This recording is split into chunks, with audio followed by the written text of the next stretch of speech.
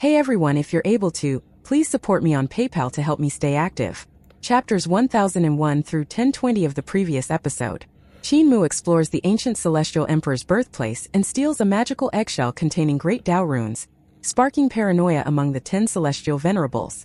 Traveling to the primordial realm with divine kings Lang Hua and Shu Jun, Qin confronts the terrifying Grand Emperor.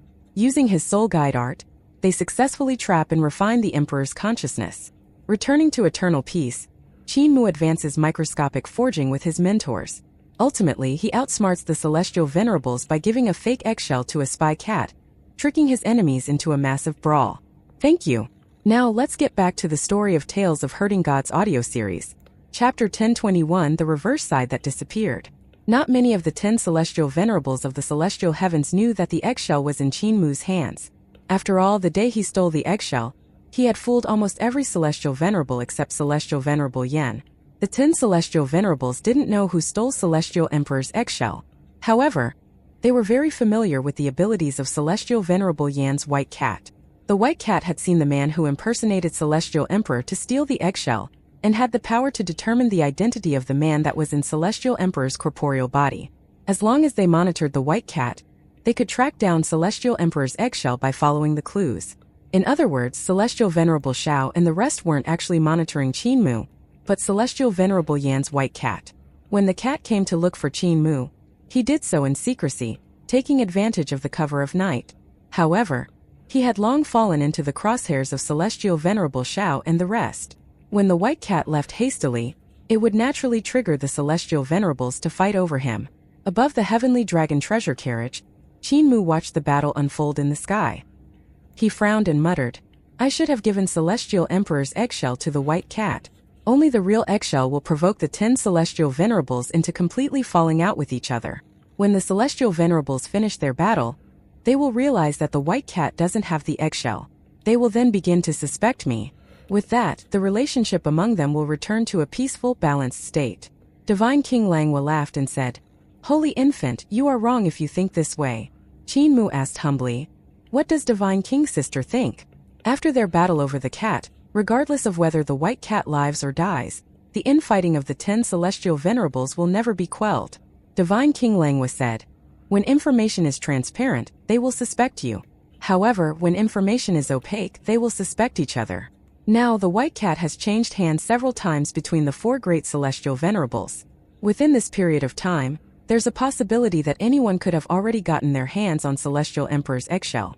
As such, even though none of them have the eggshell, they will end up suspecting that the others have it. This is simply information chaos. Qin blinked. When information is chaotic, one will only receive one-sided information. This will lead people to suspect each other. Divine King Lang was said unhurriedly. Although the white cat of Celestial Venerable Yan is an expert of the numinous sky realm, he's unable to see through the thing created by the Holy Infant's consciousness. He confidently thought that he had gained the treasure.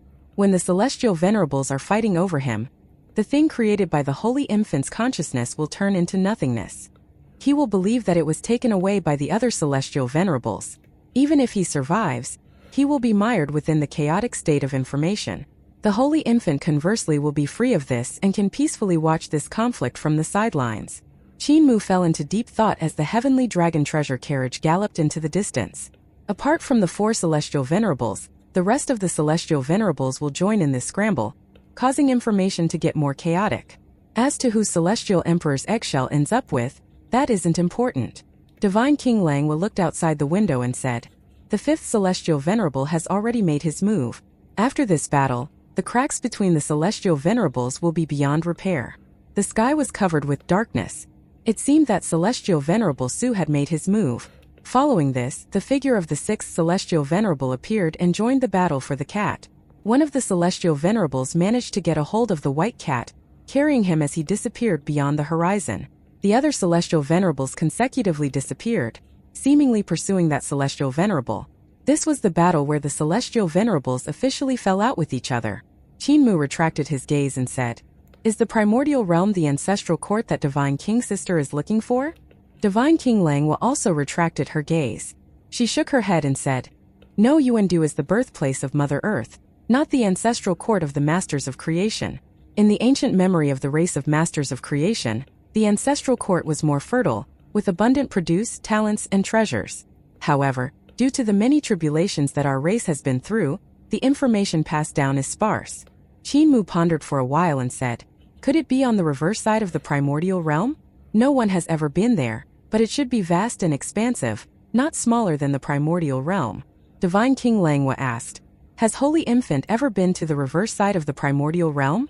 Qin shook his head and laughed. "The furthest I've been in the primordial realm is the ruins of End. What's on the reverse side of the primordial realm, I don't know. This heavenly dragon treasure carriage is pretty fast. Why not make a trip there to take a look?" Divine King Langwa nodded and agreed. Qin immediately ordered the 6 heavenly dragons that were pulling the treasure carriage to gallop towards the East Sea. The treasure carriage was as swift as wind and lightning, moving at unparalleled speed. It left a stroke of bright light in the sky as it charged across it. After more than 10 days, Qin looked outside and saw that there was no end to the sea. He couldn't help but be anxious.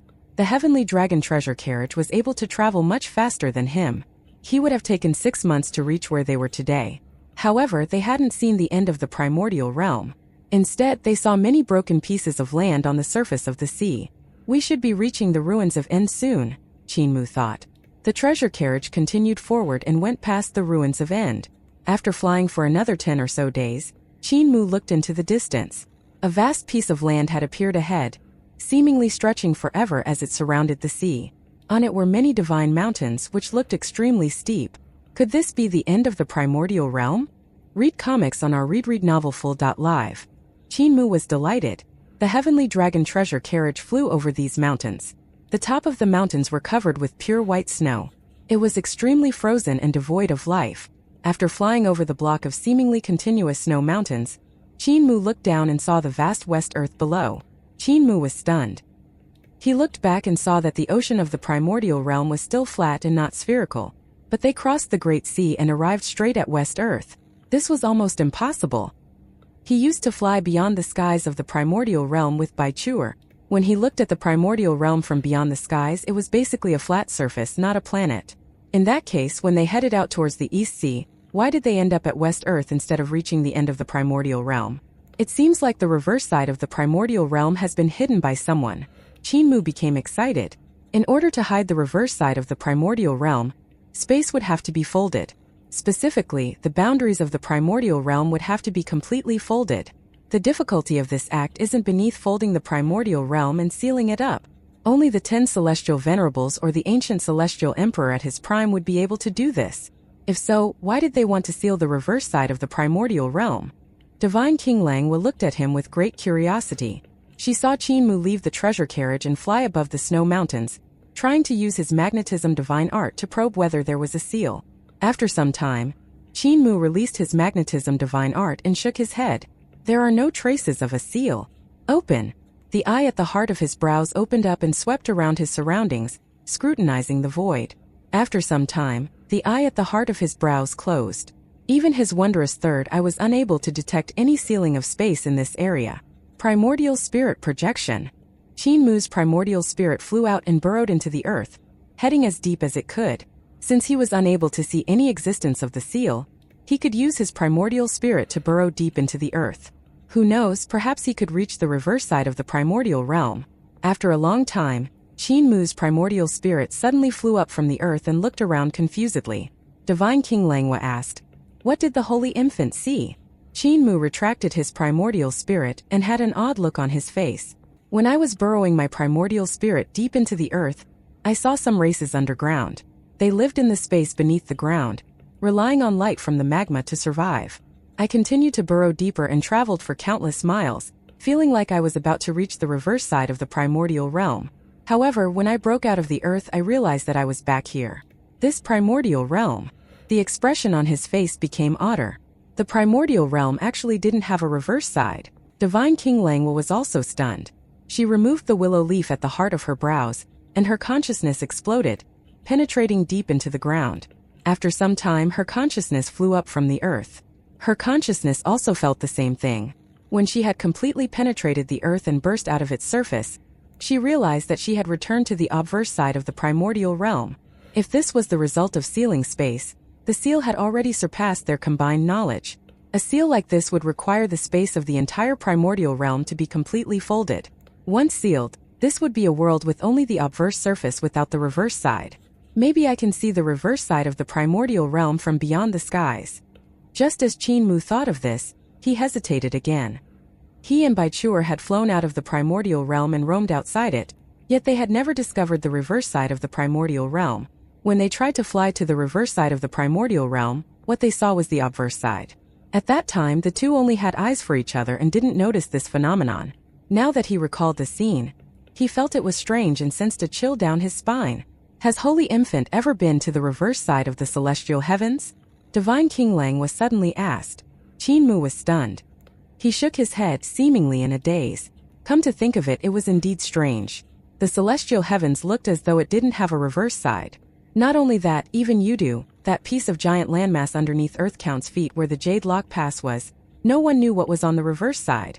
The celestial heavens, Yudu, and the primordial realm, all of these were without a reverse side. Does the ancestral court have a reverse side? Qin Mu suddenly asked. Divine King Lang shook her head and said, I don't seem to have an impression of that.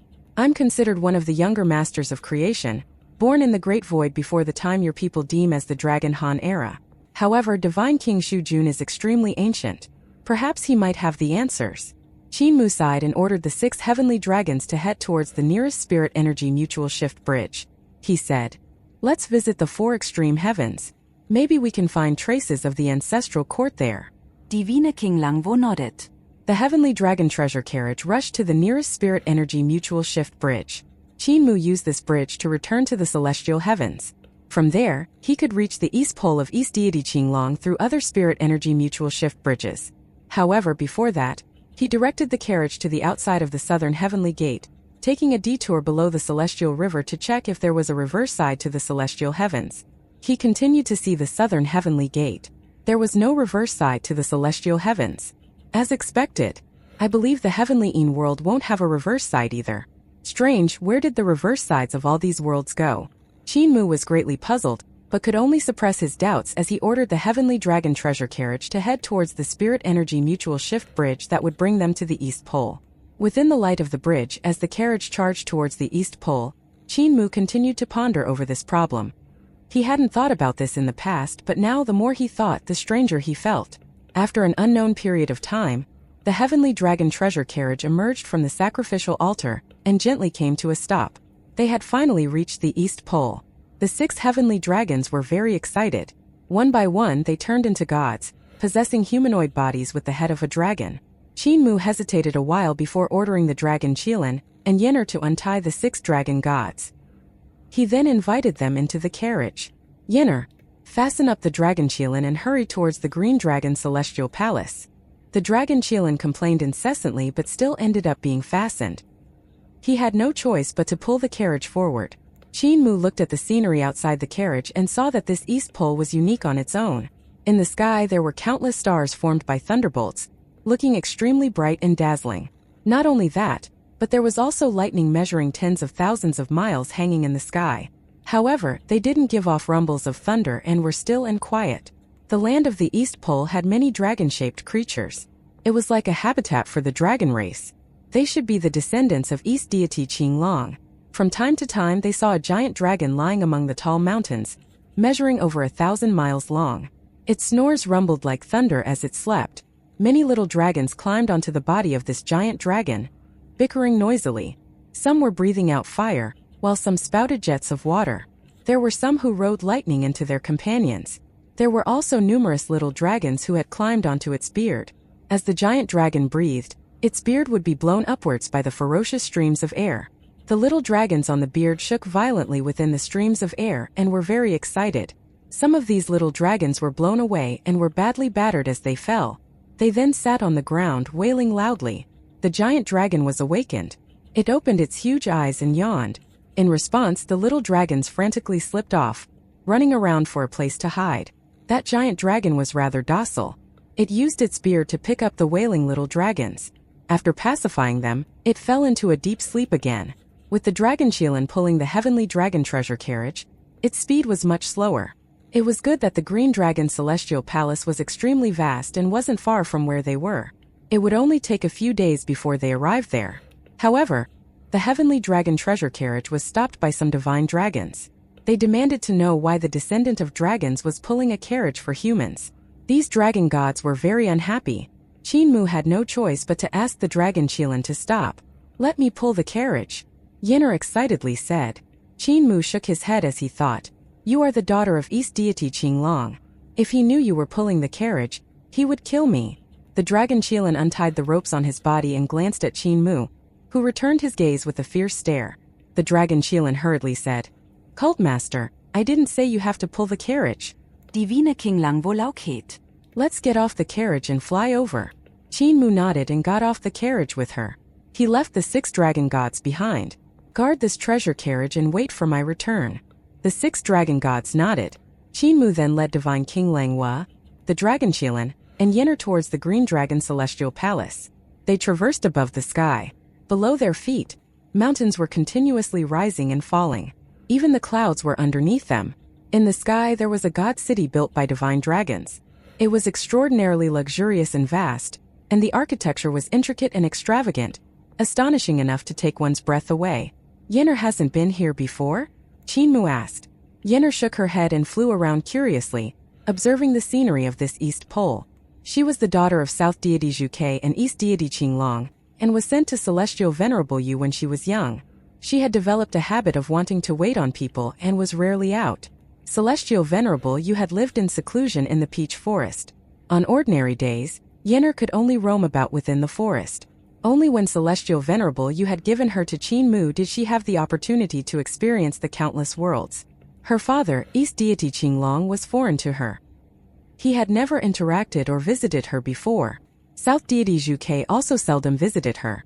It was only during her last trip to the celestial heavens that she managed to spend a few days with South deity Zhu Quebec. "I wonder where the numinous treasure mountain is." Qin looked around, wanting to find the rumored numinous treasure mountain. He was very curious about the numinous treasure mountain. He had first heard of the mountain from Zhehuali, who mentioned that there was a divine mountain in the East Pole named the numinous treasure mountain. It was used by East deity Qinglong to grind his teeth. East deity Qinglong's life force was strong, and his dragon teeth were continuously growing and had to be ground frequently. Hence, he used the numinous treasure mountain to grind his teeth. As they fell on the mountain, they transformed into strange tooth-shaped creatures.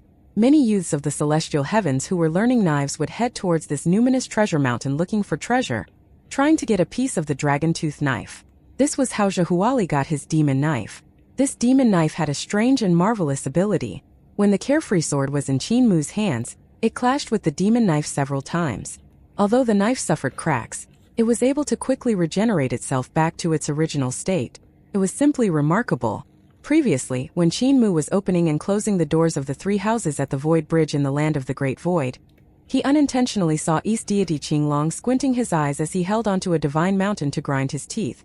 Whether it was East deity Qinglong's dragon teeth or the numinous treasure mountain, they were remarkable treasures, making him very envious. In particular, since the numinous treasure mountain was able to wear down East deity's dragon teeth, its quality would be far better than the dragon teeth, further arousing the enthusiasm in Qin heart. There were magnificent mountains everywhere in the East Pole. Every divine mountain was extremely tall and imposing. These were rarely seen in the primordial realm. The vast and mighty celestial river gushed from the starry sky, right into the East Pole, flowing beside the Green Dragon Celestial Palace. Many divine dragons were swimming in the river. There were also plenty of fish dragons leaping up from the river, spitting out dragon pearls whose brilliance could compete with the sun and the moon in the sky.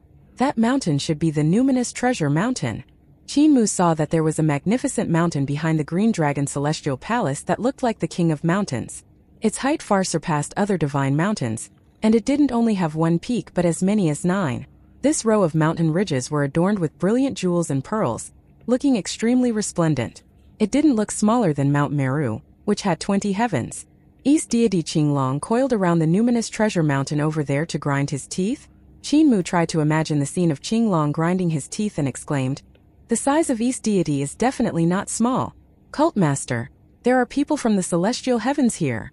The dragon Qilin whispered as he looked at the god city in front of them.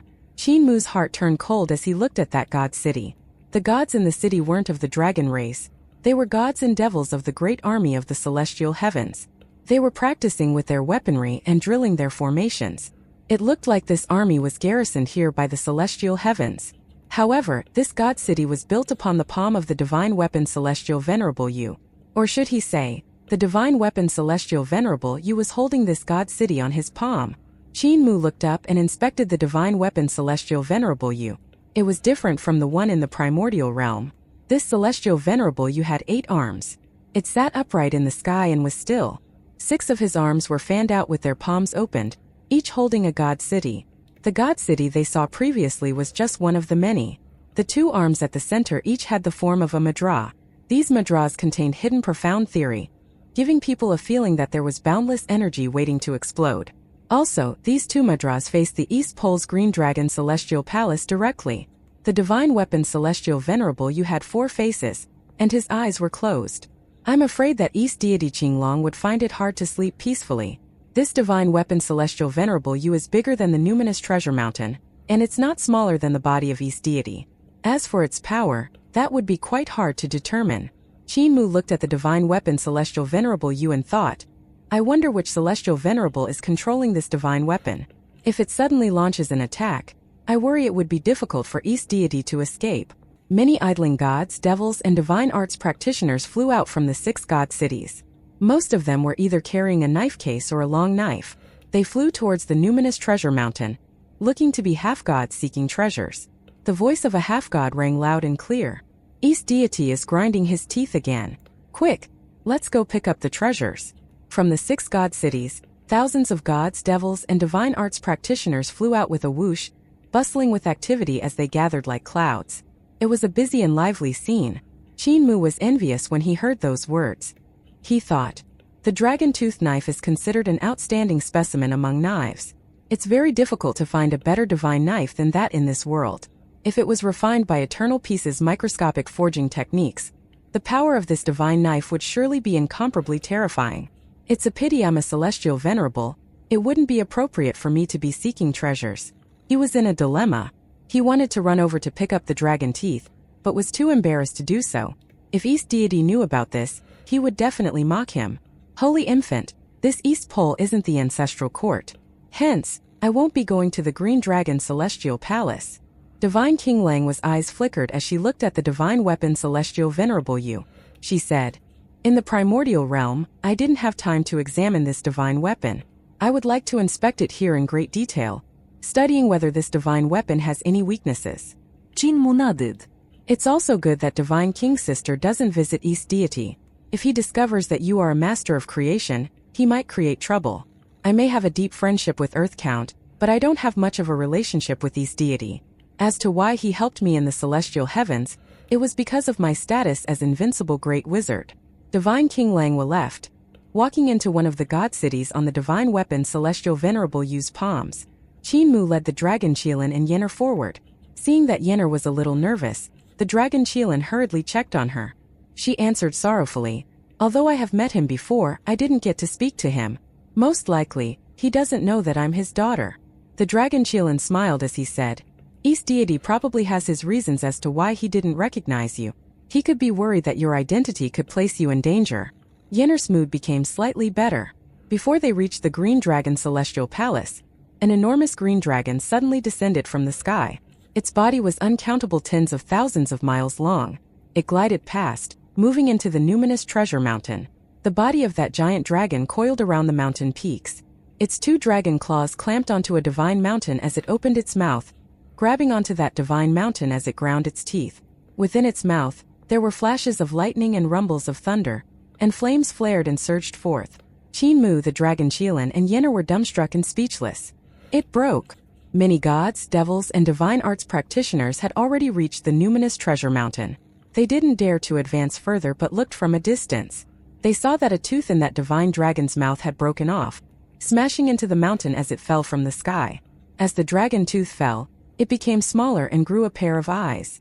Its knife chi filled the air as its knife light whizzed between the mountains like lightning. Clanking noises traveled from the mountains. It appeared that this dragon tooth had transformed into a demonic life form. As the numinous treasure mountain caused the tooth to be separated from East Deity, it was furious, chopping away at the numinous treasure mountain ceaselessly, causing sparks to scatter around. The eyes of those gods, devils, and divine arts practitioners lit up. They stared at that flying dragon tooth, itching to have a go at it. There was one who couldn't resist charging forward. Before he could get close, a strange creature born from dragon blood reached out from the mountain and grabbed him, swallowing him in one mouthful. Qinmu looked into the distance. He saw that East deity Qinglong's mouth was bleeding at the edges due to him grinding his teeth. As the dragon blood fell into the mountains, it transformed into demons. Therefore, getting the dragon tooth wasn't easy. The life force of East deity is simply too strong. Anything that falls from his body will be turned into a demon with a life of its own. Qinmu couldn't help but exclaim in admiration. His gaze landed on the 9 peaks of the numinous treasure mountain. He thought, but this numinous treasure mountain is stronger. If I could take away this mountain and refine it into a treasure, it would be the #1 divine weapon. That green dragon closed its eyes as it carefully ground the dragon teeth that had grown too long. Suddenly, Qinmu's consciousness flew over and said, East deity, Qinmu is here to visit. East deity Qinglong got a shock. He hurriedly opened his eyes and followed Qinmu's consciousness with his gaze. When he saw Qinmu, he felt a little ashamed. His body rose into the air as he flew towards the green dragon's celestial palace.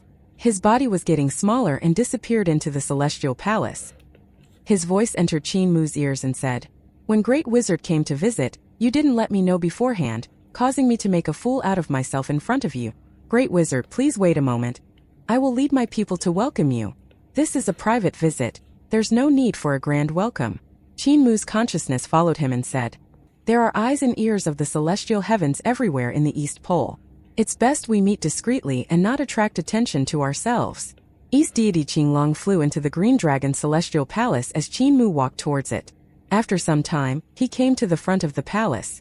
There was also a southern heavenly gate here, except that the celestial river traveled along the gate rather than through it. The divine dragons that were playing in the celestial river emerged from the water and laid on the shore, looking curiously at Qinmu and the rest who were walking over. Beside the shore, there was a man in a green shirt. His brows were long and slender, beautiful like a dragon's beard, looking very elegant. He came forward to greet them. Did Celestial Venerable Mu travel here in the heavenly dragon treasure carriage? Why do I not see it? Instead, you are on foot. I pay my respects to East deity. Qinmu greeted him, laughing as he said, East deity is the ancestor of all dragons. Wouldn't I offend East deity if I came to the East Pole using the bloodline of East deity to pull my carriage? The man in the green shirt was East deity Qinglong. He laughed heartily when he heard Qinmu's words. He extended his hand and said, Great Wizard is being too serious. The 10 celestial venerables gave you this treasure carriage, so that you would end up offending all of the ancient gods. How could I not know their sinister intentions? I wouldn't mind even if Great Wizard came in that treasure carriage. Please. Qinmu walked beside him towards the inside of the green dragon celestial palace as he said, This is Yenner, the princess of South deity's family. East deity glanced at Yenner, who revealed a look of anticipation. However, she was disappointed that his gaze didn't linger but slipped away. Qinmu was bewildered. Immediately he understood why.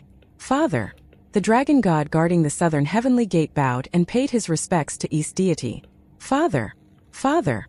As East deity walked into the green dragon celestial palace, all sorts of dragon gods bowed and paid their respects to him, addressing him as their father. The offspring of this East deity were indeed plentiful, making one's hair stand on end. Most likely, East deity couldn't remember he had a daughter with South deity's UK. Could it be that all of the gods in the green dragon celestial palace are his descendants?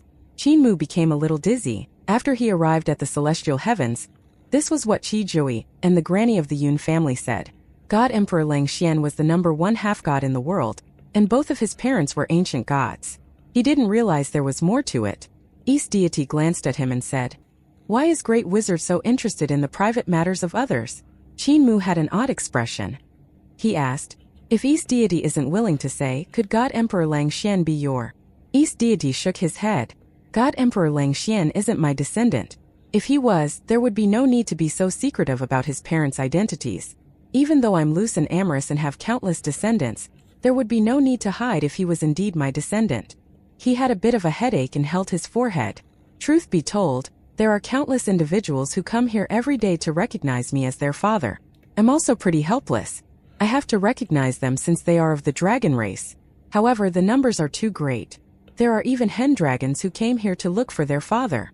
Qin Mu widened his eyes as he thought of those hen dragons who took over the disabled elderly village. He probed. In that case, those hen dragons. East Deity didn't know whether to laugh or cry as he shook his head. They have the bloodline of the flood dragons, nothing to do with me.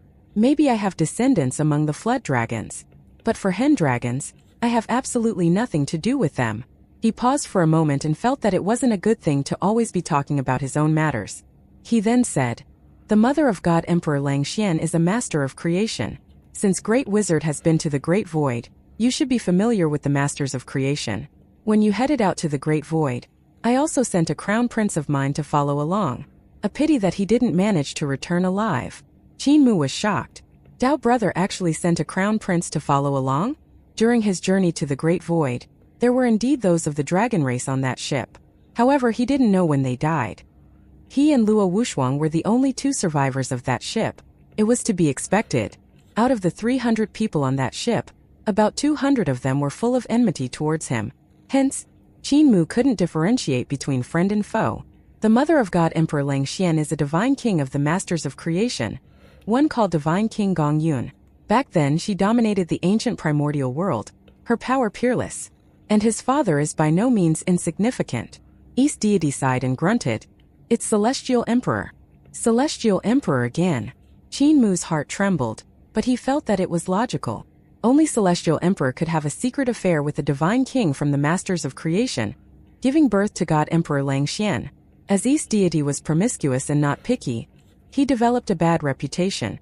However, Celestial Emperor had good taste. He was promiscuous but not despicable. The women he was interested in all had unrivaled talent and beauty. Gong Yun and Xu Jun both had the character Jun in their names. Could this be a tradition of the Masters of Creation? Qin Mu pondered and said. East Deity walked forward and said, "The character Xu denotes the seniority in the family. It means the uncle of the Grand Emperor. Xu Jun was born before the Grand Emperor. According to family seniority, the Grand Emperor should call him uncle. The character Gong denotes identity. It means the wife of the Grand Emperor." Qin Mu cried. "Hold on a moment. You're saying that Divine King Gong Yun was the wife of the Grand Emperor?" Celestial Emperor and the wife of the Grand Emperor had a secret affair, giving birth to God Emperor Langxian. East Deity blinked and narrowed his eyes. He smiled and said, "I didn't say that. You did." Qin Mu's head was dizzy. He felt that he needed some time to digest this shocking piece of news.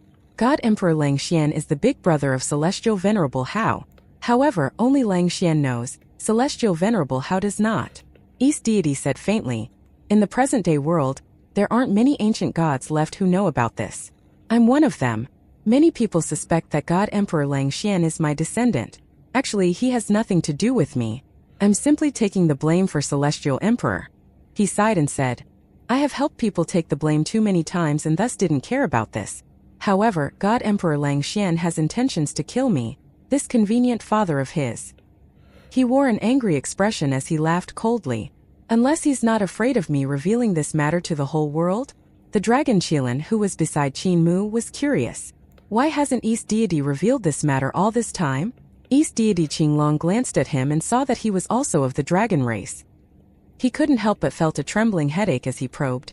"You aren't my son, and you aren't here to look for your father, correct?"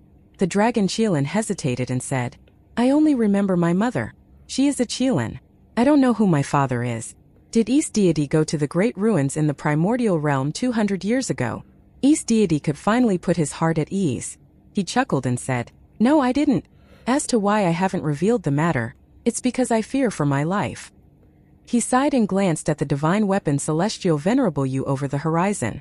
He said, "Heaven Duke and Earth Count may have the ability to resist the divine weapon Celestial Venerable You, but I'm not confident of my own abilities. Actually, even without the divine weapon Celestial Venerable You, I reckon that if I'm to battle a Celestial Venerable, most likely I would lose, except that they would take great effort to kill me." His gaze blazed like a torch as he looked at Qin Mu. He then said solemnly, "Even if Great Wizard hadn't come to look for me, I would still have looked for you. I have something troubling me and need Great Wizard to solve it." Qin Mu said with a serious expression, "East Deity, please speak. Are you still the Great Wizard if Heaven Duke and Earth Count are dead?" East Deity stared directly into his eyes and said solemnly, "Truth be told, I have already prepared for two outcomes. If you have the ability to revive the ancient gods, I will battle until death, protecting you with my life. If you don't have that ability, if Heaven Duke and Earth Count are dead, I will then surrender myself to the 10 celestial venerables, killing you and taking your head to the celestial heavens to claim my reward. Qin Mu's heart trembled violently. At this moment he could really feel the killing intent of East Deity. East Deity Qinglong said plainly, although killing Celestial Venerable Mu is a huge crime, I'm one of the 4 deities of the ancient gods and was appointed by the ancient celestial emperor as one of the 4 deities to guard the 4 extreme heavens. Hence, I won't be executed for killing you. At most I will be suppressed, but I will live. When the celestial heavens want to get rid of Earth Count and Heaven Duke, they will need my power and will release me. Yanu was furious. East Deity, how can you be so shameless? East Deity Qinglong glanced at her, shaking his head as he laughed. Little girl, everyone works for their own interests. This is the way of doing business. Celestial Venerable Mu and I are also driven by our self-interests. There is no friendship between us. I will cooperate if it's in my best interest to do so. If not, Celestial Venerable Mu's life and death don't concern me. Conversely, at that point in time, if I kill Celestial Venerable Mu for a reward, it would be fulfilling my interests. Yennefer felt a chill in her heart. All along she had treated East Deity, her father, with the highest respect. Although he was cold towards her, he was still a great hero in her heart. After interacting with East Deity in person, the image of her father in her heart crumbled, leaving her with panic and fear. She found it a little hard to accept this. Qin Mu was admiring the scenery of the Green Dragon Celestial Palace, his gaze landing on the Celestial Palace's jade pool. He smiled faintly and said, East Deity, do you remember the incident on the ghost ship? The Green Dragon Celestial Palace also has a jade pool. Its water looked as though it was more sacred than that of the jade pool in the celestial heavens. This jade pool was teeming with life. Qin Mu was proficient in the art of healing, so with just one look, he was able to tell that the sacred water of this jade pool was something special, able to heal people back to life. Its healing properties were even higher than the saliva of the dragon Qilin. The water also contained other strange and marvelous powers. It was able to heal souls and primordial spirits. Clearly, East Deity Qinglong wasn't a simple man. The talents and treasures he had here were much more than Mother Earth. Be it this jade pool or the numinous treasure mountain, these were rare treasures. East Deity Qinglong nodded and said, Of course I remember. Celestial Venerable Mu helped us, the 4 deities, escape. However, if we didn't lend you our powers, you would have been unable to escape as well. Hence, we were just using each other and don't owe each other anything. Speaking of gratitude, don't forget when you entered the celestial heavens by yourself, it was us, the ancient gods, who protected you. I also had a part in this. Qin Mu retracted his gaze from the jade pool, frowning as he said, How does East Deity want to test me? Without Heaven Duke and Earth Count giving you power, how would you be able to revive others? This is the test I have for you. East Deity Qinglong said, Apart from that, I want to know if most of the ancient gods died in battle, whether you would have the power to protect yourself. These are the 2 tests.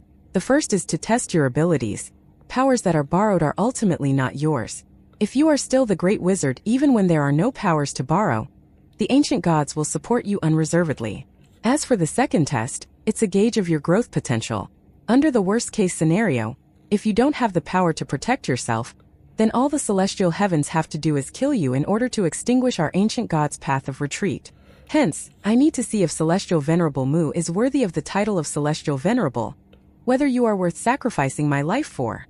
Qin Mu nodded and said, I understand. East Deity revealed a smile and gently snapped his fingers. In the jade pool, a pleasure boat sailed over. On the boat, a god with the body of a human but the head of a dragon bowed. Father. East Deity invited Qin Mu, the dragon Qilin, and Yennefer onto the ship. Then they sailed towards the center of the jade pool. Yennefer was dejected and weary. She was neither in her human form nor her dragon sparrow form, remaining as a little green sparrow standing on the top of the dragon Qilin's head. East Deity summoned that dragon god on the ship. The dragon god asked, Father, what do you need of me? With a flick of East Deity's fingers, a thunderous explosion was heard from within the head of that dragon god, turning his primordial spirit into a fine powder. Instantly, his soul was scattered, and his black soul sand dissipated. The eyes of that dragon god revealed a dazed expression, and his body shook and collapsed on the floor. The corners of Qin Mu's eyes twitched and Yennefer jumped. She was frightened and angry. He's your son, how could you kill him? Even a monster wouldn't hurt its own children. You. East Deity glanced at her and frowned. He patiently said, "Celestial Venerable Mu, please discipline your sparrow. Although I hold you in great admiration, that doesn't mean I'm able to condone your servants." Qin Mu shook his head and said, "This is Yenner. She isn't my servant but a disciple of Celestial Venerable Yu." East Deity's expression softened as he said, "So she is the disciple of Celestial Venerable Yu. Oh well, I won't hold it against you. However, even Celestial Venerable Yu has to show me some respect, addressing me as Your Majesty East Deity. You shouldn't be too presumptuous." Yenner wanted to speak further, but Qin Mu raised his hand. He laughed and said, "Sister Yenner, there's no need to speak further. East Deity, if you want to see my abilities, why not look for someone with a scattered soul from the numinous treasure mountain? Over there are countless gods, devils, and divine arts practitioners who died while seeking treasure. Why did you have to kill your son?" East Deity laughed coldly. The gods, devils, and divine arts practitioners that died at the numinous treasure mountain were the celestial heavens men. By bringing them back to life, you would be exposing your true abilities. I'm worried about this. Qin Mu frowned slightly and said, "We could kill them after we bring them back to life." East Deity put his hands behind him and said, "I don't trust any outsiders. I don't even trust my own children completely. Celestial Venerable Mu, there's no need to speak further. Please proceed." Qin Mu frowned again. East Deity was obstinate and headstrong and had a strong desire for control. Having to deal with such a man left Qin Mu very uncomfortable. When he had arrived, he had a favorable impression of East Deity. However, as he got to know him better, that gradually disappeared. Green Deity of the Eastern Sky was also extremely hostile towards East Deity Qinglong. This showed that East Deity wasn't a good person. Qin Mu composed himself and looked at the dragon god corpse on the boat. The soul of this dragon god had scattered. Summoning his soul didn't require Qin Mu to borrow the power of Heaven Duke and Earth Count. However, their powers were needed to reconstruct his soul. Without the powers of Heaven Duke and Earth Count, he didn't have full confidence. "I have spent all these years studying Heaven Duke's 49 Heavenly Tao and Earth Count's 64 Great Tao of Yudu. My spirit embryo divine treasure has sculptured the god forms of Heaven Duke, Earth Count, and even Mother Earth. Logically, I have already grasped their powers. Except..." Qin Mu felt that the killing intent that was coming out of the body of East Deity was getting more and more intense. East Deity was so obstinate and headstrong. If he was unable to revive this dragon god, East Deity would definitely kill him, carrying his head with his soul trapped towards the celestial heavens to claim credit and seek reward from the 10 celestial venerables. In the past, because of Earth Count and Heaven Duke, he had a good impression of the ancient gods. Now that seemed a little like wishful thinking. East Deity raised his long and slender eyebrows as he coughed to urge Qin Mu. However, Qin Mu had already executed the soul guide, summoning the black soul sand of that dragon god. The Taiji diagram, 49 heavenly Das, and 64 great Das of Yudu were activated in Qin Mu's spirit embryo divine treasure. Yet, when the heavenly Tao and great Tao of Yudu collided, they dissolved, causing his cultivation to fall rapidly. Qin Mu had to stop immediately. East Deity frowned. Now, the dragon Qilin and Yenner could clearly feel the killing intent coming from him. Qin Mu remained still as he quietly thought. He borrowed Heaven Duke and Earth Count's power to rebuild the broken soul, relying on the Gate of Heaven influence to coordinate their power. The Gate of Heaven influence connected heaven and earth. It was a door in the celestial heavens. One had to enter a door to enter the numinous sky hall in the inner city of the Jade capital. That door was the Gate of Heaven influence. Qin Mu initially reversed the Gate of Heaven influence and used its marvelous properties to resculpt the soul with God Path and Devil Path. Initially, he didn't do much research into its nature when he pioneered this resurrection divine art. He just stole Heaven Duke and Earth Count's power as per usual. Now, as he teetered on the edge of death, he finally began to question this divine art's nature. East Deity's killing intent became denser and denser. Yenner and the dragon Qilin became more nervous and stared at him. Even though they weren't his opponents, if he wanted to kill Qin Mu, they would fight him to the death. It was just that the outcome of the battle was obvious. They were all going to die to East Deity. At that moment, a fate-altering power of creation gently circulated in Qin Mu's body suddenly. It was gentle, but it was filled with the power to create lives and souls. It slowly entered the body of that dragon god. White light radiated from that dragon god like a mist. In his body, his black soul sand kept on rebuilding itself. His earth soul was reborn and rebuilt as it evolved his soul. The killing intent in East Deity disappeared when he saw that. Yenner and the dragon Qilin gasped for breath as if a heavy load was lifted from them. Just now, East Deity gave them too much pressure which caused them to be unable to breathe. Qin Mu used the power in his body to resculpt that dragon god's 7 souls. After a while he woke up and looked around, not knowing why he was lying there. He crawled up hurriedly and slowly remembered the scene before he died. He remembered that he had died at the hands of his own father, East deity Qing Long. He looked down and stayed silent, not daring to have any grudges. East deity didn't put it to heart as he laughed. "Great wizard. As expected of you." Qin Mu smiled. "Can East deity relax now?" East deity smiled. "Of course you passed the test, great wizard. The next test will test your potential." Qin Mu breathed a sigh of relief. It was as if he let down a large rock. He then smiled. "So may I ask, how do you intend to test me?" The boat sailed deep into the jade pool as East deity moved to its front and leisurely said, "Celestial Emperor has few children, Heaven Duke was hurt by love, and Earth Count is trapped due to his children. They lack descendants too. As for Mother Earth Celestial Empress and Yuan Mu, they are all dead. The strongest bloodline today is thus mine." His long beard drifted while his green shirt fluttered. He continued with a clear voice, "There are many strong practitioners among my dragon sons and dragon grandsons. If they were to head to the celestial heavens, they could compete with the best there. Even if they go into Yudu after their deaths, they can become Yudu's ghost heroes." "Great wizard." He looked at Qin Mu and smiled. "I have a daughter named Gu Yan and a son named Qing Ming. They are the best talents of their generation. If you can defeat them, great wizard, you will pass the test. Gu Yan, Qing Ming, come out and meet Celestial Venerable Mu."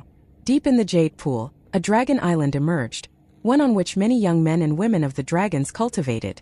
As soon as East deity Qinglong finished, a male and female dragon god flew into the air and greeted Qin Mu. Qin Mu glanced at them, saw how they were rare talents and praised, "Your bloodline is truly extraordinary. However, although I'm your great wizard, I'm still Celestial Venerable Mu. Isn't it disrespectful of you towards the title of Celestial Venerable to test me with these 2 younglings?" East deity raised his eyebrows and asked, "What do you mean, great wizard?" Qin Mu plainly said, "I was conferred with the title of Celestial Venerable in the first year of Dragon Han. I slaughtered people at the jade pool and killed countless half-gods. The head of the 10 Celestial Venerables today, Celestial Venerable Hao, was beaten by me for 1,000 years. If you were to use your dragon sons and grandsons to test me, wouldn't that be looking down on me?" East deity frowned and said, "What you mean is..." Qin Mu leisurely said, "Heaven Duke and Earth Count reincarnated before to try and get out of the predicament of being an ancient god. As the great deity of the East Pole, you should have reincarnated as well, right?" East deity nodded. Qin Mu continued, "You are familiar with the divine treasures in celestial palace cultivation systems, right?" East deity replied, "When I reincarnated, I spent 100 years on the divine bridge and 1,000 on the emperor's throne. I've met Crimson Emperor, and Light Emperor called me uncle. I left behind a green dragon Great Desolation Sutra, which is an emperor's throne technique that was recorded down by the celestial heavens. Most of my descendants cultivate with that technique." Qin Mu smiled. "East deity, you are indeed brilliant, far-sighted and wise. Did you do any research on the celestial heavens realm then?" East deity smiled and put his hands behind him. "Knowing oneself and one's enemy renders one victorious in battle. Of course I do. Truth be told, my reincarnation is still alive, drifting through the eras. I have also been collecting Emperor's throne techniques, and I have my own understanding." Qin Mu gratefully applauded and praised, "It's reckless for the 10 celestial venerables of the celestial heavens and me to look down on the ancient gods.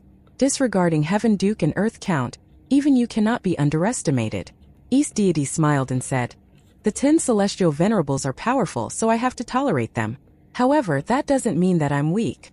Qin Mu said, "Thus, I dare ask for you to test me with your reincarnation." East deity already figured that out, and his gaze flashed. He leisurely replied, "Since you so passionately ask for it, I can't reject you. I'm just afraid that my punches may be too heavy, causing you to be injured. All is good." Qin Mu's smile covered his face. "My body is tough, father." Gu Yan, the dragon daughter, bowed. She looked up to glance at Qin Mu, saying, "Celestial Venerable Mu is famous. I want to learn from him too." The dragon son, Qing Ming, who was eager to fight, said, "Why use a sledgehammer to crack a nut?" East deity looked at Qin Mu and smiled. "Do you see this, great wizard?" Qin Mu lifted his hand slowly, and a lotus flew out of the jade pool and into his hands. He said, "It's extremely good that your descendants have the will to improve. Unfortunately, they still lack experience." He plucked a petal and gave the rest of the lotus to Yenner. Yenner hastily morphed into a girl and held the lotus. Qinmu blew gently. The petal rose from his palm and flew towards Gu Yan and Qing Ming. The petal floated in the air, spinning. With every rotation it multiplied into 2.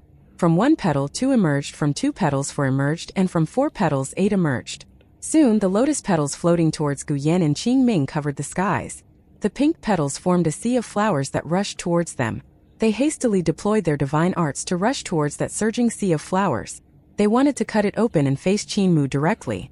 However, when their divine arts landed in the sea of flowers, it helped it to multiply, causing even more petals to emerge. The sea of flowers drowned them as they rode the clouds, trying to fight back. However, all of their divine arts were absorbed. The number of petals grew and gradually drowned the Dragon Island. On the island, those cultivating there tried to defend themselves, but the sea of flowers absorbed their divine arts too. It expanded and expanded as the area it covered grew. Although the Green Dragon Celestial Palace's jade pool wasn't as vast as the celestial heavens, it was still the size of a small ocean. Yet, at that moment, the sea of flowers had already occupied its center and was about to drown the jade pool. In the sea of petals, dragon roars rumbled. Some were roars of fear, while some were roars of anger and shock. The petals grew in number, and some even landed on them and fused with their blood and flesh to make them look like they had pink petals growing all over their bodies. Even more terrifying was how these petals absorbed their energy to split into more petals that replaced the dragon scales on their bodies. Some even felt these petals replacing their blood, flesh, and bones. In the most extreme cases, these petals entered their bodies and landed on their primordial spirits. The petals were absorbing the power of their primordial spirits. Gradually, the roars became roars of fear.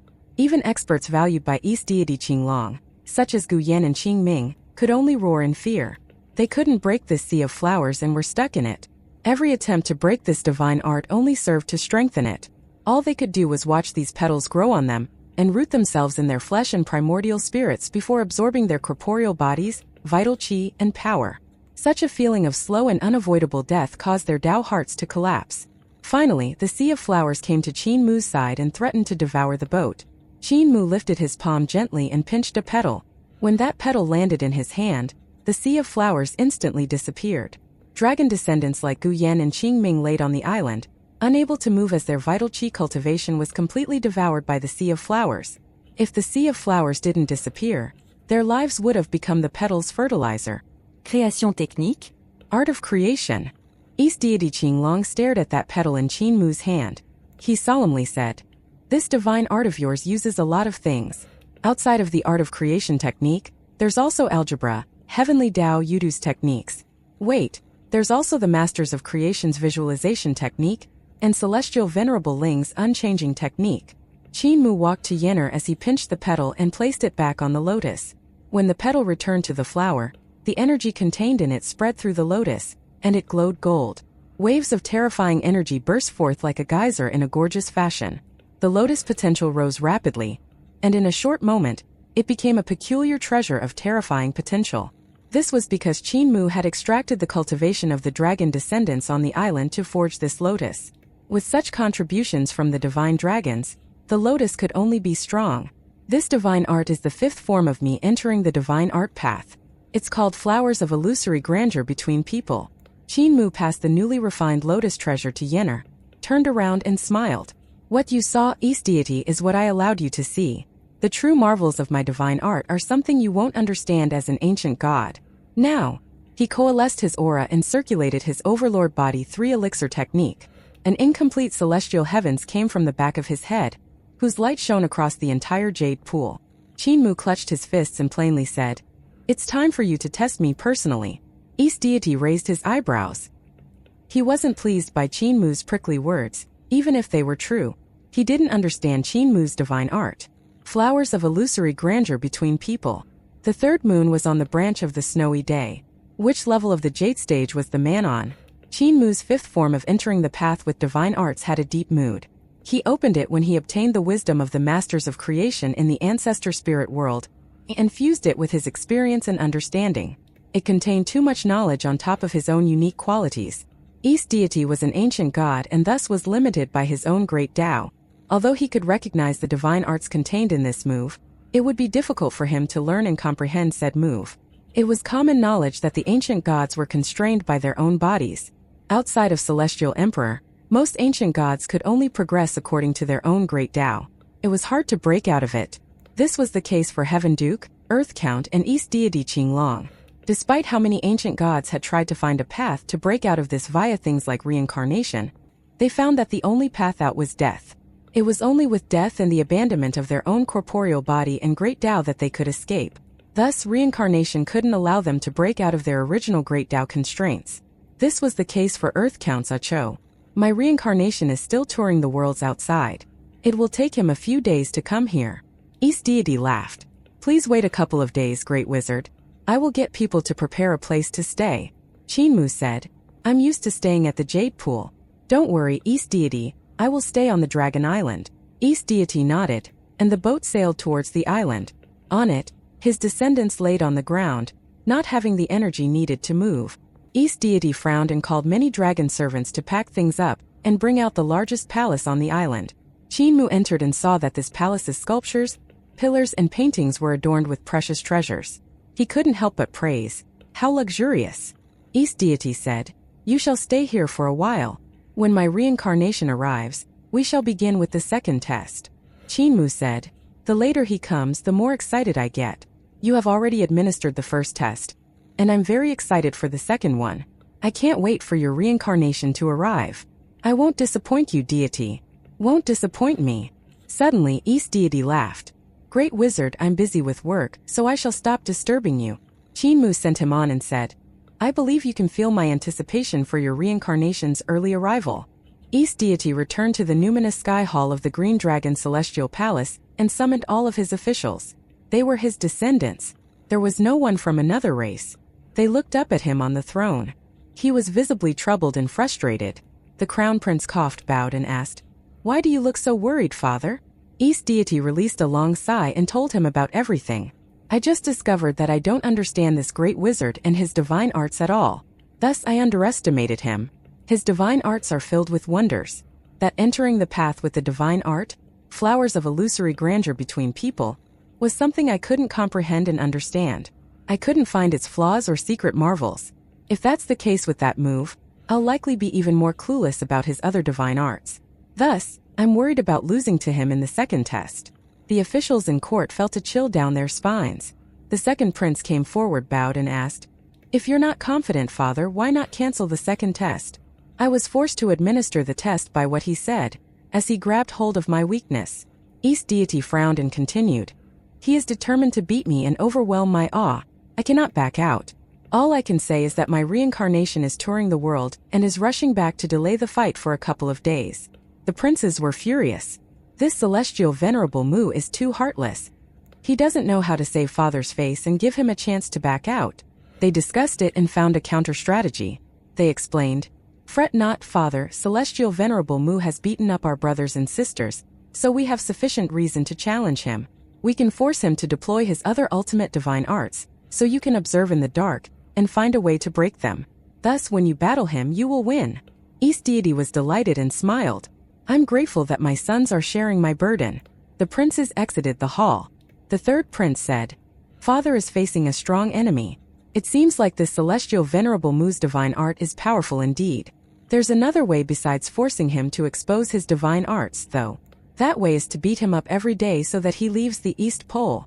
The Crown Prince said, Father still needs him, and he doesn't want to burn the bridge with him. We are only to enact justice for our brothers and sisters. It'll be enough to force him to deploy his divine arts. The second prince said, Big Brother is in the Emperor's throne realm, so he shall watch the grounds. Everyone else will go first. Remember, we're here only to enact justice for our brothers and sisters. Don't mention anything else. The plan was set, and they went to the Dragon Island of the Jade Pool menacingly by riding on clouds and lightning. Many divine dragons circled over the island, looking down on it. A dragon son went down and claimed that he wanted to enact justice for the brothers and sisters on the island, thus challenging Celestial Venerable Mu. After a while, a slightly delicate lady walked out and said, Master is cultivating, so he sent me to deal with all of you. That dragon son was so angry that he laughed. Is Celestial Venerable Mu so arrogant that he sent a maid? That's impotent from him. Yenner coldly said, I'm not Master's maid. I just like serving people. If you spew any further nonsense, I'll tear up your mouth. that dragon son was furious, and he morphed into a human with a dragon head. He held a dragon halberd and declared, "I'll beat you first before going after Celestial Venerable Mu to enact justice for my brothers and sisters." Yenna rose up and they fought in the air. After a few rounds, that dragon son's mouth was torn apart as he returned to his original form and fell into the jade pool unconscious. It was good that the water of the jade pool was filled with life force, as it prevented him from dying. "You beat up the 87th brother." Another dragon son came and declared, "I'll avenge him." Yenner fearlessly faced him head-on and almost beat this dragon god to death.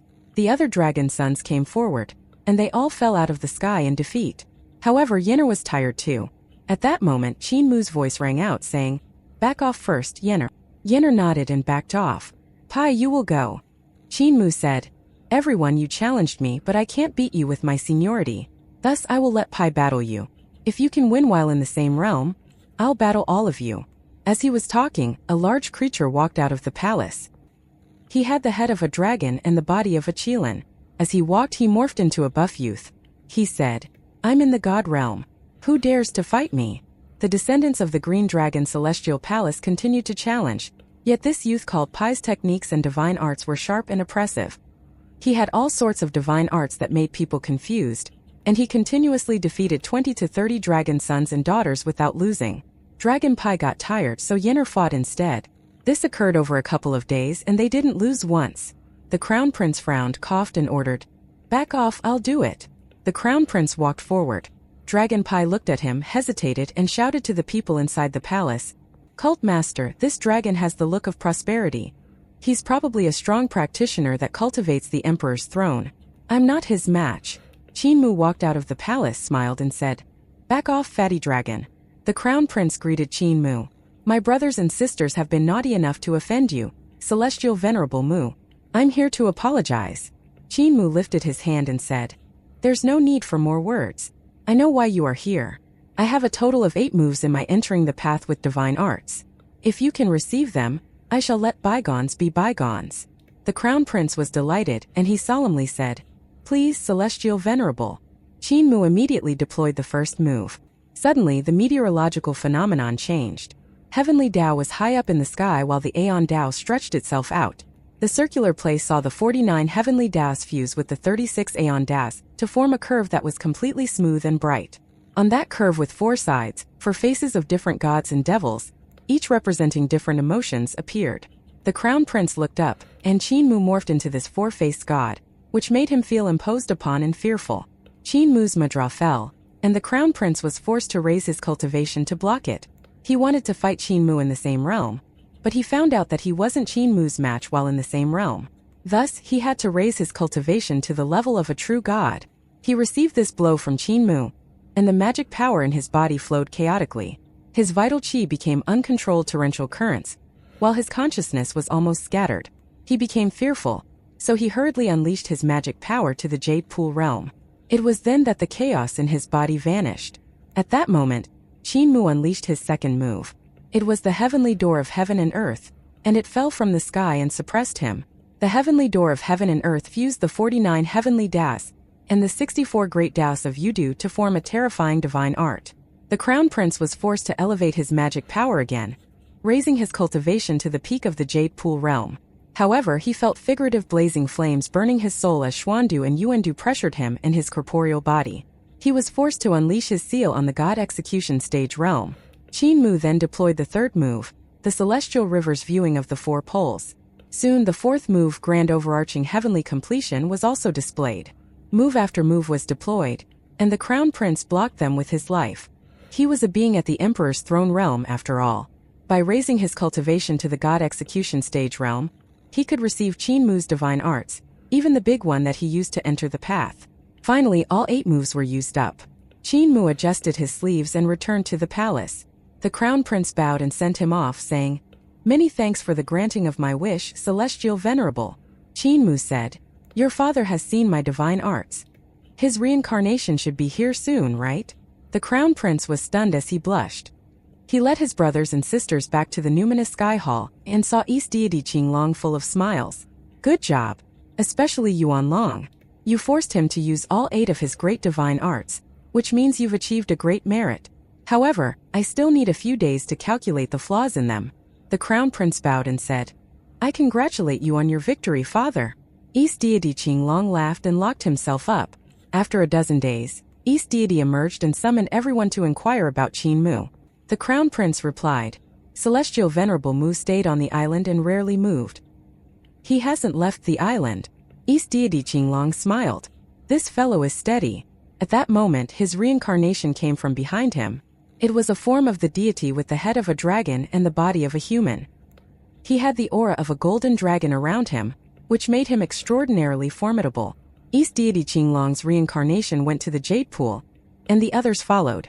It was a big affair that got many of the dragon sons and grandsons of the Green Dragon Celestial Palace to watch from above. When they arrived at the Dragon Island, East Deity turned around and lifted his hand. Everyone else stopped and hovered in the air.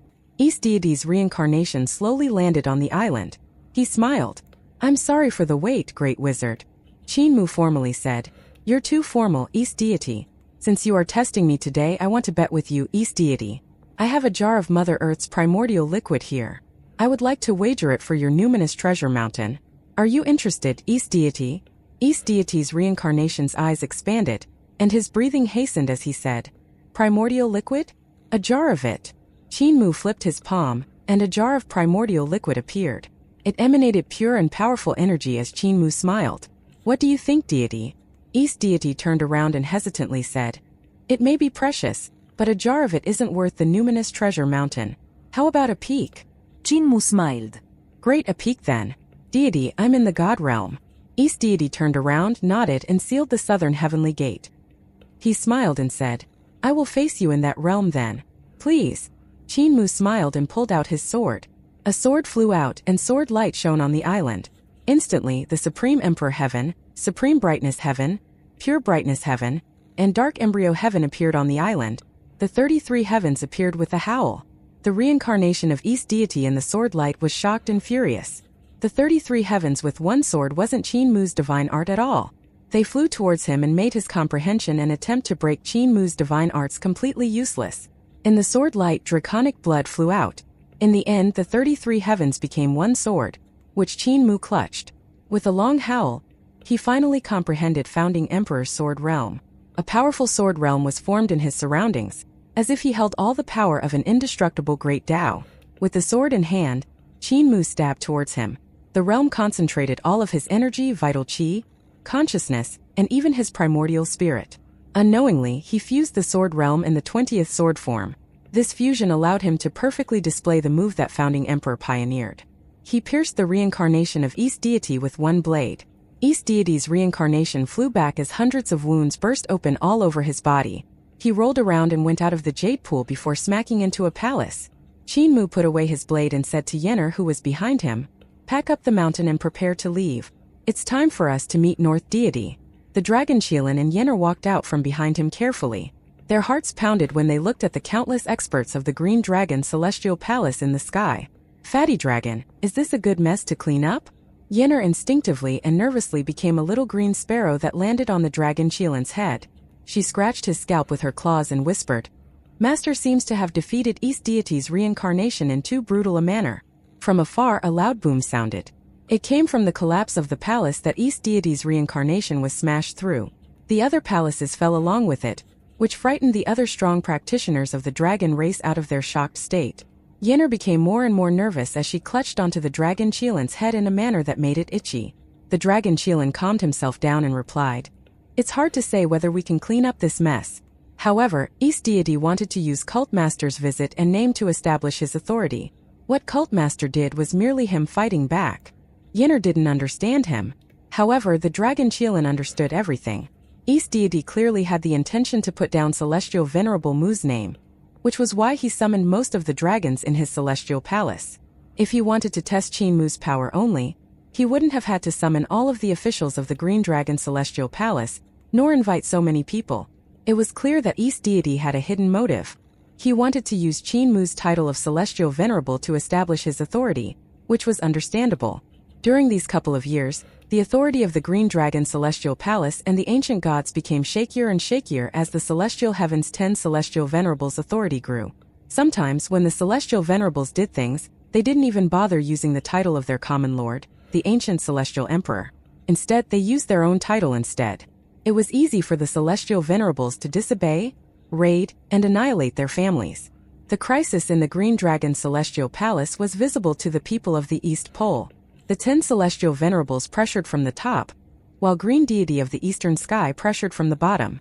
Now, even the divine weapon Celestial Venerable Yu, which was holding 6 god cities, had descended from the celestial heavens with millions of gods and devils. The divine weapon Celestial Venerable Yu's Madra technique was even pointed straight at the Green Dragon Celestial Palace in a completely unrestrained fashion, which suppressed the confidence of the heavenly dragon race of the East Pole. As one of the 4 deities of the ancient gods, East Deity needed a way to reinvigorate morale. Defeating Qin Mu would allow him to know his position in their cooperation. Without the support of the ancient gods, Qin Mu could achieve nothing. In their cooperation, the ancient gods were the masters and leaders, while Qin Mu was the follower that acted only on their orders. Additionally, although Celestial Venerable Mu's name paled in comparison to the 10 Celestial Venerables of today, he was still the oldest elder of the Heaven Alliance. Defeating him would allow East Deity to make the ancient god seem invincible in the eyes of his people. This was why East Deity set the 2 tests when Qin Mu arrived.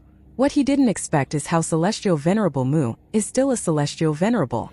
The Dragon Qilin shook his head. East Deity had the wrong idea of controlling and taking advantage of Qin Mu the whole time. He failed to see how times had changed from his ivory tower.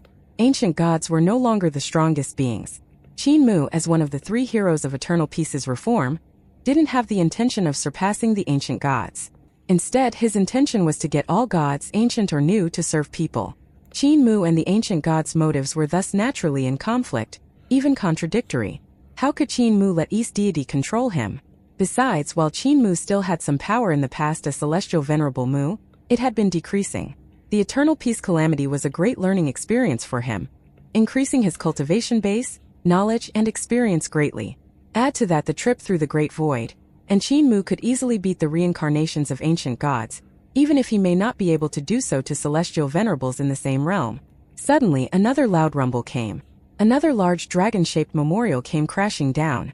Yennefer was relaxed, but she couldn't help but clutch the Dragon Qilin's head tighter with her claws upon hearing it.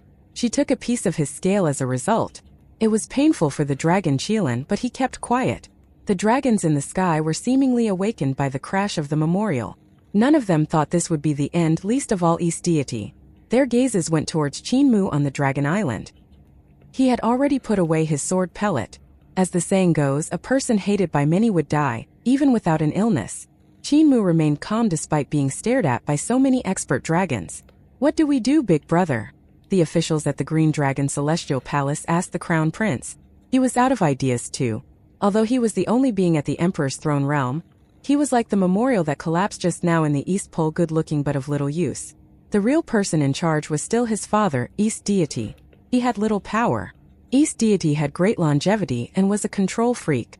As his crown prince, Yuan Long could only cultivate to the Emperor's throne realm due to the chaotic period in the High Emperor era. He went down to fight and was thus able to escape East Deity's shadow, which allowed him to cultivate to that point. When the High Emperor era ended and he returned, he was under East Deity's shadow once again. Under his father's shadow, he couldn't be in charge. At that moment, an ancient and vast aura rose, growing stronger and stronger. East Deity's giant body circled the Green Dragon Celestial Palace again and again. His green scales reflected the sun like a mirror, causing the surrounding palaces to be clearly reflected in them as well. His head was above the numinous sky hall, and he looked down as his whiskers fluttered in the air. He came to the Dragon Island in the Jade Pool and stirred large waves with his whiskers. Qin Mu looked up at this ancient god and smiled. "East Deity, I passed the test, right?" East Deity narrowed his eyes and stared at him. After a while he laughed. "Yes, you did. Celestial Venerable Mu, you have a great deal of potential, and you won't pale in comparison to the 10 Celestial Venerables in the future." Qin Mu relaxed and replied, "It's good that I didn't disappoint you." Regarding the numinous treasure mountain, his mouth opened and he smiled. "I will deliver on my promise. It's just that the mountain is heavy. You might not be able to take it." Qin Mu was full of smiles. "Rest assured, East Deity, I have a way to do it. I came here to meet you and catch up. Since I have disturbed you here, I shall leave now." East Deity tried to get him to stay. "Are you not staying for a couple more days, Celestial Venerable Mu?" No. They exchanged formalities before Qin ordered the Dragon Qilin and Yinner to pack up. East Deity flew to the numinous treasure mountain and picked up a peak. The celestial heavens gods and devils were aghast as they complained. Is East Deity planning to move the numinous treasure mountain? Where will we find dragon tooth knives in the future? Luckily, East Deity only removed a peak. There were 8 others left. The peak was extremely heavy. Although it wasn't the entire mountain, it was a major part of it. When East Deity moved it there, its power of magnetism contorted space. Qin eyes jumped. The mountain wasn't big for East Deity, but it was for him. It was also too large and heavy for him to lift. East Deity morphed into a deity in a green shirt. He stood in the air, lifting the peak with one hand and said, "Celestial Venerable Mu, here's the mountain, catch." As soon as he finished speaking, he flung the mountain at him. The Dragon Qilin and Yinner felt a chill down their spines. This peak was too large. Even if they fled, they wouldn't be able to escape the mountain's pressure. Qin smiled and extended his hand to take out his third eye before flinging it. His third eye went straight for the mountain. Its pupils seemed to be swirling as a light shot straight at the mountain. The light swept the mountain and it vanished.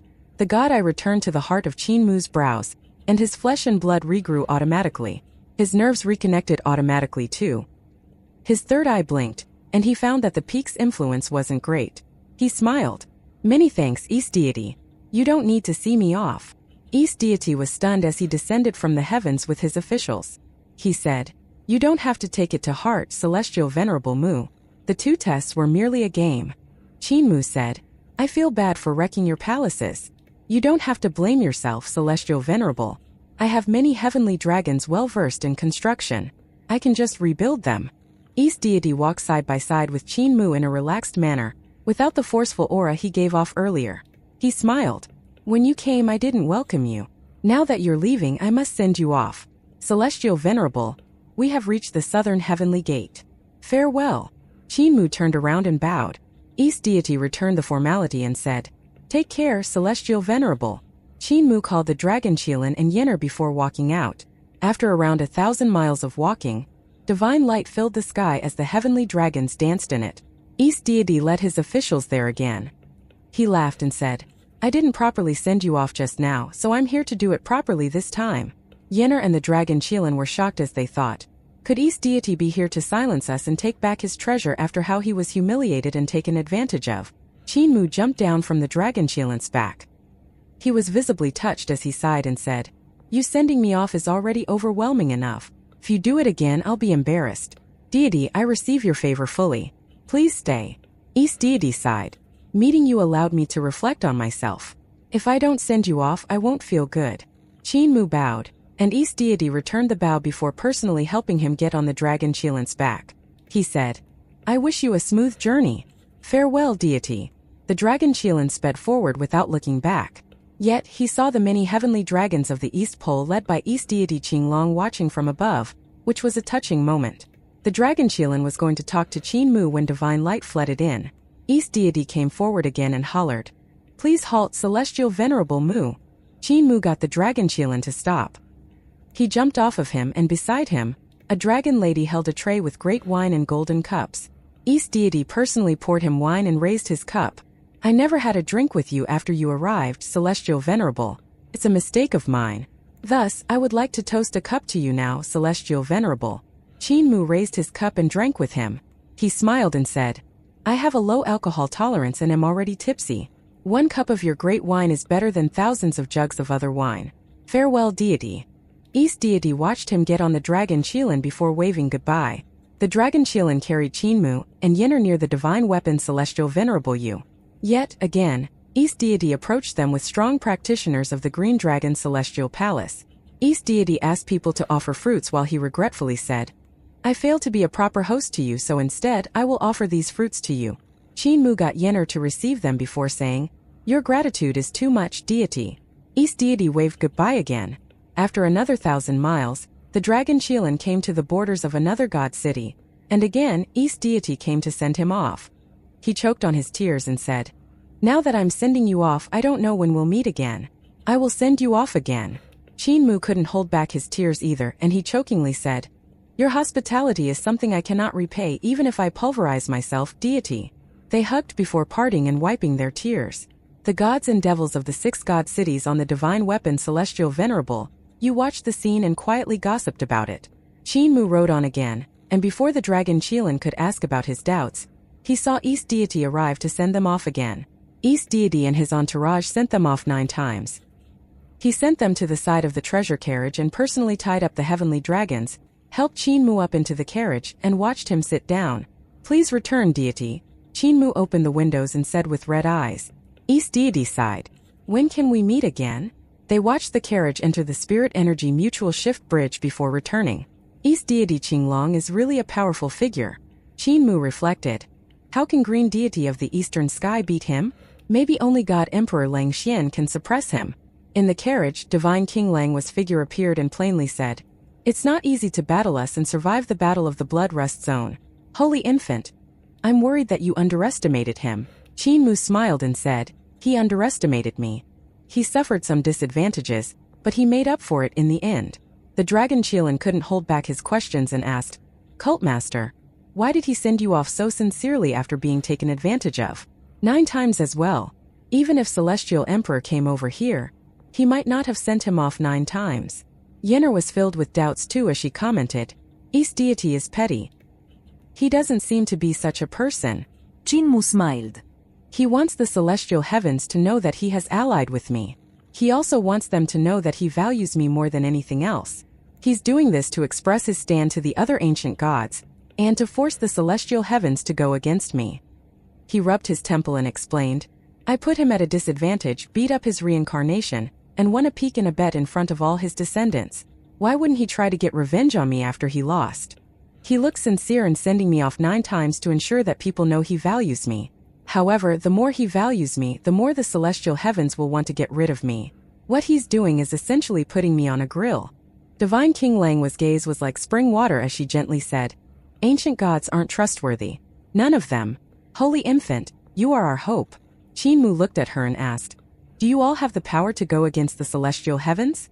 Divine King Lang was sat there quietly, looking at the torrents from the Spirit Energy Mutual Shift Bridge outside. Her gaze was deep and mesmerizing as she said, Holy Infant, the hatred between the ancient gods and us is so deep that we wish for each other's extinction. You cannot mediate it. Such hatred is implanted in our schools of thought, which have been passed down for generations. Similarly, there's no way that the ancient gods will let us go. This Spirit Energy Mutual Shift Bridge led to the North Pole. The 4 poles were connected by the 4 deities of the ancient gods. Spirit Energy Mutual Shift Bridges linked them together for easy access. In the past, gods and devils had to rely on ferries traversing the celestial river waterway to get to the 4 poles, and it took around 100 years to reach them from the celestial heavens. Of course, that only applied to normal gods and devils. For strong practitioners at the Emperor's throne and the celestial venerables, the time needed was much shorter. The shortest route was to go to Yudu or Xuandu, and use them to shorten the route. Yudu had Elder Messenger of Death's paper boats, which one could take to go to the 4 poles, saving both time and energy. As for Xuandu, it was in the center of the universe where space was warped. There, the roads were guarded by sun guardians. One could take the Golden Crow to get to the poles quickly. With the Spirit Energy Mutual Shift Bridges, it became even more convenient. Qin Mu looked out and remained silent for a moment before mumbling, It's hard on me too, Sister Langhua, it's really hard on me.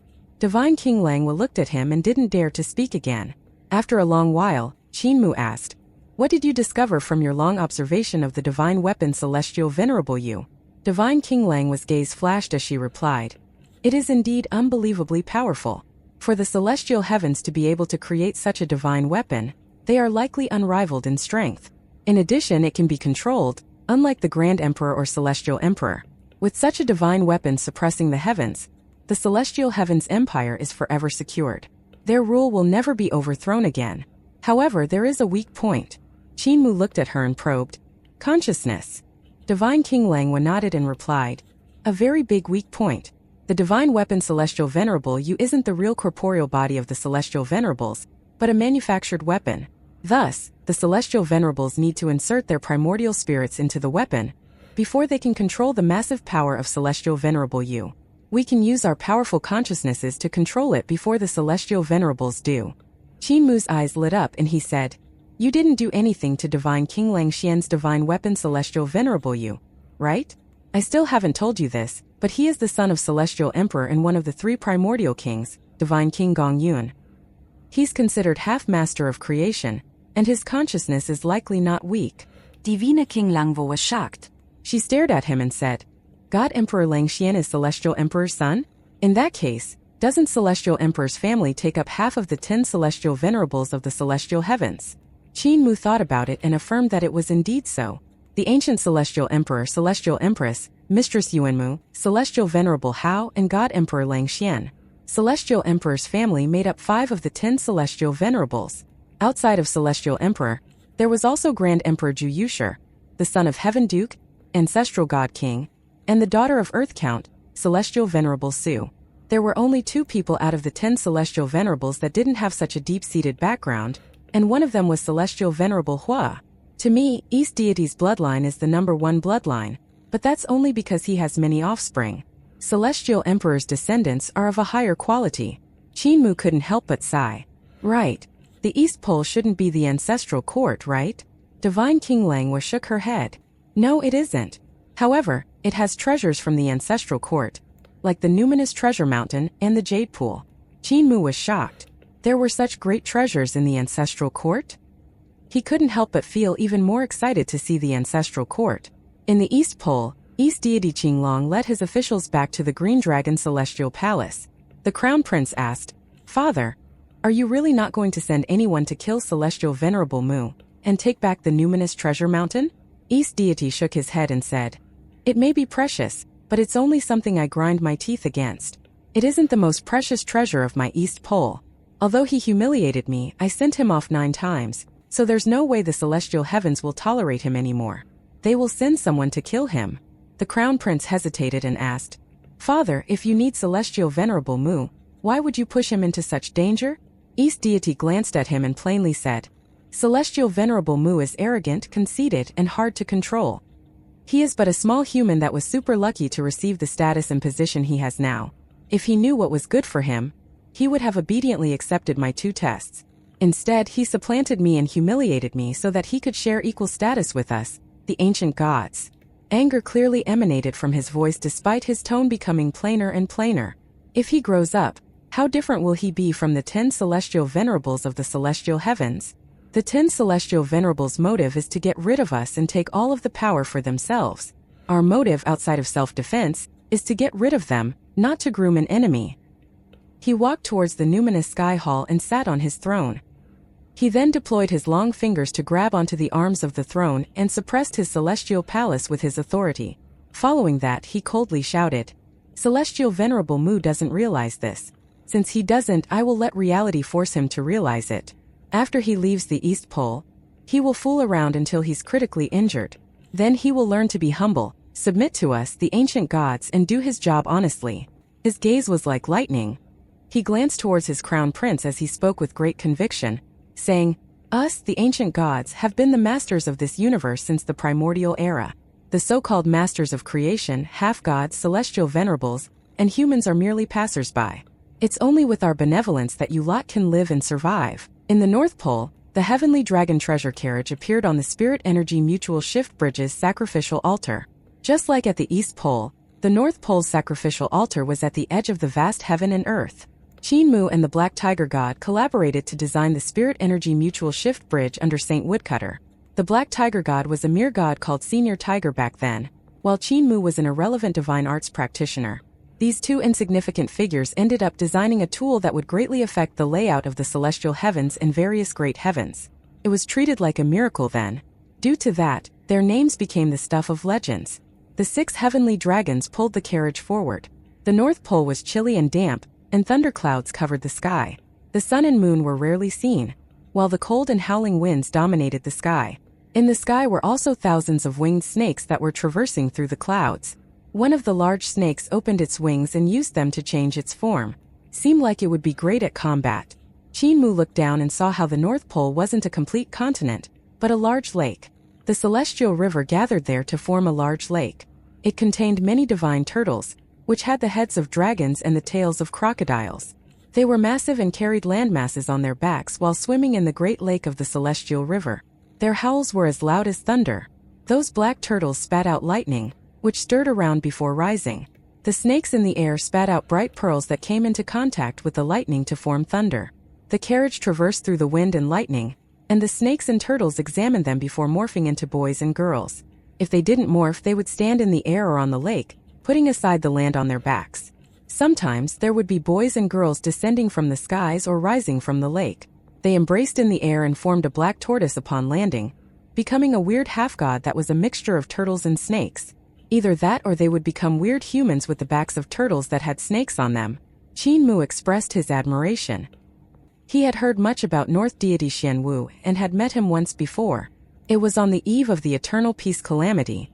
The divine weapon 5 Thunder Pot, which belonged to North deity Xian Wu, landed in eternal peace. Aside from the pot, there were other weapons belonging to the 4 deities of the ancient gods. Qin Mu rescued Diyue, and he got rid of that meteorological calamity. It was then that Qin Mu knew that Diyue was once the disciple of the 4 deities of the ancient gods, and thus had deep connections with them. On the ghost ship, Qin Mu also stole North deity Xian Wu's power to break the ship. He was captured and saw North deity's face from afar. The treasure carriage went deep into the North Pole. Qin Mu saw another divine weapon Celestial Venerable Yu, so he stopped by to examine it. This divine weapon Celestial Venerable Yu's body was extremely large too. It had a smile on it. Surprisingly, it seemed somewhat charming as hot air steamed from its back, which helped to dispel the chill and darkness in the North Pole. This Lan Yutian is designed to be so charming and moving. I wonder which female Celestial Venerable it belongs to. Qin Mu laughed. The divine weapon Celestial Venerable Yu was incredibly strong. Behind him were lights of bright colors that resembled sashes. He pinched his fingers into an orchid shape, looking as if he was smiling while pinching a flower. One of his feet was on the ground while one was raised to the kneecap of the other leg. This was why Qin Mu called him charming. The difference between this Celestial Venerable Yu and the one at the East Pole was how this Celestial Venerable Yu had landmasses orbiting and floating around him. Fog and mist surrounded the landmasses, and on them were beautiful mountains and rivers. Gods and devils rested on them, organized themselves into armies on them, and conducted drills on them. Qin Mu looked into the distance and found the North Pole somewhat gloomy and cold. It was only there that he felt warm. In the mountain range far away, the peaks were like pillars that a couple of vines climbed on in a slithering fashion, giving the peaks a green color. Divine King Langwa looked at those vines and was shocked. "Sister, do you want to go look at this divine weapon Celestial Venerable Yu?" Qin Mu asked. Divine King Langwa hesitated, then slowly nodded and said, "Those vines should be from the ancestral court." In the next moment, she disappeared from the carriage. Qin Mu looked at those vines and thought, "Things from the Masters of Creation's ancestral court are really large." The carriage continued on towards the vines. After a while, they were in front of them. Qin Mu looked up and saw that the vines were gourd vines with large leaves that covered the entire peak. There were green gourds on the mountain that were like green jade that was 5 or 6 feet tall. There weren't many gourds. Some ladies were flying around in the vines to catch worms. The worms on the gourds were strange and ferocious. They were 2 to 3 feet long with spiky fur on them. They had sharp teeth and spat out lightning and fire. They could even shake their bodies and shoot out the spiky fur like sharp bronze spears. Those ladies went through the vines and worked hard to catch the worms. However, they kept encountering danger. Every time they encountered danger, they would become snakes to hide in a swift fashion. Read more chapter at Read Novel Full. Could the 5 thunder pot that can contain 5 great thunderclouds and forge the fire bell divine weapons be a treasure that came from this gourd vine? Qin Mu was amazed and said, "Such large worms! Could these be worms from the ancestral court?" Suddenly, a mountain peak moved about 100 miles, which shocked Qin Mu. He set eyes on it and saw an old turtle beneath it. It was extremely large, and it walked while carrying a landmass. However, he was slow and could only move a single step in half a day. However, a step of his was about 100 miles. He carried the mountains on the landmass through the bleak lake, huffing and puffing, suggesting that it was hard on him. The carriage went to its head, and it slowly moved its dragon head to look at the carriage with a gaze that was as bright as the sun. Qin Mu walked out and greeted him. "Elder." The dragon head of the turtle had a snow-white beard. He was so old, in fact, that his eyebrows were snow-white too. He said, "Please forgive me for being unable to return the greeting, Celestial Venerable Mu." His voice was as loud as rolling thunder. Qin Mu said with shock, "You recognize me? Celestial Venerable Mu of the Heaven Alliance. Who doesn't?" The old turtle continued, "Are you here to meet Dark Warrior Great Deity, Celestial Venerable Mu?" Qinmu nodded and asked, "May I ask where is he?" The turtle smiled. "There is no North Deity Xian Wu in this world. Only Deity Xian and Deity Wu. Who are you looking to meet?"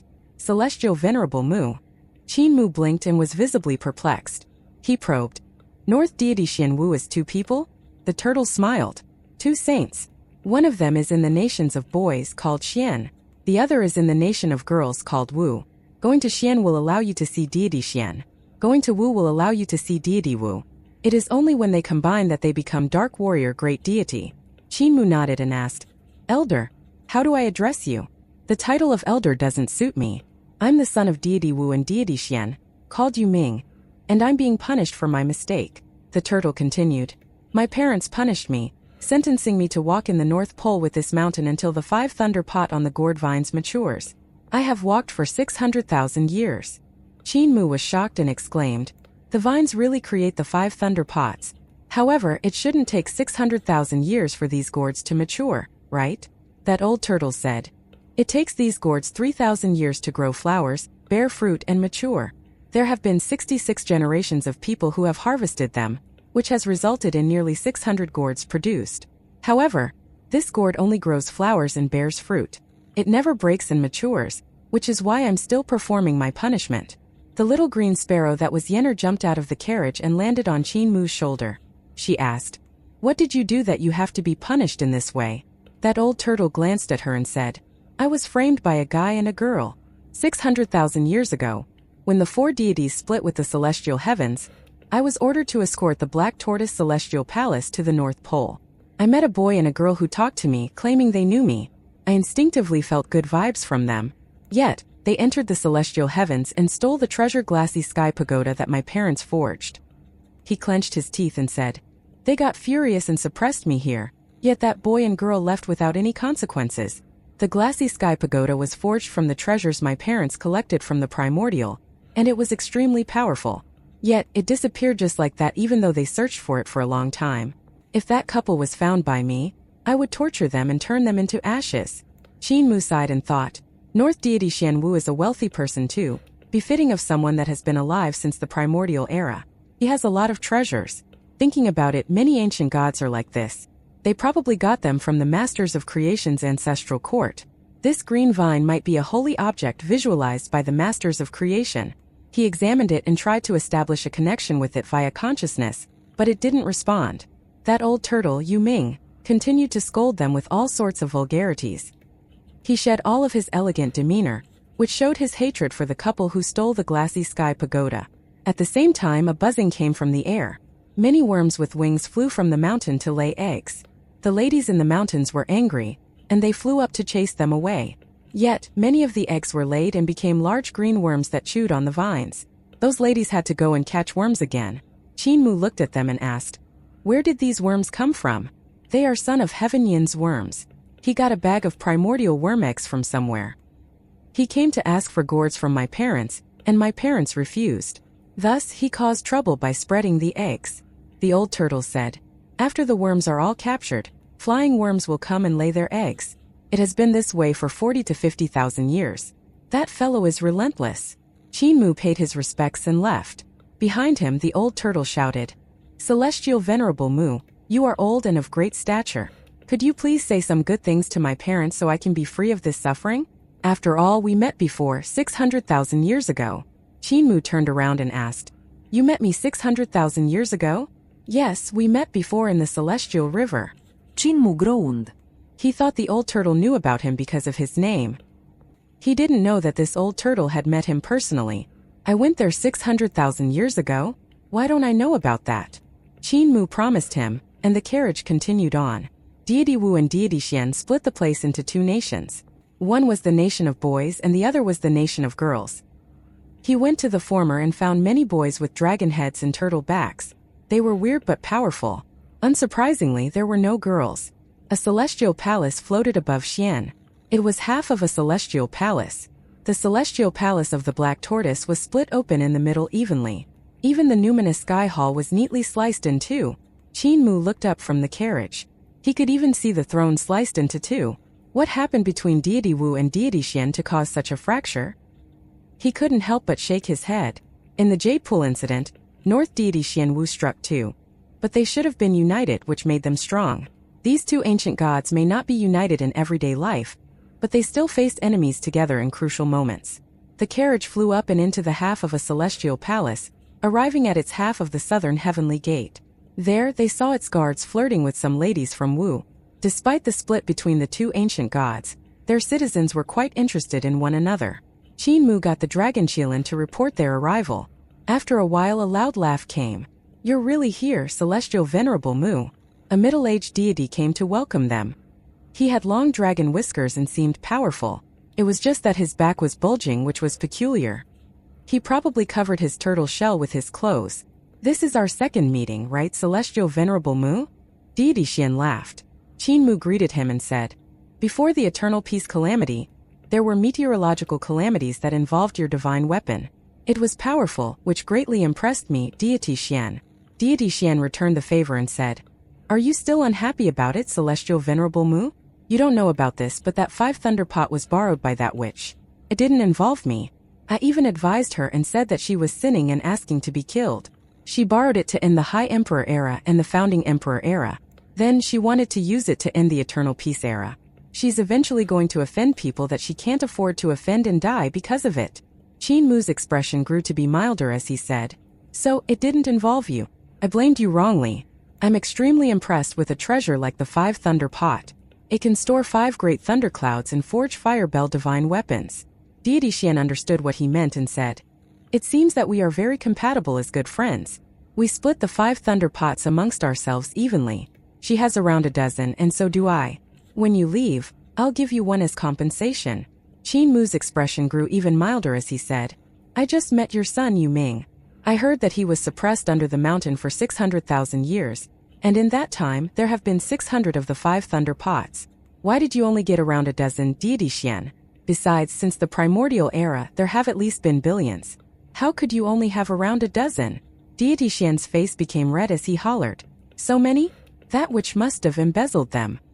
He sighed and said, "Truth be told, many of the 5 thunder pots are damaged from the wars of this era. I don't have many left. How about this, I'll give you 16 of them." Qin Mu sighed. "Eternal peace is weak and has no powerful divine weapons to protect it. The celestial heavens can annihilate it easily. If eternal peace is gone, I won't survive either." Deity Xian smiled. "Don't say that, celestial venerable. Did you come from East deity? He has always been straightforward and blunt. Did he trouble you?" Qin Mu said, "He set 2 tests.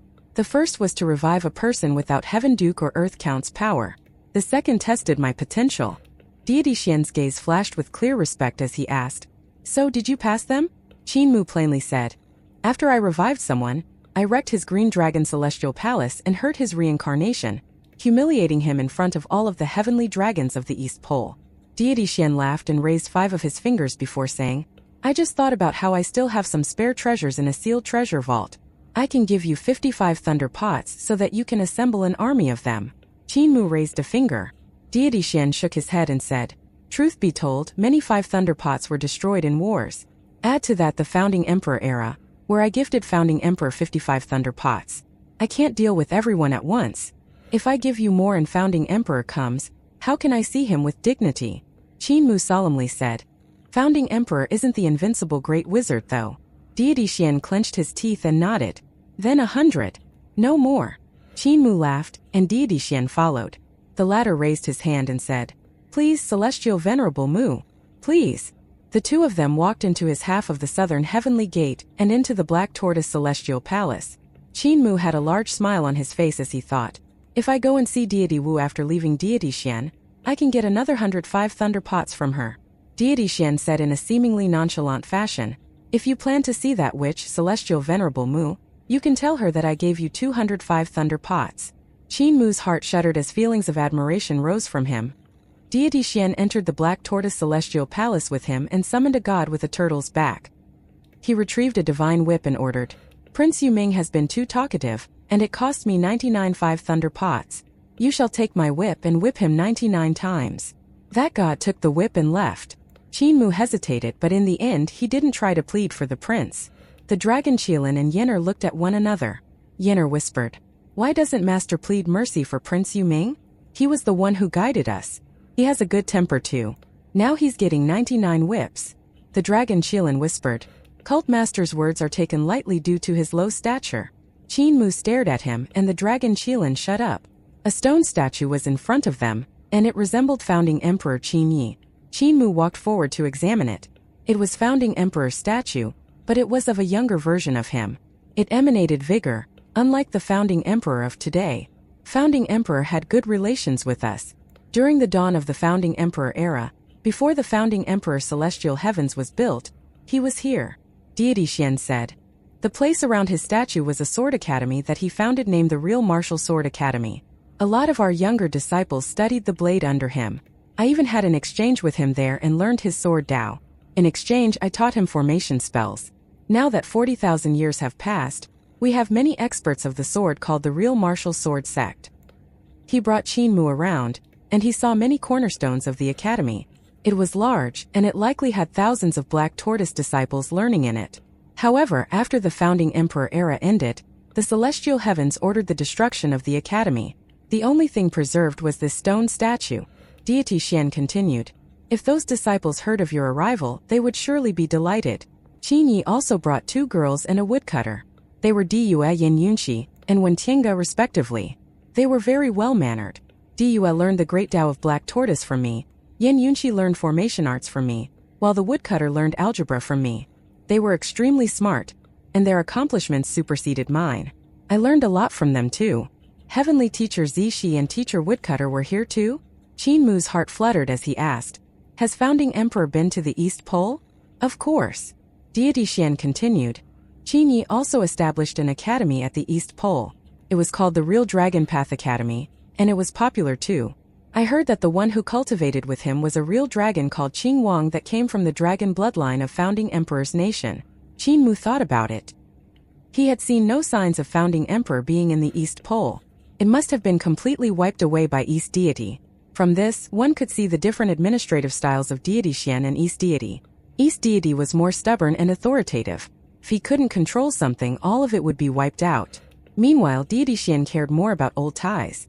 Despite the fall of Founding Emperor and the end of his era, he left behind his stone statue and allowed many disciples to continue cultivating the sword. Founding Emperor pushed post-celestial great Taoists like the sword Tao to the extreme, which constituted reform. Outside of the sword Tao, there were other post-celestial great Taoists developed in the Founding Emperor era, such as the Formation Path, Forging Path, and Knife Path. It was the peak of the post-celestial great Taoists then. One could say that the Founding Emperor era was the era that post-celestial great Taoists exploded, and became competitive with the pre-celestial great Taoists.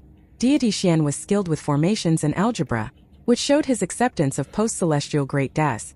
It was just that he was hindered by pre-celestials, which prevented him from pushing these 2 post-celestial great Taoists to the extreme for him. They moved on, and Qin Mu saw more marks left behind by Founding Emperor. There was a stage to discuss the sword, a pool to wash the sword, a heaven and earth chess game left behind by Yin Yunxi, and a wall containing the Black Tortoise 6 direction scripture left behind by Diyue. If you had such good relations with Founding Emperor, why did you lend out your divine weapon to end the Founding Emperor era? Qin Mu asked. Deity Xian explained. I was forced to by the circumstances. I was thinking about how if the Founding Emperor era lasted for 300,000 years like the High Emperor era, the post-celestial great Taoists would be imprinted into the void and the gods of the Founding Emperor era would be able to use post-celestial to become pre-celestial and form the new ancient gods. In that case, one could fight against the celestial heavens. Qin Mu's heart shuddered. The reason that the ancient gods supported the Founding Emperor era was to create a new batch of ancient gods. Then, Founding Emperor's benefits would have aligned with ours. They would have become new ancient gods, and we could have worked together to eradicate the celestial heavens. In the end, Founding Emperor would have become the new ancient celestial emperor. Deity Xian said. Even if the Founding Emperor era had only lasted 100,000 years, it could have become independent and sustainable still, which would have allowed us to split ourselves from the celestial heavens and prevented them from being able to attack us, the ancient gods. However, unexpectedly, the celestial heavens only gave it 20,000 years, which forced us to cooperate or die. He walked to the jade stage, shook his head, sighed and whispered, only 20,000 years. As for eternal peace, he 800 years. Qin Mu followed him and hesitated before asking, Deity Xian, there's something that I don't know whether I should ask. Your relationship with Deity Wu seems to be broken. Why is that? You could tell that too? Deity Xian sighed. We were saints born from the celestial river. We controlled a part of it each, and we didn't interfere with each other's affairs. However, more ancient gods were born, and our individual strength was weaker than the big guys like Green Dragon and Celestial Empress. However, together we were stronger than them. He led Qinmu through the Jade Pool, which was also split into two. The Black Tortoise Celestial Palace was smaller to the celestial heavens. If they walked any more forward, they would reach the God Execution stage. Qinmu's expression expressed his curiosity. The God Execution stage was cut neatly as well. Even the God Execution mysterious knife, which had two Daos tangled together, was cut neatly too. All that was left was blood-colored baleful air. Deity Xian said, "We combined to protect ourselves and our status, which was why people called us North Deity Xian Wu. However, later on we found out that we had incompatible tempers, and we had a small fight every 3 days and a big one every 5 days. Life couldn't go on like that.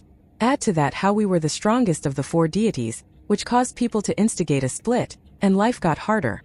Thus, we separated when we separated ourselves from the celestial heavens during the Dragon Han era." He laughed. The witch even wanted the kid to be cut in two. It was a good thing that Yu Ming made a mistake and got suppressed, or else he would have really been cut in half. Qinmu was visibly perplexed. They were stubborn masters who even wanted to cut their child. Later on, the males came under my domain, while the females became hers. This became the norm for the North Pole as time went on. Deity Xian said, "If that witch doesn't apologize, neither will I. I'm used to the split anyway." Many younglings were cultivating their divine swords with the blood-colored baleful air on the God Execution stage. Those younglings crisscrossed through the knife light of the God Execution mysterious knife, which was treacherous, to help toughen their sword skills. The divine swords they cultivated weren't sword pellets. Instead, they carried large gourds that contained the celestial river sword aura. When the gourds were opened, an ever-changing sword aura that resembled a torrential celestial river would fly out. Add to that the formation skills in DU's Black Tortoise 6-direction scriptures, and it became extremely powerful due to its grand magic power. Qinmu watched on the side of the God Execution stage. Using a gourd as a sword pouch was something unique to the North Pole. The combination of sword skills and formation skills befitted the unique Great Tao of Deity Wu and Deity Xian, which was a new sight. Deity Xian asked, "What do you think, Celestial Venerable Mu?" Qinmu nodded and said, "There are unique things about the North Pole's sword Tao. However, it's outdated like the founding emperor era's sword skills." "I agree," Deity Xian said. "We are most sensitive to changes in the Great Tao of heaven and earth." The reform of Eternal Peace Imperial Preceptor opened 3 great basic sword skills, which pushed the stagnated founding emperor era sword Tao 3 steps forward. Celestial Venerable Mu's reform opened another 2 basic sword skills, which pushed it forward another 2 steps.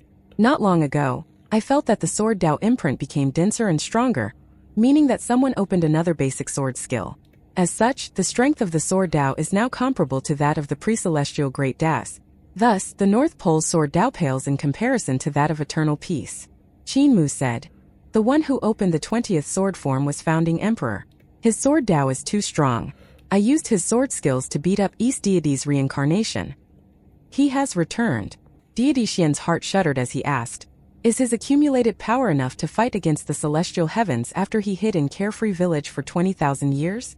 Qinmu shook his head and laughed coldly. "Not at all. Instead, the corruption became comparable to that of the celestial heavens. If you want your sword Tao to improve, you can send people to Eternal Peace." Eternal Peace continued the academic system of the founding emperor era. There, the North Pole's sword Tao experts can improve themselves. Deity Xian hesitated. Suddenly, the gods of Xian collected their celestial river sword aura and jumped from the God Execution stage to look at Qinmu. A boy said, "To get us to learn in Eternal Peace, Celestial Venerable Mu must first prove that Eternal Peace's sword skills are superior to ours." Deity Xian smiled and said, "Children are very competitive. Please don't blame him, Celestial Venerable." Qinmu laughed and boarded the God Execution stage. The God Execution mysterious knife cleaved towards him, yet it was cut in half by his sword. However, the knife was made from baleful air, so it reassembled itself and continued cleaving at him. Qinmu lifted his sword, and the God Execution mysterious knife was cut into 33 parts by one sword. It couldn't reassemble itself anymore. Superb sword skill. The gods beneath the stage cheered and said, "However, that's from the founding emperor era, which is unrelated to your Eternal Peace." Qinmu retrieved his blade, and the God Execution mysterious knife reassembled itself and cleaved towards him once again. Qin Mu lifted a finger, and the sword in his hand became the drill sword form, which broke the knife and cut it apart. The sword reassembled itself, and Qin Mu turned his fingers. The sword light became rotating sword forms that almost annihilated the God Execution Mysterious Knife. When the God Execution Mysterious Knife reassembled itself after much difficulty, Qin Mu's sword skill became the swim sword form, which swam with the God Execution Mysterious Knife. No matter how the divine knife of this devil was used or changed, it couldn't touch Qin Mu one bit. Qin Mu formed the 18th sword form again, and the God Execution Mysterious Knife was cut to the point of becoming a deluge of heavenly flowers with no power at all. When it reassembled itself, Qin Mu deployed the 19th sword form, and with one sword, the blood-colored baleful air was eradicated. The expressions of the gods of the academy changed greatly. They looked at Deity Xian with pleading expressions. Deity Xian's expression was uncertain. He was hesitant. Qin Mu put away his sword and said, "The knife Dao in Deity Xian's God Execution stage is too lowly, paling greatly in comparison to that of Eternal Peace. If you reforge it and hire a master of the knife from Eternal Peace, it wouldn't be so easy for me to break the God Execution Mysterious Knife." Deity Xian clenched his teeth, shook his head and said, "I can't decide. I was wrong about founding Emperor. If I'm wrong again, the North Pole might face a drowning disaster. I can't gamble with your lives, I can't do that anymore." A god from the academy kneeled with his hands over his head and said, "If I knew what the correct path was, I would be able to die without regrets. However, we can't turn back from entering the sword path. We can only go towards the highest peak and climb it. Deity, please grant our wish." Deity Xian was speechless. The other gods of the academy kneeled and shouted, "Please grant our wish, Deity." Deity Xian set his mind and said, "It's fine for all of you to go, but for the safety of the North Pole, I would chase you out of my clan. You would no longer be my descendants. Is that something you all want?" Those sword gods of the academy looked at one another and hesitated. Qin Mu stood there with his hands behind his back. The dragon Qilin and Yenner saw his palm trembling. He had clearly underestimated the God Execution Mysterious Knife by only using basic sword forms to annihilate it. The muscles on his arms were almost crushed. Qin Mu leisurely said with an unchanged demeanor, "Founding Emperor is heading to Eternal Peace now. As his disciple, you might be able to see him if you rush there now." "We are willing," the sword gods of the academy said in unison. Qin Mu smiled, and the muscles on his arms regenerated quickly. Deity Xian glanced at him and told the sword gods of the academy, "Since that's your wish, you can go tour the primordial realm. However, remember this, you are no longer our sword gods nor my descendants. You can't act with my name, for you all have been expelled from the North Deity bloodline. Secondly, you have no background and aren't superior, so treat the weaker people of Eternal Peace kindly. Understand?" Qin Mu couldn't help but look at Deity Xian. His instructions were on point. The sword gods wouldn't attract the celestial heaven's attention, as long as they weren't acting under Deity Xian's name, which reduced the danger involved. Even if they did something wrong, the North Pole wouldn't be involved. If they didn't have a background and treated Eternal Peace's people well, they wouldn't come into conflict with Eternal Peace. If they discriminated against Eternal Peace and bullied the people there because they had the bloodline of North Deity, they would cause trouble, and Qin Mu wouldn't be able to tolerate them. With those things done, this batch of sword gods could assimilate into Eternal Peace and become members of its reform. Older people were more experienced. Deity Xian was very wise in his orders. Those sword gods of the academy nodded. Deity Xian removed their surnames, so the head of the sword gods said, "Celestial Venerable, we are now people without surnames pleading for you to give us one." Qin Mu thought about it in silence before saying, "You all entered the path through the sword 40,000 years ago, became gods because of it, and are now leaving the North Pole with your surname taken because of the sword Dao. Thus your surname shall be Jian." The head of the sword gods of the academy smiled and said, "So my name is Jian Wuji, which means I'm Jian Sansheng." I'm Jian Yutang. The masses laughed, and Deity Xian couldn't help but say, "Celestial Venerable Mu, my disciples might be good in nature, but they are inexperienced. They don't know about the evils of the world, so I would like to ask you to treat them kindly, Celestial Venerable." Qin Mu nodded solemnly. "Relax, Deity Xian. My reputation in the primordial realm is great. I was called the conscience of Eternal Peace. Anyone who mentions me will raise their thumbs and praise me as the absolute good guy. I won't mistreat them." Deity Xian said, Yes, I've heard of your character. It has garnered a reputation of its own." After he was done, he whispered to Jian Wuji after showing him a look, "Be careful. Don't work for the guy after he betrayed you." Jian Wuji was astonished. Read more chapter at Read Novel Full. Qin Mu gave Jian Wuji a letter and said, You shall head to the primordial realm's eternal peace first and give my letter to Emperor Yanxiu. She will arrange everything. Deity Xian, why don't you give the 105 thunder pots to them first so they can take them to eternal peace? What do you think?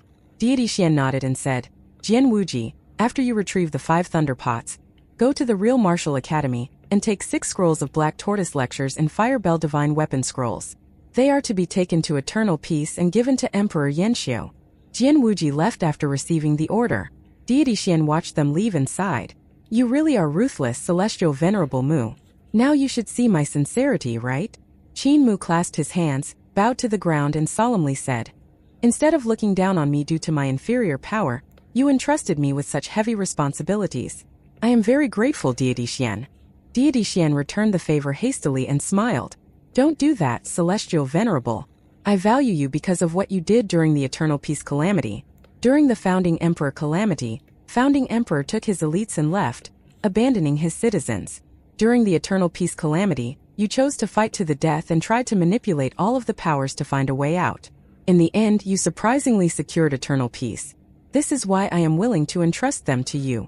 Qin Mu sincerely said, I will repay your trust in consigning them to me, Deity Xian.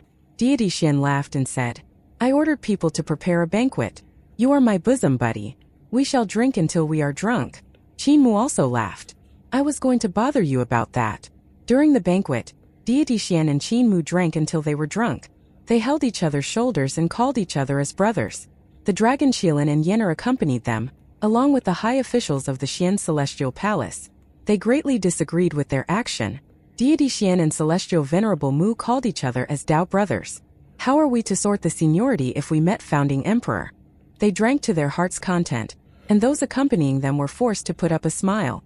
Deity Xian sent Qin Mu away and said, You have to be careful when you see the witch. She's not easy to talk to. She must know how you came to see me first after you arrived. Thus, she might trouble you out of envy and hatred. Qin Mu smiled. I don't think she's that kind of person. Brother Deity Xian, I have to ask you about some things. Who does the divine weapon Celestial Venerable you stationed here belong to? Heavenly Lady Chang. Qin Mu nodded and remembered it carefully. He then asked, May I ask, is there a reverse side to the North Pole? Deity Xian's expression changed slightly as he smiled and asked, Why do you ask this, brother? Qin Mu replied, I met the Masters of Creation in the Great Void, and I know that their ancestral lands are called the Ancestral Court. Do you know where it is, Brother Deity Xian? Deity Xian's face sank as he solemnly said, Send our guests off. Qin Mu was stunned.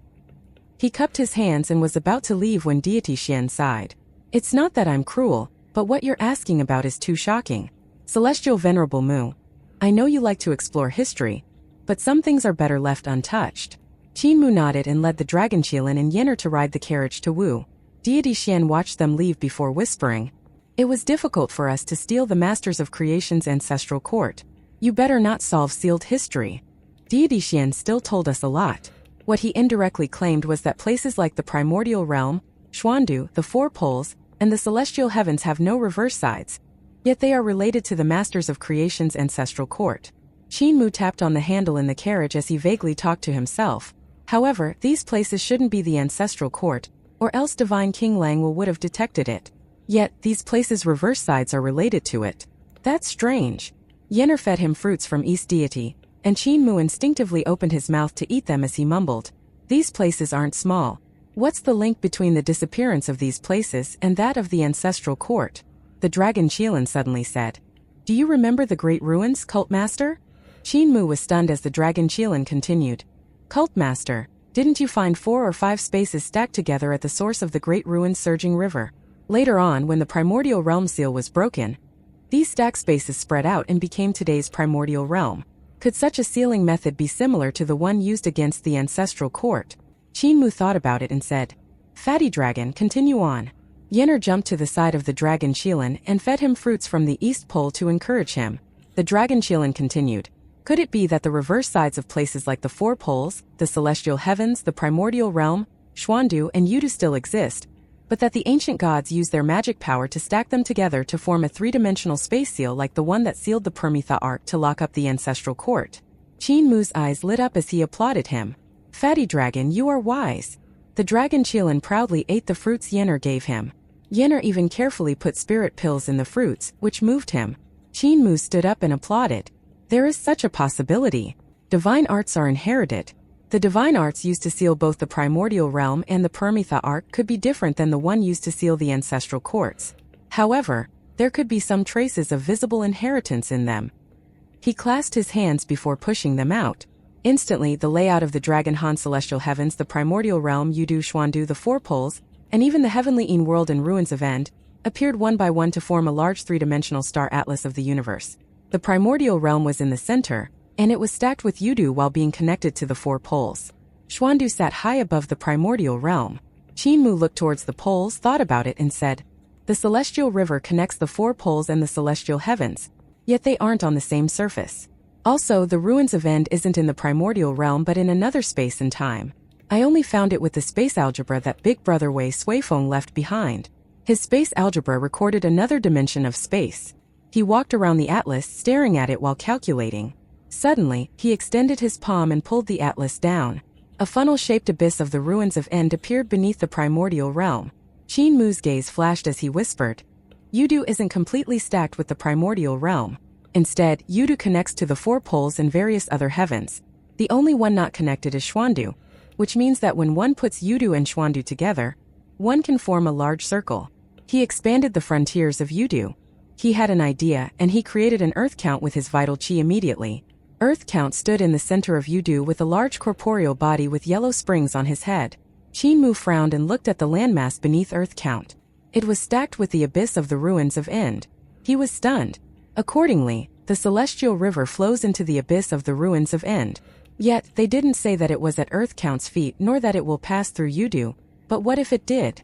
Qin Mu's eyes lit up more and more as he adjusted the celestial river so that its water flowed through Yuandu and Yudu. These two worlds overlapped in space, and for the celestial river to come to Yudu, it didn't need to pass through the primordial realm's landmass. Instead, it entered another space. The celestial river became a torrential ghost river that circled the majestic body of Earth Count.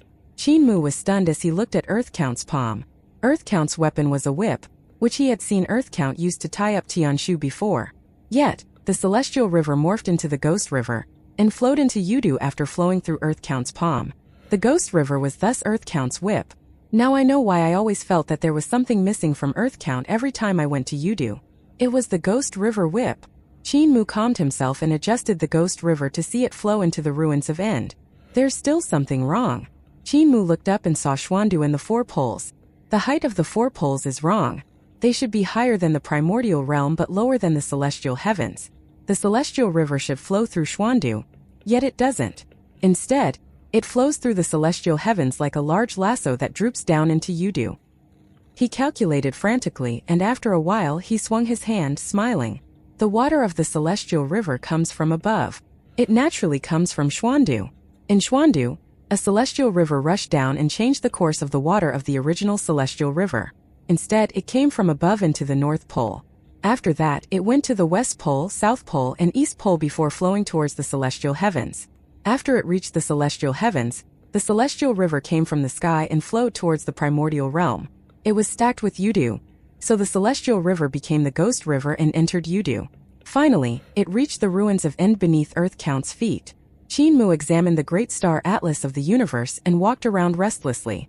If he calculated according to it, the four poles should be vertical in reference to the primordial realm. They should be straight and facing the primordial realm with their backs. He drew lines with his hands to connect the worlds, yet he couldn't find a place to connect every world. Qin Mu frowned before having a eureka moment. He whispered, "The Dragon Han celestial heavens wasn't at its current position initially. It was above the primordial realm. Thus, if I shift it down..." He moved the celestial heavens in the star atlas towards the primordial realm and hung it on its skies. A heavenly dragon's voice came from outside the carriage, saying, "We have reached Wu, celestial venerable." Qin Mu ignored it and slowly adjusted the coordinates of the celestial heavens. He suddenly shuddered as he saw how, after weaving all the lines together, a light spot was formed. Qin Mu cried out of joy as he mumbled, This is the ancestral court. This is the location of the Masters of Creation's ancestral court. It's clearly useful to master algebra." He now had to ascertain the rough position of the ancestral court. He still knew nothing about it and the exact spatial geographic data of the four poles, Xuandu, and the abyss of the ruins of End. He also had to ascertain the exact spatial coordinates of the dimension of where the Dragon Han celestial heavens was previously. Only then could he precisely locate the ancestral court. One could use the data from the spirit energy mutual shift bridges for the spatial geography of the four poles, Xuandu, and the abyss. The spirit energy mutual shift bridge was designed by Qin Mu and Black Tiger God, and one needed different spatial geographic data for the bridge to connect different worlds. Thus, it wasn't hard for Qin Mu to obtain such data. It was just that no spirit energy mutual shift bridge was connected to the abyss of the ruins of End. Even if there was one, it was probably in the hands of Celestial Empress and Yuanmu. However, Qin Mu went there before. All he needed to do to confirm its spatial dimension was to go there again. The only problem he had was finding out the altitude of the Dragon Han celestial heavens. In this aspect, he didn't have accurate data. After he figured out its specific coordinates, he could build a large spatial teleportation formation to teleport straight towards the ancestral court.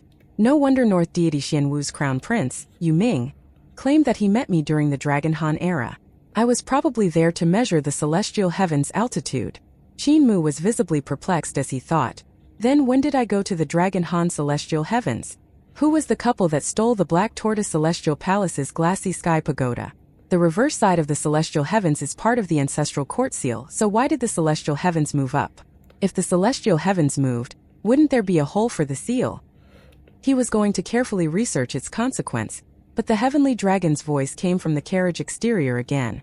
Celestial Venerable, Deity Wu is here to receive you. There's no time. I will calculate the consequences after I leave the North Pole. Qin Mu couldn't think too much about it, so he dispersed the grand star atlas of the universe and smiled. Fatty Dragon Yenner, follow me to see Deity Wu. The carriage stopped and he stepped out of it. He saw the other half of the Black Tortoise Celestial Palace in front of him, with Deity Wu and her entourage of female god officials waiting for him. Unlike what Deity Xian said, Deity Wu wasn't a witch. Instead, she seemed more proper and solemn than Deity Xian. This lady wore an imperial robe that was black and red with a tree peony fragrance diagram sewn into it. Snakes swam between the flowers, and some looked like they were about to fly. Her eyebrows were like a goose with its wings open. There was a peony in her eyebrows and some light powdering on her lips. She wasn't as imposing or fierce as Deity Xian said. She was formal and well-mannered as she said, Celestial Venerable Mu. Qin Mu hurriedly got off the carriage to return the greeting. Sister Deity Wu. Deity Wu couldn't help but smile. People claim that you call every lady you meet sister. It appears that it's true. Qin Mu solemnly said, Not always. Deity Wu acknowledged it and Qin Mu continued, I can't help but call beautiful ladies sisters. Just now I did that when I met you, Deity Wu. My mouth is more honest than my heart. Deity Wu laughed, shook her head and said, You are honest. It's rare to find honest men nowadays, unlike that cheap man in my household who doesn't know how to sweeten his tongue at all. All he does is anger me. I get angry just by speaking to him. Qin Mu smiled. Brother-in-law is honest too. He just doesn't know how to properly express himself. The Dragon Qilin secretly praised him. Cult Master really knows how to talk. He called Deity Wu sister-in-law in front of Deity Xian and Deity Xian brother-in-law in front of Deity Wu. He sounds like their brother. He is becoming more and more powerful after reading my human-rearing sculptures. It's looking like he will become better than me. Let's not talk about him. Deity Wu invited him. Let's talk inside. Read more chapter at Read Novel Full. She glanced at the Dragon Qilin and Yenner. She was visibly perplexed as she asked, Could this be the princess of the Vermilion Bird residence? Yenner returned the favor hurriedly and said, Yenner hereby greets Aunt. Deity Wu was intimate to her as she went forward to take Yenner's hand. She smiled. I hugged you when you were small. Your mother was ruthless to send you away. By the way, since you all came from the East Pole, you've seen your father, right? Yenner was visibly upset. Deity Wu saw that and smiled. East Deity has so many sons, he probably didn't think that he had a princess like you. Qin Mu probed her. Sister Deity Wu, when I arrived here, I saw your son Yu Ming, and how bitter of a condition he's in. He's carrying a divine mountain while it's so cold here. I know he made a mistake from talking to him and that he's being punished by you. But it has been 600,000 years. I can't help but pity him and cry. Deity Wu coldly smiled. He deserves it for losing the glassy sky pagoda. That was what we forged over our lives, yet he lost it. His carelessness should be punished. Qin Mu nodded and said, Yes, but children can be naughty. As long as he understands the punishment, it's enough. Truth be told, I went to see brother-in-law just now and talked to him about it. I wanted to plead mercy for your son, yet he was furious and ordered people to go whip him 99 times. Deity Wu was furious. You pleaded mercy, and yet that glutton chose to beat him up instead of being understanding? All this old thing does is handle internal affairs. If I didn't run around so busily outside, he wouldn't be able to hold on to this North Pole.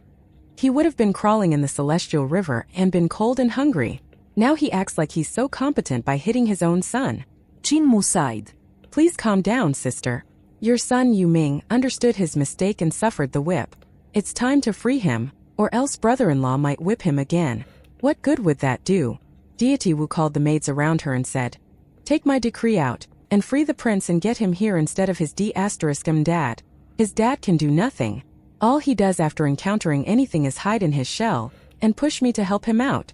If he follows his dad, he will be just as useless. Quickly. That palace maid left hurriedly.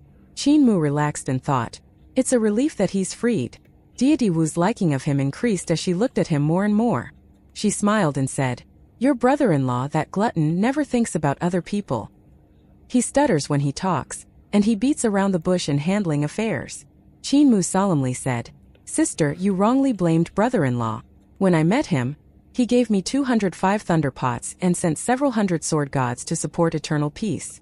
Deity Wu was full of doubts. He would be so generous? When he was with me, he was stingy as hell. How would he be willing to give you 200 of those? Qin Mu blushed and whispered. He wanted to give only one originally.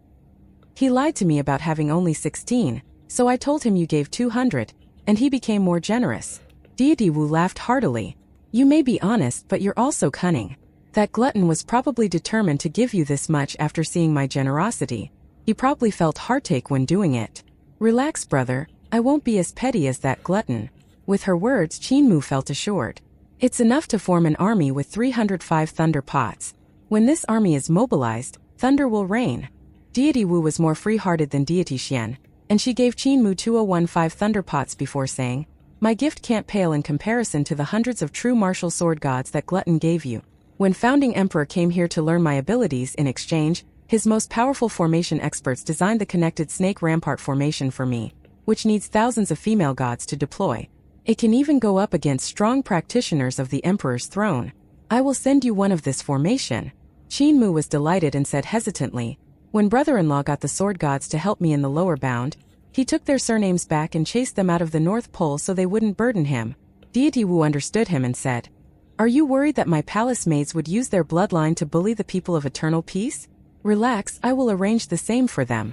Qin Mu gave a sigh of relief. It was comfortable to talk to a smart lady like her. Speaking of this is our second meeting. We met for the first time on the ghost ship, and it was only because of your wisdom that I could get off. Deity Wu laughingly said, Sister Vermilion Bird talks about you all the time. She even talked about how you mentioned the Heaven Alliance when she met you in the first year of the Dragon Han. Qin Mu's heart tightened as he nodded gently. The 10 celestial venerables of today are the Heaven Alliance. Did you know how great of an impact your careless act would have? Deity Wu seemingly said on accident. Almost every major event after then had something to do with the Heaven Alliance. As one of its oldest elders, you should lead the effort to quell the internal strife too. Sister, do you think there would have been a Heaven Alliance had I not mentioned it? Qin Mu asked. Deity Wu was stunned. There would still be a Heaven Alliance. Perhaps it would have a different name such as the Earth Alliance or the Ghost Alliance, but the Heaven Alliance wasn't formed because of me. It was formed because of the ancient gods. Qin Mu walked with her and whispered, if the ancient gods treated the post-celestial life forms and half-gods better, there wouldn't have been the Heaven Alliance. The great amount of pressure left them with few ways out, which is why the Heaven Alliance was born. If I eliminate the 10 celestial venerables with the ancient gods and you all still do things the old way, there will be another Heaven Alliance. Deity Wu thought about it in silence and then said, the ancient gods of today are better than those in the past. Besides, the half-gods of the celestial heavens today are no different than the half-gods of the past. People worship and sacrifice to them. The Heaven Alliance became the ancient gods after eliminating them. Brother Mu, you should instead think about how not to become a leeching ancient god that feeds off the people. Qin Mu was stunned. He bowed and thanked her. Many thanks for your reminder. Deity Wu returned the favor and said, I've seen the replacement of too many dynasties, seen life and death splitting people apart, and seen disaster killing people. I can't help but feel despair after seeing so much. I think it's a large cycle, one I can't change. But you have the energy to do it. Perhaps you can do it. I shall hold you back no more. Qin Mu bade her farewell and left. Deity Wu sent him off to her half of the southern heavenly gate and watched him leave. After a while, the maids brought Prince Yuming over. He became a humanoid. Then kneeled down and kowtowed to Deity Wu to thank her. Stand up. Deity Wu lifted her hand and said, Celestial Venerable Mu went through a lot of effort to get me to free you. I had to oblige him since he's a Celestial Venerable. Your father whipped you 99 times because you were too talkative, so you would remember to not be so naive after you finished fulfilling your punishment. Prince Yuming nodded, climbed up and said, Where's Celestial Venerable Mu? I haven't had the chance to thank him. Deity Wu said, He has left, presumably to meet West Deity in the West Pole. You might have been freed, but you still made a mistake. Since you owe Celestial Venerable Mu a favor, you shall head down. You lost the glassy sky pagoda, so you shall only return after finding it. Prince Yuming kowtowed again. Deity Wu sighed and held him up. You are my son. Although you look like that dumb father of yours, I still can't bear to watch you risk your life. You are too naive. If I hadn't suppressed you in the North Pole, you probably couldn't have survived the Dragon Han era. This Eternal Peace era is even harder. You must be careful. She retrieved a sack made out of snakeskin and said, This is forged from the skin I shed. It can store anything and forge anything. You can use it to defend yourself. Also, go see your dumb dad one more time so he can do the same. Prince Yuming choked, turned around and left. When he reached the Xian Celestial Palace, Deity Xian was furious. He hollered, Stupid women! You freed me. How long can he live in this dishonest world? Prince Yuming bowed and said, Father, I know I was wrong. Deity Xian came forward and held him up, then sighed. You aren't wrong. It's fine that you lost the glassy sky pagoda. I didn't blame you for that. I punished you because, during the fracturing of the celestial heavens then, you were too naive and a son of mine that could be fooled by anyone. You were too close with bad friends like Celestial Venerable Hao and son of Heavenine, and they are ruthless. You would have died being with them, so I locked you up. I can do nothing about your mother freeing you. He shook his head and retrieved a mirror before saying, This is the 8 trigrams mirror that founding emperor forged from the 8 trigrams diagram on my back. I imprinted a black tortoise marking on it for you to take out for self-defense. If someone calls for you after you leave the North Pole, walk forward without turning back. If you don't turn, no one will dare to hurt you. You will be D*Ned if you turn. Remember. Prince Yuming carried with him the 8 trigrams mirror and hid the snakeskin sack in his clothes as he walked out of the Xian Celestial Palace. Just as he thought of turning back to take a look, the voice of Deity Xian traveled over saying, Don't turn back before entering the primordial realm. Keep moving forward, but don't use the spirit energy mutual shift bridge, as that would require you to enter the celestial heavens. Head towards Yuandu from the celestial river. You are my son. Although taking the waterway is slower than the spirit energy mutual shift bridge, it would at most take a year. Prince Yuming walked forward in silence. When he came to the spirit energy mutual shift bridge, he ran into Qin Mu's heavenly dragon treasure carriage, which was about to enter the bridge. Prince Yuming hurriedly gave his thanks. Many thanks for Celestial Venerable's kind words in front of my parents, allowing me to be freed. Qin Mu walked out of the treasure carriage and helped him up. He smiled as he said, It's a small matter, not worth mentioning. Where is Prince heading? Prince Yuming said, My parents want me to head towards the primordial realm to see the world. After that, he told him about Deity Xian's warning that he shouldn't turn back. Qin Mu pondered for some time. He then smiled and said, I know why you are forbidden from turning back and know who you will meet along your travels. Don't worry, I'll give you a divine art. Even if you run into the person, you can run away. Prince Yuming was puzzled. He asked, My father is proficient in calculations. Could it be that Celestial Venerable is also proficient in this? Qin Mu laughed heartily. Deity Xian hasn't taught me his calculations. I simply thought of something from your words. He executed his divine art, the form of his 10 fingers ever changing. Suddenly he tapped the heart of Prince Yuming's brows gently and smiled. Prince, look at the eye at the heart of my brows. Prince Yuming looked at it and said, Celestial Venerable, what divine art is this? The eye at the heart of Qin Mu's brows radiated brightly. He smiled as he said, You'll know it in the future. Prince can go now. He returned to the treasure carriage, which was then pulled by the 6 heavenly dragons, galloping into the spirit energy mutual shift bridge. Prince Yuming shook his head and continued his journey.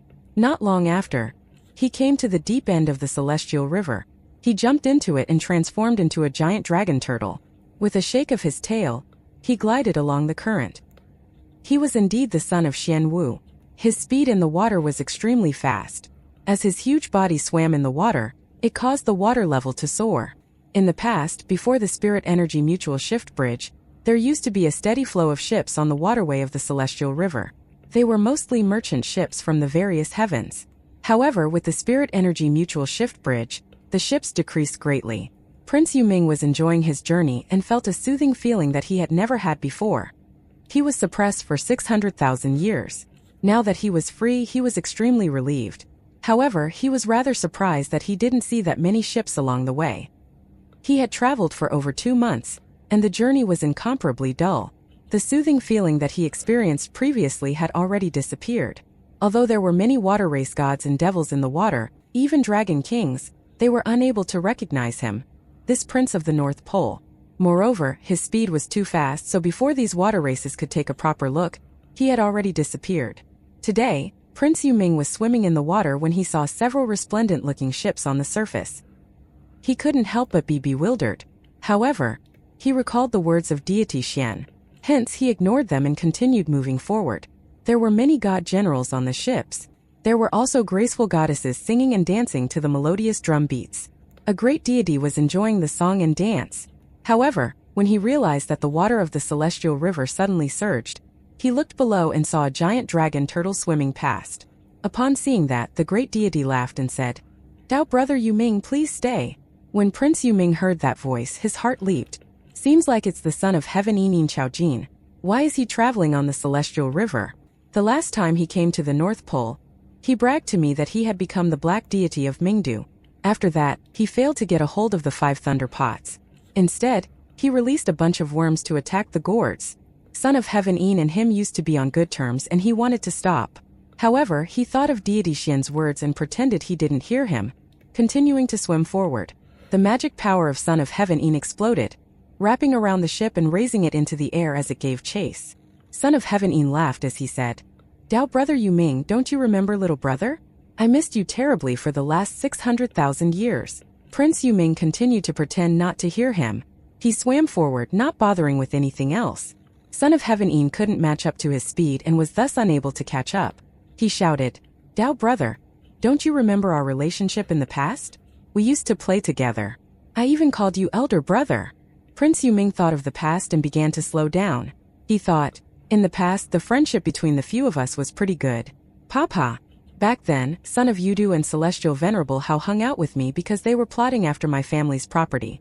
They knew my parents had many treasures and often cheated my family of those things. He increased his speed again, and Son of Heaven Yin shouted, "Coward!" Prince Yuming was enraged. He immediately stopped and turned around. The flow of the celestial river was instantly broken. He said furiously, "Little rascaline, who are you referring to?" The ship flew over and crashed into the water surface with a loud bang. Son of Heaven Yin fell to his knees, smiling as he said, "Dao brother, if I didn't provoke you, would you have turned back? Please accept my apologies. I haven't seen you for so many years and missed you terribly. Hence, I resorted to this." Prince Yuming saw that he actually knelt down to him and immediately felt bad about it. The anger in his heart instantly disappeared. He hurriedly transformed into a human and helped him up. He said, "My father said that, now that I'm free, I'm unable to turn back. He said that if I did, I would be doomed eternally. Hence I had to ignore you. However, I didn't mean to." Son of Heaven Yin held his arm as he invited him into the ship. He smiled as he said, "All these years without seeing Big Brother, I have often thought about you. I also suggested releasing you to your parents. However, my words don't carry much weight. Big Brother, now that you're out, you must treat yourself to a good time and enjoy all the good things that you've missed out on over the last 600,000 years. Prince Yuming said, "I have to continue on my journey. It won't take up too much time." Son of Heaven Yin laughed heartily and gave his orders to begin the music and dance. All sorts of delicacies, the likes of which even Celestial Emperor would find hard to enjoy on a daily basis, were served, flowing like a stream or river. Son of Heaven Yin invited him to take a seat and said, "Brother, you can see that over these years I've done well." As Prince Yuming ate, he said, "The time we last met, you mentioned that after you became the black deity of Mingdu, it would be a matter of time before you would become another Earth Count. Are you now an Earth Count?" Son of Heavenine shook his head and said, I was just boasting. He couldn't help but sigh ruefully. Back then the few of us had plenty of fun together, and our relationship was good. Over a small matter, you were suppressed by your parents for 600,000 years. To be frank, if we are to talk about abilities, how can mine compare to 1,000th of yours? I was even able to become the black deity and have the same status as your parents. If you weren't suppressed, your achievements would be higher than mine. Who knows, you might have become a celestial venerable. It's a pity. He shook his head and laughed. Today brother is free. There's no point in talking about these vexing matters. Let's drink. As Prince Yuming drank his wine, he felt some sorrow in his heart. Back then, the abilities of Son of Heaven were beneath him. He was of good descent and had the bloodline of deity Xian and deity Wu. He also worked hard and developed dense cultivation. Moreover, his comprehension was high. In the end, he was suppressed for 600,000 years. His little companion from back then was now a deity. He would be lying if he said he wasn't envious. Son of Heaven looked at his expression and said, Now that brother is free, you can't spend your days muddle-headedly like you used to do. Brother, what are your plans for the future? Prince Yuming said, Father asked me to go to the primordial realm to try my luck. Son of Heaven sneered as he said, What's there to see in the primordial realm? It's a backwater place. There's no benefit in going there except to work for Celestial Venerable Shao as his slave. Do you know Celestial Venerable Shao? He's the disciple of Celestial Venerable Yun. You met him in the past. He bares his teeth at everybody and doesn't think much of the ancient gods and half-gods. Prince Yuming thought of Celestial Venerable Shao and said in shock, That's him, the one that we wanted to beat up back then?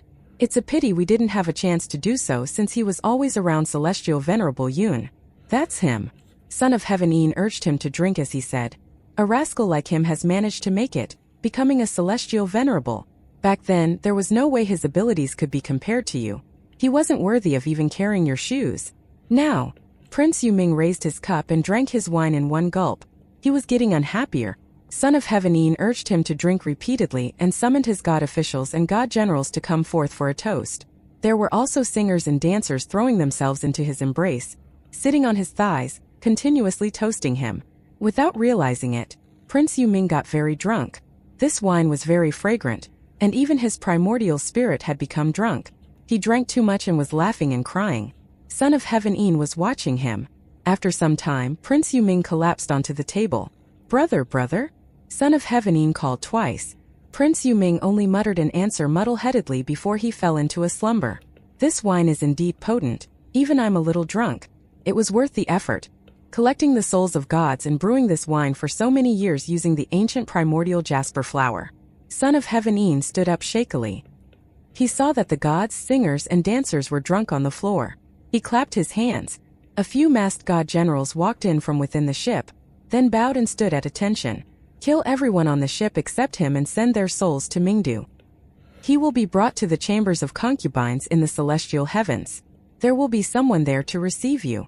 Son of Heaven said plainly, Put him on the bed of Heavenly Lady Yu, having him sleep together with her. A god with a bronze-fanged mask said, In that case, Heavenly Lady Yu. Kill her of course. Make it seem like a terrible death. Her lower body will have to be set up appropriately as well. After all, Prince Yuming went wild after drinking and charged into the chambers of concubines. Son of Heaven raised his head towards the sky as he muttered, His Majesty will be enraged. He will have Prince Yuming killed and wage war against North Deity Xian Wu. Other ancient gods will have nothing to say since this is a reasonable course of action. He lowered his head to take a look at Prince Yuming, who was in a deep sleep. He shook his head and laughed coldly.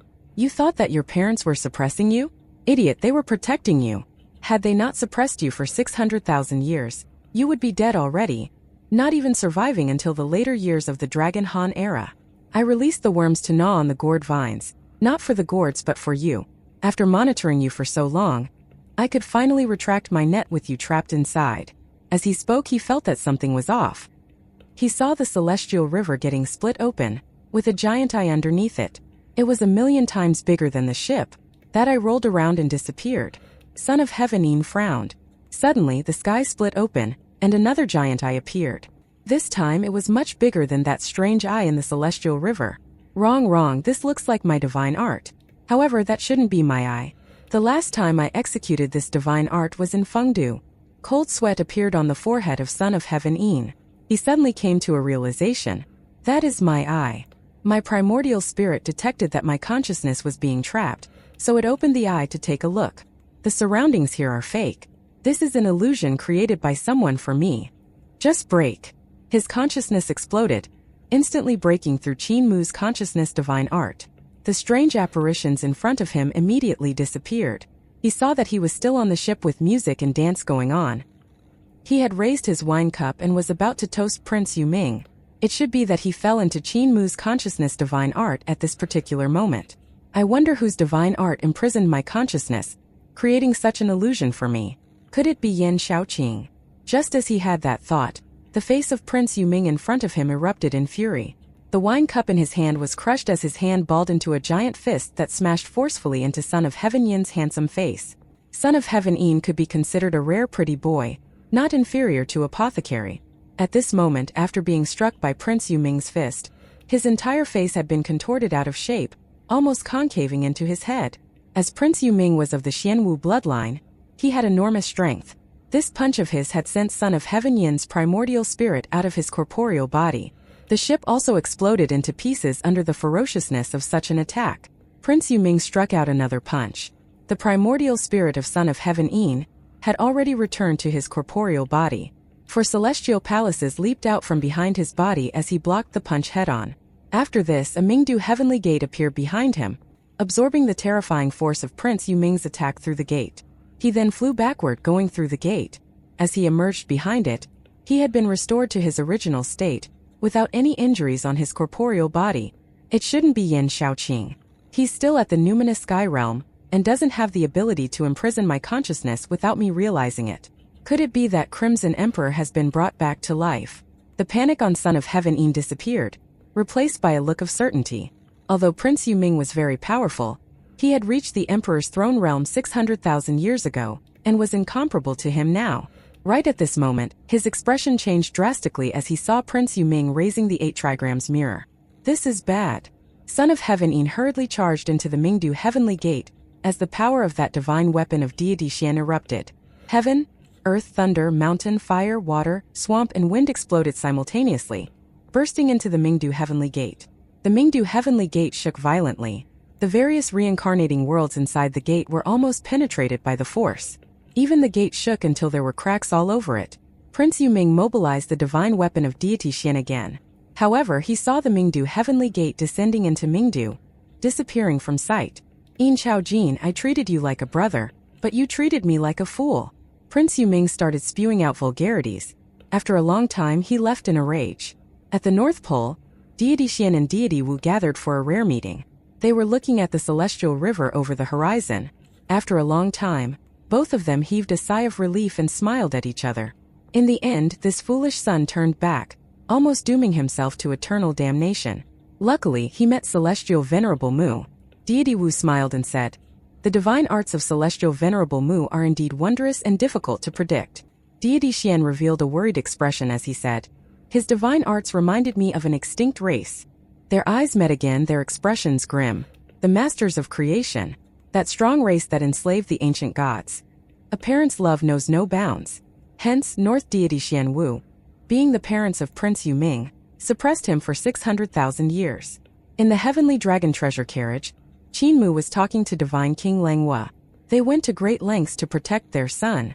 Son of Heaven Yin's plot against North deity Xian Wu was one with great perseverance, lasting 400,000 years. However, he failed and ended up taking a small loss. When I saw him determinately releasing the worms to eat gourd vines, I knew that his purpose wasn't the 5 thunder pots. Divine King Langhua's gaze flickered. She said, "I have gotten some news from the God City near the divine weapon Celestial Venerable Yu. The 10 Celestial Venerables are going to start fighting among themselves soon. I heard this from the gods and devils that are guarding the North Pole. This is terrifying." Qin Mu was greatly roused. He asked, "The 10 Celestial Venerables are going to completely fall out with each other?" "It's over Celestial Emperor's eggshell. Originally, there were 6 Celestial Venerables fighting over it, and they hadn't completely fallen out with each other. However, Celestial Venerable Hao attacked and didn't hide his identity. He wanted the 6 Celestial Venerables to hand over the eggshell. Naturally, they refused to admit that it was in their hands. Hence, Celestial Venerable How wanted to search their bodies. Although Divine King Lang was spoken a casual tone, Qin Mu could feel the dangers in her words. Celestial Venerable How wanted to search their bodies? Celestial Venerable Xiao, Heavenly Lady Chang, and Heavenly Lady Yan were distinguished celestial venerables. He stood up and paced around, pondering as he said, Wrong, wrong, the 10 guards of the celestial heavens, the left and right feathered forest, dragon marshal, divine stratagem, divine awe, and divine marshal, these are under the command of Celestial Emperor. The 10 celestial venerables couldn't possibly be able to mobilize them. They could only be mobilized under the orders of Celestial Emperor. Although these 10 celestial venerables could control Celestial Emperor's corporeal body, they would impede each other and be unable to mobilize the 10 guards. There is something strange going on. Divine King Lang blinked her eyes and watched the way he paced around. She asked, What do you mean? The internal fighting among the 10 celestial venerables is only on the surface. The real objective is to draw the snake out of its lair. Qin Mu stopped walking as he abruptly struck his fist into his palm, creating a loud slap. He solemnly said, If the 10 guards of the celestial heavens weren't mobilized, there would be a chance that this conflict is only between the 10 celestial venerables.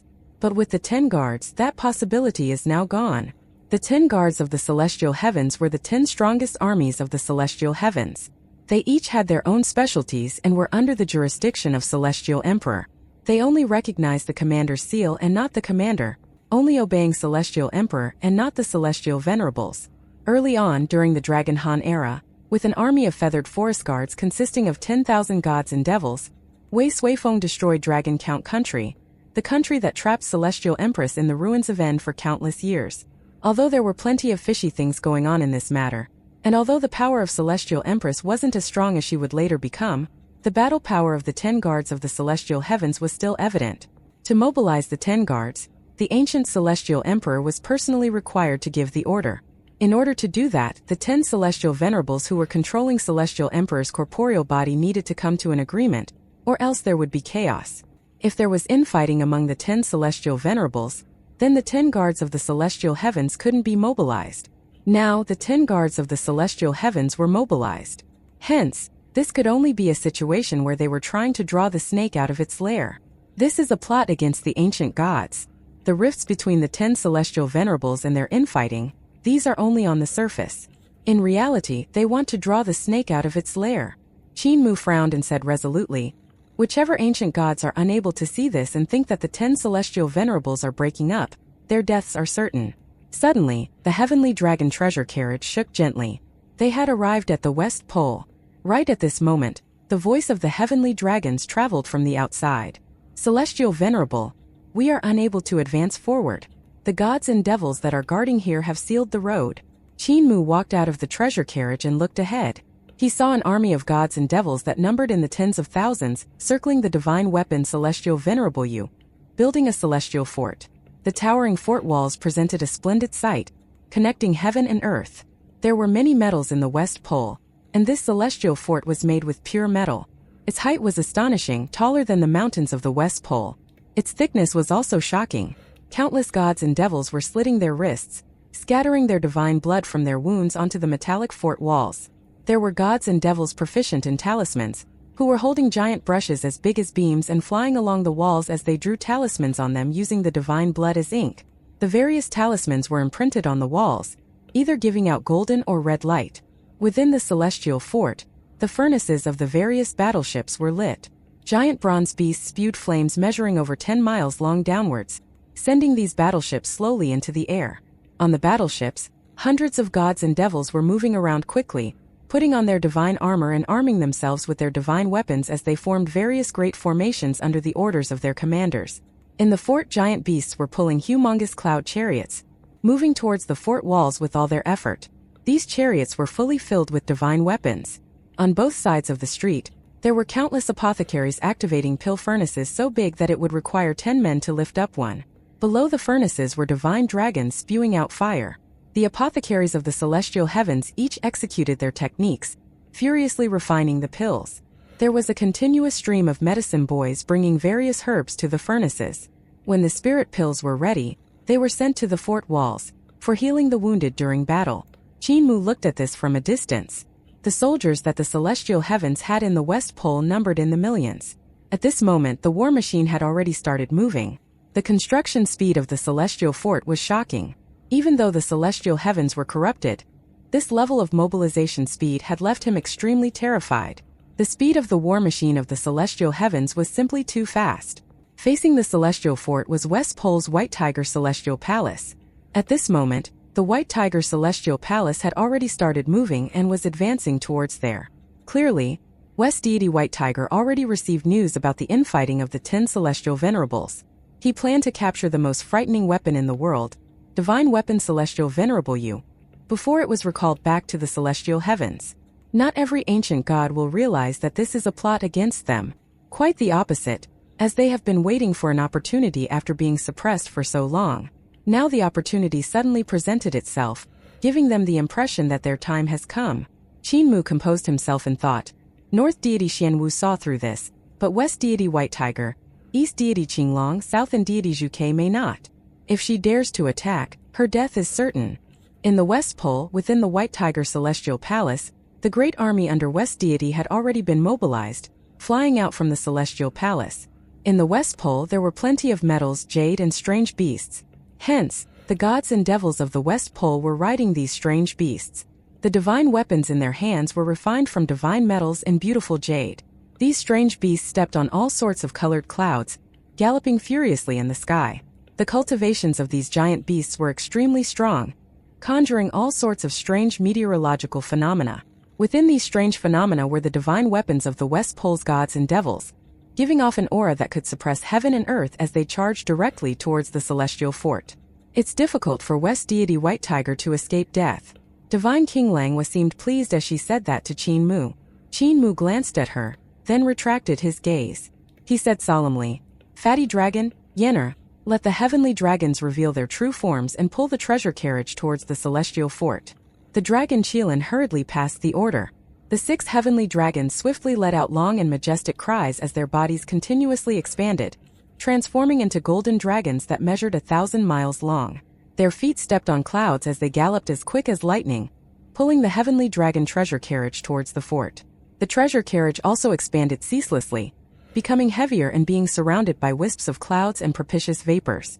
The canopy transformed into a piece of heaven, covering the space above the treasure carriage with swirling galaxies and dazzling starlight. Below, a great flood filled the air as it surged forth, transforming into a celestial river. It flowed straight ahead with no end in sight. There were also Xianwu tortoises and snakes emerging below the carriage, advancing forward with it. Behind the carriage, vermilion birds soared high, boosting the carriage's speed tremendously. The vermilion birds spread their wings as the flame waves behind the carriage glowed and glittered. The flame waves were 3,000 feet long, looking extremely gorgeous. In the treasure carriage, the white tiger pattern flickered, transforming into 2 white tigers that became Qin Mu's throne. Qin Mu had a huge corporeal body, like a god that could suppress heaven and earth. His palms pressed upon the heads of the white tigers, his face revealing a dignified expression. The gods guarding the celestial fort stopped what they were doing as they raised their heads in a daze, looking at this incomparably luxurious treasure carriage that was traveling across the sky. "May I ask which god this is?" The god general guarding the fort hurriedly dashed into the sky and threw himself in front of the carriage, bowing as he asked. The face of Qin Mu was shrouded within the divine light as he ordered, "Yenalong Pai, unfurl the flag of celestial venerable Mu." The dragon Qilin and Yenner hurriedly walked out of the carriage. The dragon Qilin took out a flag and waved it against the wind, and the vigorous vital chi of Yenner surged into the flag. With a swoosh, the great flag fluttered in the wind with a Mu character on it. Upon seeing this, the face of the god general guarding the celestial fort in the West Pole twitched. He then bowed and said, "Oh, it's Celestial Venerable Mu, I have met you before." "Celestial Venerable, I'm the disciple of Celestial Venerable Hong, guarding the West Pole in his name. Currently, West Deity White Tiger is causing trouble. Celestial Venerable, with your priceless body, you shouldn't place yourself in such dangerous grounds. I humbly ask Celestial Venerable to stay away." Qin Mu extended his hand and parted the curtain. His gaze landed on that god general's face. From his lofty position he said indifferently, "Do I need you to tell me what to do? Step back." Cold sweat appeared on that god's forehead. However, he remained in place as he said, "Celestial Venerable, I'm sorry. I have heard that Celestial Venerable is just a god. Although your status is high, your abilities aren't strong. The gods and devils of the West Pole are extremely vicious. I'm worried they might hurt Celestial Venerable. He didn't back down. I'm just looking out for Celestial Venerable's safety. Qin said plainly. Whether West Deity is rebellious is yet to be determined. Who are you to tell me otherwise? Step back and I will give some respect to Celestial Venerable Hong. If you don't, I will deal with you. Even Celestial Venerable Hong would have nothing to say. The eyes of that god rolled wildly. Ultimately, he couldn't decide whether to hold back Qin Mu. Qin Mu saw that the great army of gods and devils were getting closer and began to get anxious. He said angrily, "What nerve you have to block the way of a Celestial Venerable? Yenner, take him down." Yenner flew up and transformed into a dragon sparrow, pouncing at that god. Although that god didn't dare to make a move on Qin Mu, he didn't have such restraints for her. He immediately gave off a loud roar, transforming into a devil god with the lion head. As he shook his head, multiple lion heads appeared. He shouted, "I'm thinking of Celestial Venerable's safety. Hence, I need to stop Celestial Venerable to prevent you from getting hurt by rebels. Celestial Venerable, I'm sorry for being forced to get rough." His abilities were extremely strong, and multiple celestial palaces appeared behind him. His cultivation was higher than Yenner's. That 9-headed lion had impressively cultivated 9 great celestial palaces. His abilities were incomparably powerful. He was about to subdue Yenner when suddenly the eye at the heart of Qin Mu's brows gave out a bright brilliance. He unexpectedly plunged into a daze and didn't manage to react to Yenner, resulting in him getting seriously wounded by her. His 9 heads threw up blood as he fell from the sky. "How dare you block the carriage of a Celestial Venerable? You deserve to die." The dragon Qilin stood on the head of one of the heavenly dragons. His voice boomed like thunder, projecting across the celestial fort as he shouted, "Considering that you're the disciple of Celestial Venerable Hong, we'll spare you. Whoever dares to block the path of Celestial Venerable Mu again, will definitely be killed." Yenner spread her wings as flames covered the sky. The vermilion bird's sacred fire burned ferociously, melting the entire sky. She dragged her long dragon tail behind her, looking sternly at the rising ships below her. The soldiers in the celestial fort felt a chill down their spines. They weren't afraid of her but of Celestial Venerable Mu's name. "Let's go." The voice of Qin Mu traveled over. The 6 heavenly dragons pulled the treasure carriage as it rumbled forward. Soon it went past the celestial fort, moving head-on towards the great army of gods and devils of the West Pole. As Qin Mu watched the great army of the West Pole that was closing in, he heard the sky-shattering sounds of battle ahead of him. He couldn't help but laugh from anger, gritting his teeth until he produced a creaking sound. Although West Deity White Tiger in the White Tiger Celestial Palace saw his carriage and flag, she ultimately didn't recall her troops. Clearly, she was confident of dealing with Divine Weapon Celestial Venerable Yu. Divine King Lang was said plainly, "West Deity is courting her own death and didn't give Holy Infant any personal consideration. Why do you care whether she lives or dies?" Qin Mu got up and walked out of the treasure carriage. He stood on it as his consciousness rippled towards the White Tiger Celestial Palace. "West Deity Celestial Venerable Mu is here to visit. Please recall your troops." There was no response from West Deity within the White Tiger Celestial Palace. Instead, the beats of the war drums became louder. A low-pitched horn sounded, full of penetrative power. It projected across the land, causing the blood in people to rise, and their battle desires to soar. Qin Mu frowned. He turned his head and looked at Divine King Langhua, saying solemnly, "I have already found the location of the ancestral court." Divine King Langhua sighed faintly and stood up. She gently said, "Holy Infant, you have to understand that it was the ancient gods who annihilated my race. West Deity was among them. Are you sure you want me to save her? If the ancient gods are annihilated, there's no possibility for the race of masters of creation to make a comeback." Qin Mu looked into the distance and said, "Now there's still a chance to turn things around. When the ancient gods are extinct, there will be no chance of resisting the celestial heavens anymore." Divine King Lang stood on the carriage as her consciousness rippled. Instantly, the millions of gods and devils from the White Tiger Celestial Palace that were charging towards the celestial fort fell from the sky like rain. The heavenly dragon treasure carriage barged straight through. Wherever it passed, the gods and devils of the West Pole dropped one after another. However, they weren't hurt, it was just that their formations were disrupted. In front of the southern heavenly gate of the White Tiger Celestial Palace, a giant god struck the drum 3 times. Another 2 gods that were in armor came to the gate, shaking the golden ceremonial bell hanging there. The soldier in front of the gate then lowered his banner. The great army of gods and devils of the White Tiger Celestial Palace immediately stopped advancing. The giant god in front of the southern heavenly gate struck the drum again 5 times. All of the gods and devils of the White Tiger Celestial Palace immediately reorganized their formations. The giant god struck the drum again.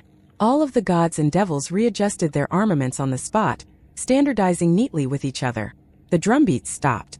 Facing the heavenly dragon treasure carriage was the boundless great army of gods and devils of the West Pole.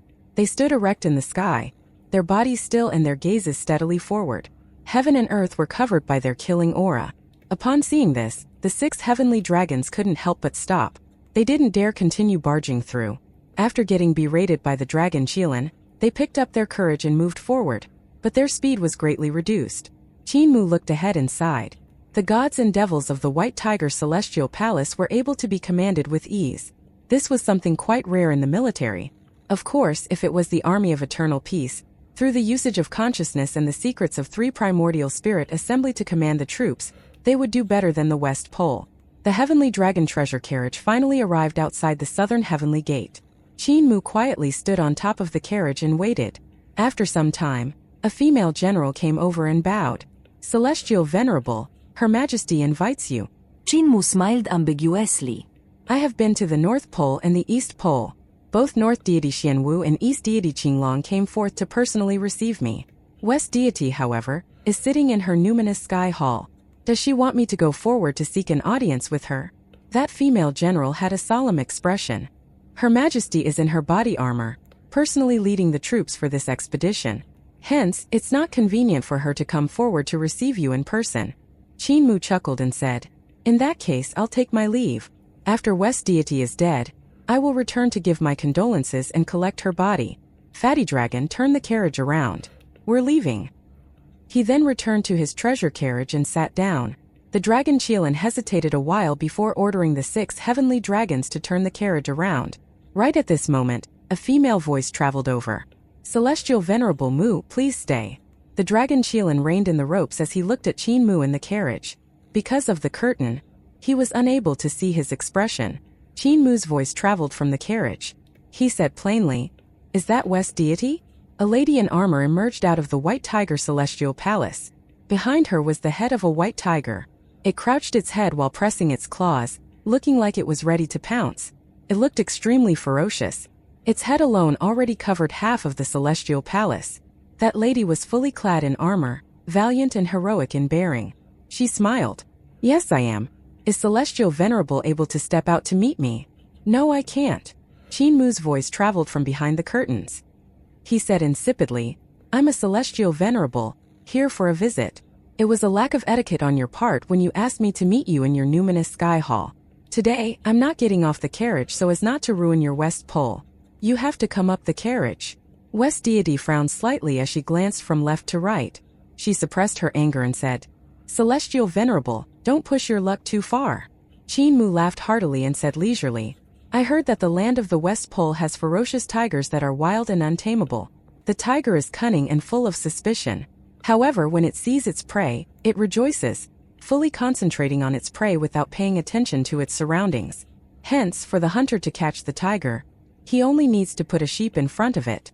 When the tiger pounces onto the sheep, the hunter will kill the tiger, resulting in the tiger losing its life. West Deity flew into a rage as she walked up the carriage, pulling apart the curtains as she entered. Celestial Venerable, if you have any advice, why not say it simply and clearly? At this moment, she noticed that there was someone else in the carriage. Her gaze landed on Divine King Langwa as she thought puzzledly, Celestial Empress? She was astonished.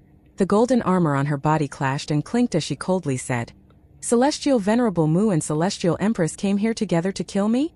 Qinmu raised his hand and said, West Deity, please take a seat. West Deity snorted and sat down, her gaze remaining dead set on Divine King Langwa. Suddenly, she said, You aren't Celestial Empress. There's no such scent on your body. Divine King Langwa's face was expressionless as she said faintly, In that case, who does West Deity think I am? West Deity continued staring at her, as though she was scrutinizing her origins. West Deity, do you know the day of your death has arrived? Qinmu smiled as he said, You have mobilized your troops, planning to attack the Celestial Fort in front of you. When the 2 armies meet, it will be the day of your death. Celestial Venerable Hong has plotted this for a long time, waiting for you to enter his trap. Once your West Pole's great army of gods and devils arrives at the fort, his primordial spirit will enter the divine weapon Celestial Venerable You. Within a few rounds you will fall on the spot. West Deity moved her gaze away from Divine King Langwa. She opened the carriage window and looked at the divine weapon Celestial Venerable You, which was behind the celestial fort over the horizon. You mean that Celestial Venerable Hong is already here? You're wrong. I have received news that, at this moment, the 10 celestial venerables are in the celestial heavens impeding each other. Given the threats from one another, they are unable to escape. As for you, you came here with this Dao friend hatching a sinister plot. I believe you would enlist her help in getting rid of me. She laughed coldly and said, I'm able to feel the killing intentions from her. Qin Mu cried out, why would I want to get rid of you? I have no grudges against you. You need to borrow my power to give yourself a path of retreat. I also need to borrow your power to resist the celestial heavens. If we work together, both will benefit. If we don't, we will both suffer. My trip here was to advise you not to court your own death. Actually, it wasn't me who saw through this plot against ancient gods. It was North Deity Xianwu who actually saw through this trap, hence sending me here to warn you. When West Deity heard that it was North Deity Xianwu who had asked him to warn her, her suspicion vanished. She probed. Did North Deity Xianwu really ask you to come? Qin Mu nodded with a smile on his face. If West Deity doesn't believe me, you can send your men to the North Pole to verify. West Deity was skeptical. She opened the carriage window and summoned a female god general, giving her some instructions. That female god general hurriedly bowed and went on her way. Qin Mu said leisurely, it will take a few days before she returns. Why not call back your troops first? When Celestial Venerable Hong realizes that there's no hope of killing you, he will know that you have seen through his plot. Hence, there will be no need to continue hiding. I will then ask him out, and he will definitely show himself. The corners of West Deity's eyes twitched. She opened the window again to pass her instructions. The gongs of retreat rang from outside, and the great army of gods and devils of the West Pole fell back. Even their withdrawal was in an orderly fashion. Qin Mu rose and came to the side of Divine King Langwa. He opened the other window and looked outside, exclaiming his admiration endlessly. Celestial Venerable Mu, what do you think of my troops? West Deity smiled as she said. Qin Mu said sincerely, indeed they are strong soldiers, a rarity under the heavens. They are a little inferior to Eternal Peace, but they're still not weak. West Deity was unhappy. A tiny place like Eternal Peace also has strong troops? Your Majesty, Eternal Peace carried on the work of founding emperor, and the pupil has outdone the master. Based on battle power, naturally, it's unable to match up to the West Pole. However, based on battle formations, West Pole is far behind. Qin Mu walked out of the treasure carriage and said loudly, Celestial Venerable Hong, since you're here, why not reveal yourself and meet us? He mobilized his consciousness. When his voice reached the celestial fort, it transformed into rolling thunder. West Deity stood beside the window, looking at the divine weapon Celestial Venerable You. It remained still. West Deity then looked at Qin Mu, who was outside the carriage, and her pupils contracted slightly. Divine King Langwa gave a cough. West Deity's pupils then relaxed as she smiled. Dao friend, you give me a familiar feeling. Have we met before? Divine King Langwa said. Maybe we have met before. Maybe not. West Deity's gaze flickered. You are strange. The more I look at you, I think you look like... Suddenly, her pupils contracted again. She quickly turned her head and saw the divine weapon Celestial Venerable You opening his eyes. A wave of white light burst forth, looking like a bridge of light. Its brilliance was brighter than 1,000 suns. This bridge fell onto the White Tiger Celestial Palace's southern heavenly gate, pressing upon the top of the gate. West Deity balled up her fists tightly as she sneered ceaselessly. An elder with a white beard and brows, who was wearing a white robe, was walking on that bridge of light towards where they were. His sleeves fluttered with the wind, looking free and easy. However, it seemed that his body was extremely heavy. When he was halfway through the bridge, the southern heavenly gate of the White Tiger Celestial Palace was crushed by the bridge until it creakily sank into the ground. The entire White Tiger Celestial Palace was tilted by the sheer pressure, and it descended continuously. By the time that white-robed elder had reached the front of the Heavenly Dragon treasure carriage, the White Tiger Celestial Palace had been pressured until it landed on the ground, while the southern heavenly gate had already sunk into the earth. In a daze, West Deity watched the elder who was approaching, her body trembling slightly. Qin Mu bowed to receive him. Celestial Venerable Hong, you were meditating peacefully before I interrupted you. I'm sorry about that. Celestial Venerable Hong hurriedly returned the courtesy, laughing heartily as he said, "Dao brother, you are the only surviving founding elder of the Heaven Alliance. When you call for me, it's a must for me to wake up." Qin Mu raised his hand and laughed. "Dao friend Hong, let's speak inside the carriage. West Deity is also waiting inside for you." Celestial Venerable Hong bowed and said, "Dao brother, after you." Qin Mu entered the carriage as Celestial Venerable Hong followed behind. Qin Mu invited him to take a seat. Celestial Venerable Hong hurriedly bowed, sitting only after Qin Mu had returned to the main seat. He cupped his hands first towards West Deity, then towards Divine King Langhua and laughed heartily. "Dao brother, in this little treasure carriage of yours, you have gathered the major figures of the ancient primordial era, the distant ancient era, and the present era. This is truly unusual. West Deity came from the ancient primordial era, as did Divine King. Dao brother is from the present era, while I'm from the distant ancient era." Piak. The armrest of the treasure seat of West Deity had been crushed into pieces as she stood up. She stared at Divine King Langhua in front of her, speaking in a hoarse voice. "Ancient primordial Divine King? Sit down!" Qin Mu shouted in rage as he slapped his armrest. West Deity looked at Divine King Langhua, then at Celestial Venerable Hong, and understood it was difficult for her to escape this predicament. She couldn't help but snort in anger as she sat back down. The Heavenly Dragon treasure carriage jolted and shook violently as the 6 heavenly dragons outside wailed. Qin Mu felt a wave of pain.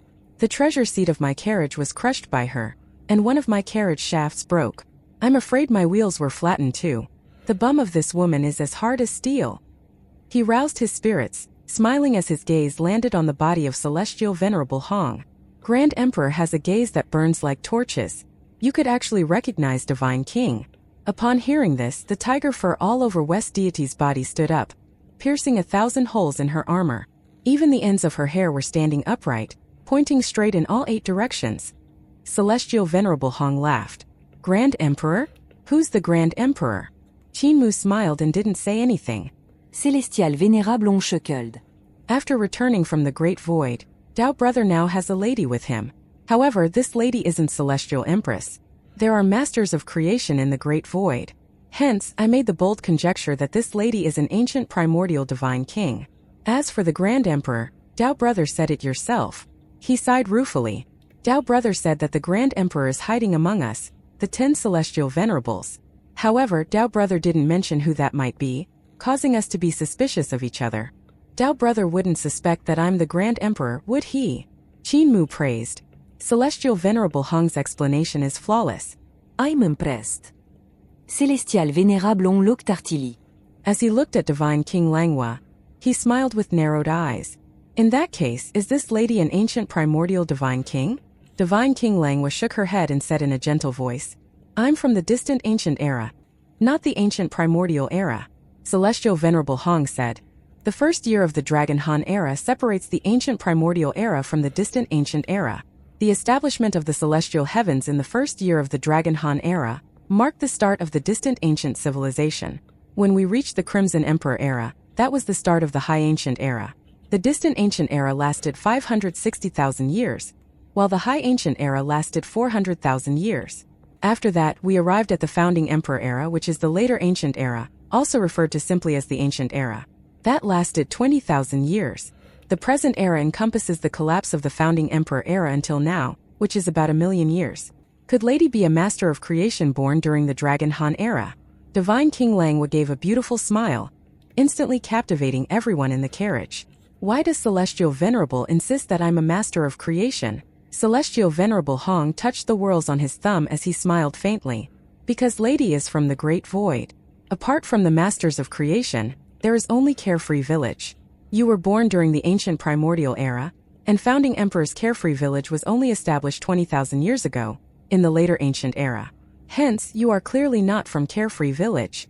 West Deity had been staring intensely at Divine King Langhua. Upon hearing these words, she got anxious again. Qin Mu laughed heartily and leisurely said, "Celestial Venerable Hong, I didn't invite you here to discuss where my sister is from. Since you aren't the Grand Emperor, then it's not relevant to you whether she's a master of creation or a divine king. I invited you here to tell West Deity that had she attacked your celestial fort earlier, in order to steal your divine weapon Celestial Venerable you, she would be dead by now." West Deity's heart tightened as she remained silent. Ever since Celestial Venerable Hong entered the treasure carriage, he had been in control. He had cast aside the matter of his plot and successfully stirred up hostility between him and Divine King Langhua. However, Qin Mu had now managed to change the topic back. When faced with these two old wily foxes, West Deity felt that it was best for her not to say anything. The more she said, the more mistakes she would make. The more she did, the faster she would die. Even for Divine King Langhua, who was sitting there quietly, she was unable to see through her. She now discovered that among the four in this carriage, she was the simplest. Qin Mu got up and said, "A catastrophe has been averted, dissipating into nothingness. Celestial Venerable should be going back then." Celestial Venerable Hong also stood up, putting on the appearance of a kind-hearted old man. He then chuckled. "Dao brother, you have thwarted my plans. However, as you are my senior, there's nothing I can do. I will need Dao brother to compensate me in the future." "Well said, well said." Qin Mu sent him off saying, "Since I thwarted Dao friend's plans, I will give you a piece of information as compensation. The ancient Celestial Emperor is hiding among the 10 Celestial Venerables, and so are Celestial Empress and Mistress Yuanmu." The body of Celestial Venerable Hong shook slightly as he turned around. He smiled ambiguously. "Though it makes sense, this piece of information has nevertheless stunned me. Mother Earth is already so hard to kill, not completely vanquished, as she has continued to wreak havoc. Not to mention Celestial Emperor, who is far superior. However, although this piece of news is pretty valuable, it's insufficient to compensate me for my loss. The West Pole is one of the 4 extreme heavens. Being one of the 4 poles of the universe, it's definitely not insignificant." Qin Mu said leisurely, "What if I told you Gong Yun is also among the 10 Celestial Venerables? Is that sufficient?" "Who is Gong Yun?" Celestial Venerable Hong asked puzzledly. "Unless it's Celestial Venerable Gong?" Qin Mu looked at him, paying attention to his subtle expressions. He was unable to see any concealment on his part. Gong Yun is also called Xian Fu, and she was one of the 3 divine kings in the ancient primordial era. She was the wife of the Grand Emperor, and had God Emperor Lang Xian with the ancient Celestial Emperor. Celestial Venerable Hong's heart shuddered. He chuckled. "The 10 Celestial Venerables actually have so much fishy business. To think that I have called them my Dao friends for hundreds of thousands of years. I actually had no idea of their history. I've learned and benefited much from you." Qin Mu still couldn't see anything wrong with his expression. He quietly thought, "This is what village chief calls old and experienced. Not giving the game away, unfathomable. Dao friend Hong, I have thwarted your plan this time, and it's hard to compensate you adequately with these 2 pieces of information. In the future, I will definitely return this favor." Qin Mu said with great sincerity, "Dao friend, put aside the West Pole for the moment and revisit again in the future." Célestial Vénérable smiled. "It's not that I don't trust Dao brother, but since you owe me a favor, I need you to provide a written pledge." Qin Mu took out paper and brush and wrote down a pledge. Celestial Venerable Hong floated away after taking the written pledge. Qin Mu watched as he left. He then returned into the carriage and saw that West Deity was still staring at Divine King Langhua. Divine King Langhua had an indifferent expression, allowing West Deity to freely look at her. Qin Mu sat down with a sunken expression. West Deity said coldly, "In that case, Celestial Venerable Mu, is this lady a master of creation?" "Enough!" Qin Mu flew into a rage as he shouted, "If not for your rash act wanting to capture the divine weapon Celestial Venerable you, would I be so passive in front of Celestial Venerable Hong? I have even given him a written pledge, owing him a favor and not knowing how to repay him in the future. I have helped to protect your West Pole and your life. What more do you want?" West Deity blushed and smiled. "You brute, why do you lose your temper so easily? You have no subtlety. People say that Celestial Venerable Mu is as crafty as a fox and as tricky as a rabbit. I think you're more like a lion, scaring people until their hearts thump violently." Qin Mu's expression softened as he said gently, "I didn't lose my temper but am worried about West Deity sister's safety. If not, would I dare to offend Celestial Venerable Hong and thwart his plans? Sister, please don't get mad at me." West Deity got up and said with a serious expression, "This time I was indeed too rash. It was my fault. Luckily you arrived on time, or else the consequences would be unimaginable. Please accept my apologies." After saying that, she actually bowed at Qin Mu for forgiveness. Qin Mu was shocked. He hurriedly stepped forward to help her up. The ancient gods were often proud and arrogant. Although Earth Count and Qin Mu had a good relationship, he still had his ancient god's haughtiness in his bones and didn't think much of post-celestial life forms. Naturally, he wouldn't take the initiative to admit to his mistakes. There were some who were like East Deity Qinglong. Not only did he look down on post-celestial lifeforms, he even treated his own children as tools, without any thoughts for kinship.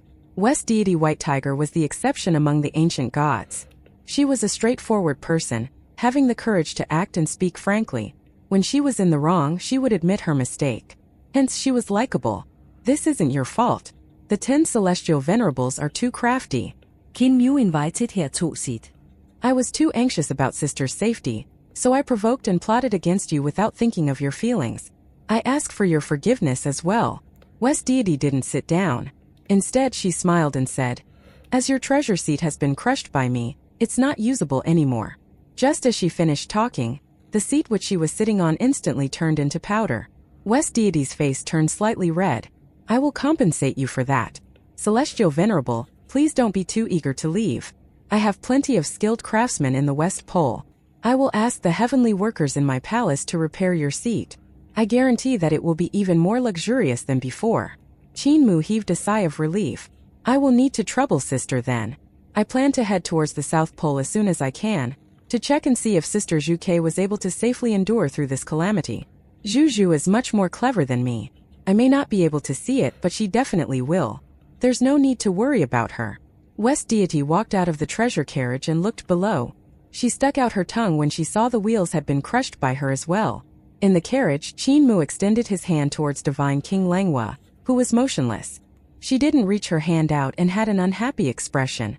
Qin Mu continued to keep his hand extended, but Divine King Langhua shut her eyes. After some time, she opened them and placed her hand in his palm. Qin Mu pulled her up gently. Divine King Langhua withdrew her hand and walked towards the outside of the carriage. Sir Qin, should I refer to you as Holy Infant or Celestial Venerable Mu? Qin Mu parted the curtains and smiled. Sister is angry. You look a little human-like when you're angry. Divine King Langhua sighed and walked out of the treasure carriage. You still haven't answered my question. West Deity was commanding the gods of the White Tiger Celestial Palace to pull out the southern heavenly gate, which was buried underneath the ground.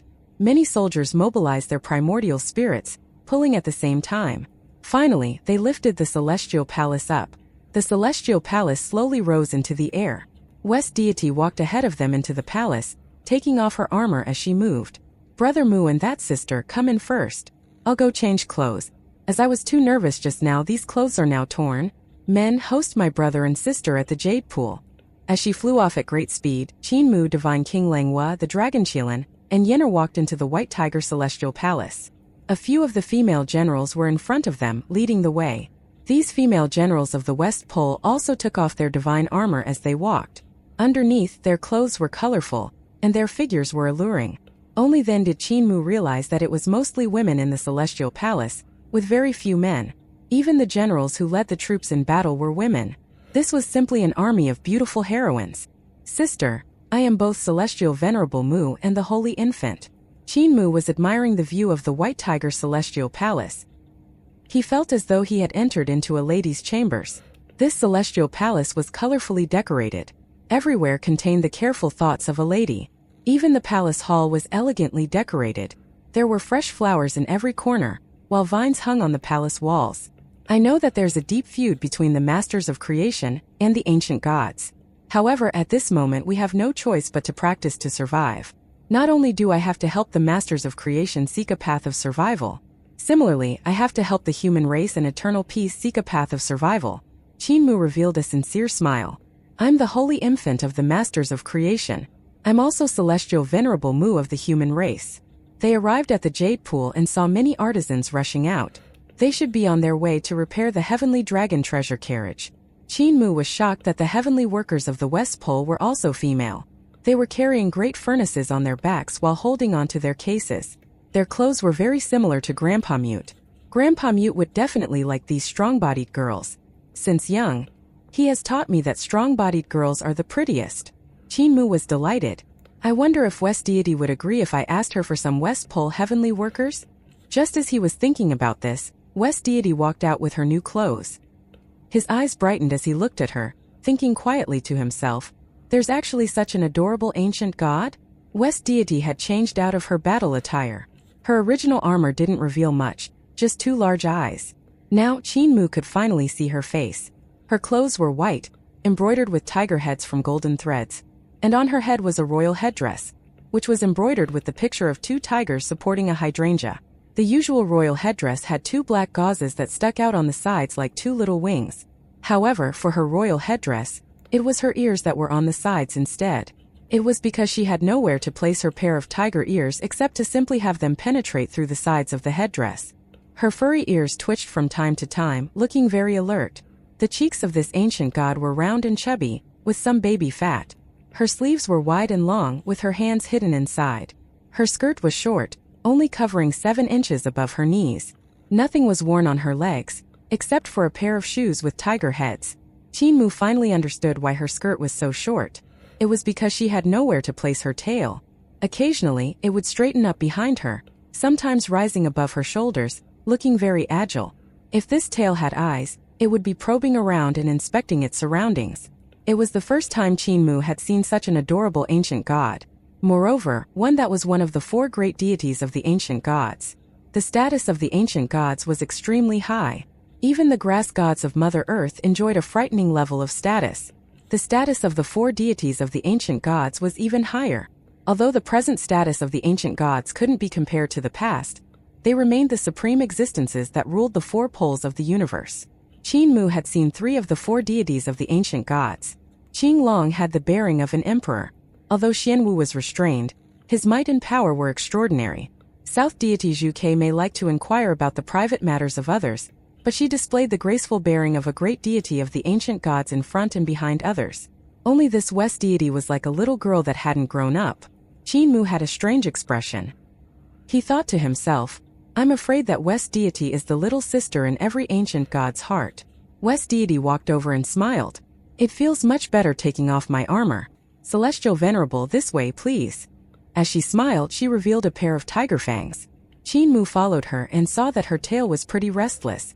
At times it would coil around her waist, and at times it would climb onto her shoulders. There were even times when it would sweep across the branches and plants beside them. I didn't see her tail when she was in her armor. I wonder where she hid it.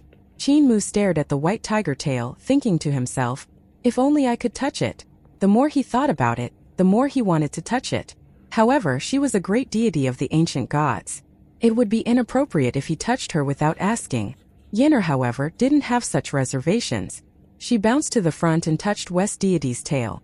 West deity chuckled as her tail propped up Yennefer's chin.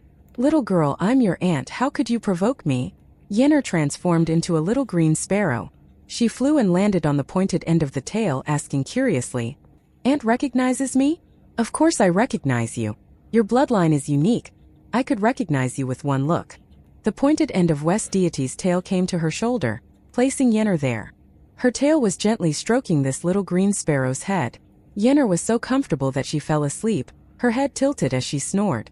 West deity brought them up the Jade Pavilion to admire the view. The Jade Pavilion of the White Tiger Celestial Palace was different from what Qin Mu imagined. There were many smelting tables lined up along the Jade Pool. The furnaces here operated day and night, causing the air around the place to be hot. Qin Mu inspected these smelting tables and said in shock, these are the specifications of the heavenly works from the founding emperor era. Has founding emperor been here before? Yes, he has been here before. West deity spotted a giant wooden pillar and immediately flew over. Her 2 hands reached out from her sleeves, revealing sharp tiger claws. She scratched the wooden pillar with lightning speed. After which, she rested lazily on top of that wooden pillar. Founding emperor brought along a handsome young man named Li Yuran. He was extremely charming and mesmerized the girls in my palace. The smelting tables here were designed by him. When I said there shouldn't be any forging by the Jade Pool, these girls protested. Therefore, I have no choice but to allow them. She looked rather helpless. There are plenty of divine metals and beautiful jade in the West Pole, and I'm the ancient god of war. Building these smelting tables wasn't a bad idea. In any case, we will have uses for them. This Li Yuran was sent by Qin Yi to learn forging and smelting from me. However, my technique is about absorbing the gold qi, and he was unable to master that. On the contrary, I learned some divine weapon forging techniques from him. However, I'm not as proficient as him. Li Yuran was Sakura Buddha, heavenly king of war of the founding emperor celestial heavens. His abilities weren't considered strong among the 4 great heavenly kings, and could even be regarded as the weakest. However, his reputation as Heavenly King of War was well deserved. It would be very difficult for Mute to surpass him in the path of forging. However, Mute and Blind were cooperating to incorporate the consciousness divine arts of the Masters of Creation, creating the techniques of microscopic forging. If their research was successful, they could surpass Li Yuran in the path of forging. The female heavenly workers who had headed off to repair the heavenly dragon treasure carriage were now hauling the carriage back. They placed it by the jade pool and began to survey and map out the structure of the carriage. Qin Mu and West Deity stepped forward to take a look. They saw that these strong-bodied women were skilled with their techniques and dexterous with their hands. Clearly, they had been trained by Sakra Buddha Li Yuran. Qin Mu was very satisfied. Grandpa Mute would like them very much if he saw them. West Deity, now that Eternal Peace has delegated forging as one of the foundations in building the country, we will have a need for these heavenly workers. If West Deity could send some of the West Pole's heavenly workers to help out, I would definitely engrave it in my heart. The more Qin Mu looked at these girls, the more he liked them. Eternal Peace is also quite successful in the path of forging. We have plenty of skilled craftsmen. If West Deity could send some female heavenly workers, they could complement each other's strengths. West Deity shook her head and laughed. You are trying to cheat me again. I have heard of Eternal Peace. You all are creating divine weapons for the celestial heavens. If I send my heavenly workers to Eternal Peace, wouldn't I be helping to grow the power of the celestial heavens? This is considered giving supplies to the enemy. Qin Mu laughed. West Deity, this is where your knowledge is shallow. From the complete collapse of the founding emperor era until now 20,000 years have passed. However, there has been no improvement in the forging techniques of the West Pole. In terms of scale, the forge of the West Pole is equivalent to 3 of Eternal Peace's manufacturing factories. In terms of techniques, there are no significant accomplishments, merely carrying on what you have inherited during the founding emperor era. Eternal Peace can build divine weapons for the celestial heavens, but it can also build these for itself. As long as there is continuous development, its scale will continue to grow, and its techniques will continue to get stronger. He smiled faintly. I can make a bet with your majesty. The person to refine the path of forging until it's able to imprint the void and become an everlasting great Tao will be someone from Eternal Peace. It will never be Li Yuran or someone from the West Pole. West Deity was skeptical. Li Yuran's path of forging is peerless. What abilities does Eternal Peace have? Qin Mu reached out his hand, and a divine hammer flew into it. The path of forging in Eternal Peace isn't as simple as forging divine weapons. It can manipulate physics, hence creating a path of attack. I invite your majesty West Deity to draw out a divine weapon. West Deity clapped her hands, and a female heavenly worker took out a divine weapon. Qin Mu swung his hammer towards that female heavenly worker.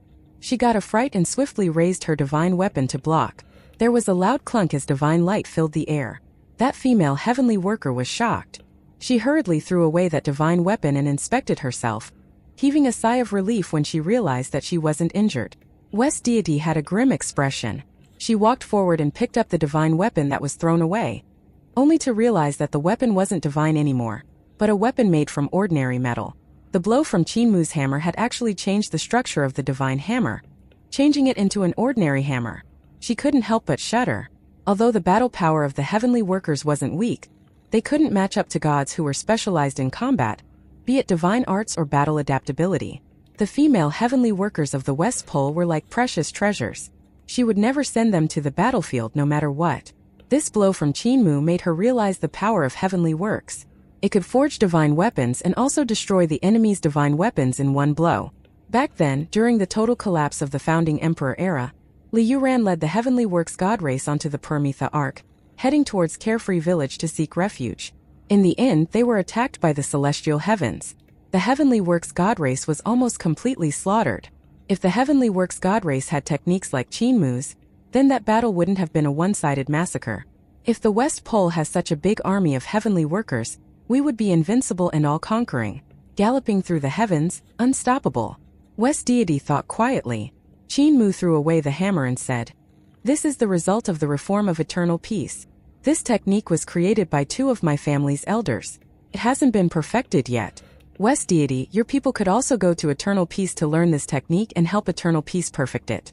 This is the real Heavenly King of War, the real domination of battle." West Deity pondered for some time before saying sorrowfully, "This reform will undermine us, the ancient gods." Suddenly, her tears fell like rain. She choked as she said, I'm an ancient god of war. I believe that this path of forging that you created will dominate wars, and I will be the first to be killed. I feel that I'm going to die. Qin Mu looked at her calmly and explained to her patiently, Good sister, earlier you almost died at the hands of Celestial Venerable Hong, and I was the one who saved you. If I wanted to harm you, would I do that? West Deity hugged her tail and cried. Qin Mu was put on a spot. He shouted, Stop crying. West Deity raised her head while still hugging her tail, looking at him with tearful eyes. Qin Mu's heart immediately softened as he said gently, Don't worry. I'm the invincible great wizard. Even if you're dead, I have the means to bring you back to life. Relax. Who knows, after you've died, you may be able to break free of the restraints of the ancient gods, gaining freedom. When that time comes, you'll be able to grasp the path of forging. Who would be able to kill you then? You swear. I swear to Earth Count. West Deity turned from grief to joy as she stood up happily. Divine King Lang was stood at the side, smiling coldly. She said indifferently, Holy Infant is pretty good at coaxing girls. Qin Mu said gently, Sister Langhua, doesn't work on me. Divine King Langhua turned around and stepped away. I don't trust that the great deity of the ancient gods would have such simple thoughts. Qin Mu's heart tightened. The conflict between the ancient gods and the masters of creation was indeed the greatest problem in front of him. Although there were conflicts between the 10 celestial venerables, they weren't as serious as the feuds between the ancient gods and the masters of creation. He was treading on thin ice now. If he wasn't careful, he could be facing eternal damnation. Qin Mu had the same suspicions in his heart. As the ancient god of war, West Deity couldn't be that simple. However, to him, whether or not West Deity was simple was unimportant. What was important was that he had to ensure the survival of West Deity, and he had to ensure that the heavenly workers of the West Pole would head to eternal peace. There were many artisans in eternal peace, but at present, there were few divine artisans that could be considered heavenly workers. The new generation was still being nurtured, and thus it was necessary for the top-notch heavenly workers of the West Pole to head down to guide and train them. Although Qin Mu and Sakura Buddha had a very good relationship, Sakura Buddha was ultimately still founding Emperor's god of war, and since he was still troubled by matters of the heart, his current whereabouts were unknown. After going through the calamity of eternal peace, Qin Mu understood that Sakura Buddha wasn't to be counted on, and that the wisest move would be to nurture the local talents from eternal peace instead. During the early period of the founding emperor era, a big group of followers gathered with founding emperor to venture into the world together. They were nobodies back then, but later on, these people became his 4 great heavenly kings and 4 great heavenly teachers, and their reputation shook the world. Yet, in that period, the famous individuals of the High Emperor era didn't take charge of any matters of priority during the founding emperor era, nor did they achieve any significant accomplishments. This could be a reference that eternal peace could look to. Qin Mu and West Deity discussed and decided on the number of heavenly workers who were to head towards eternal peace. Only after personally watching these heavenly workers enter the spirit energy mutual shift bridge, while carrying the furnaces and divine weapons, did he feel at ease. The remaining heavenly workers then worked on the heavenly dragon treasure carriage.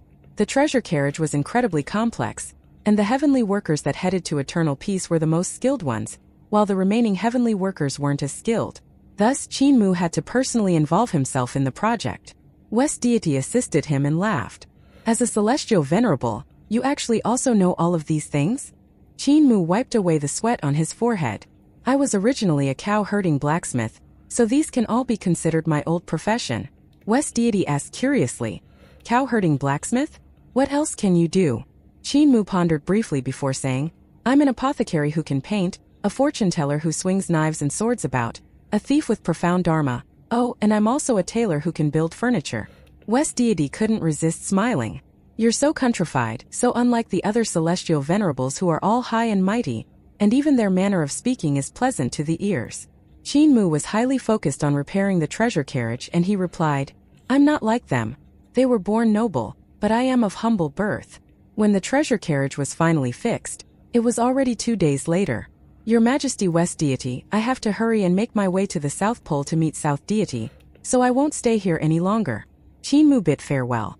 The 10 celestial venerables of the celestial heavens look to be in conflict on the surface, but they are actually trying to scheme against you all. I have to go to the South Pole to check on South Deity's safety. West Deity didn't ask him to stay and replied sincerely, When you reach the South Pole, do report to me on your safety. Qin Mu agreed. Divine King Langhua had already boarded the treasure carriage, and West Deity came forth to send them off. She glanced at the female divine king in the carriage and asked in a low voice, "Celestial Venerable, is she really a divine king of the masters of creation?" Qin Mu hesitated for a while before he replied, "I have met Earth Count with her." West deity pondered over it. "Since Earth Count knows her identity, then I have nothing to say. Earth Count is a lot cleverer than us four deities. In his entire life, he only suffered a great loss at the hands of Celestial Emperor. However, I would also like to remind Celestial Venerable, you aren't familiar with the ancient primordial era, but I am, and I'm extremely fearful of it. The masters of creation were the dominators of the ancient primordial era, and even the ancient gods were dominated and enslaved by them. The ancient gods were also dominated and enslaved by the masters of creation." Qin Mu felt alarmed by this. He looked towards the attractive face of the unrivaled beauty in the carriage, only retracting his gaze after a while. He then continued, "Your Majesty, there's no need to see me out any further." He boarded the treasure carriage, and the dragon Qilin transformed into a human form to drive the carriage while Yenner stood by his side. The dragon Qilin gave a sudden yell, and the heavenly dragons leaped into the air, flying towards the spirit energy mutual shift bridge behind the celestial fort. Divine King Langwa's gaze was soft as she looked out the window and said, "What West deity told you, do you believe it?" Qin Mu's gaze landed on her face, and with a calm expression he replied, "Does Big Sister think that I should believe it?" Divine King Langwo was silent. "I believe it."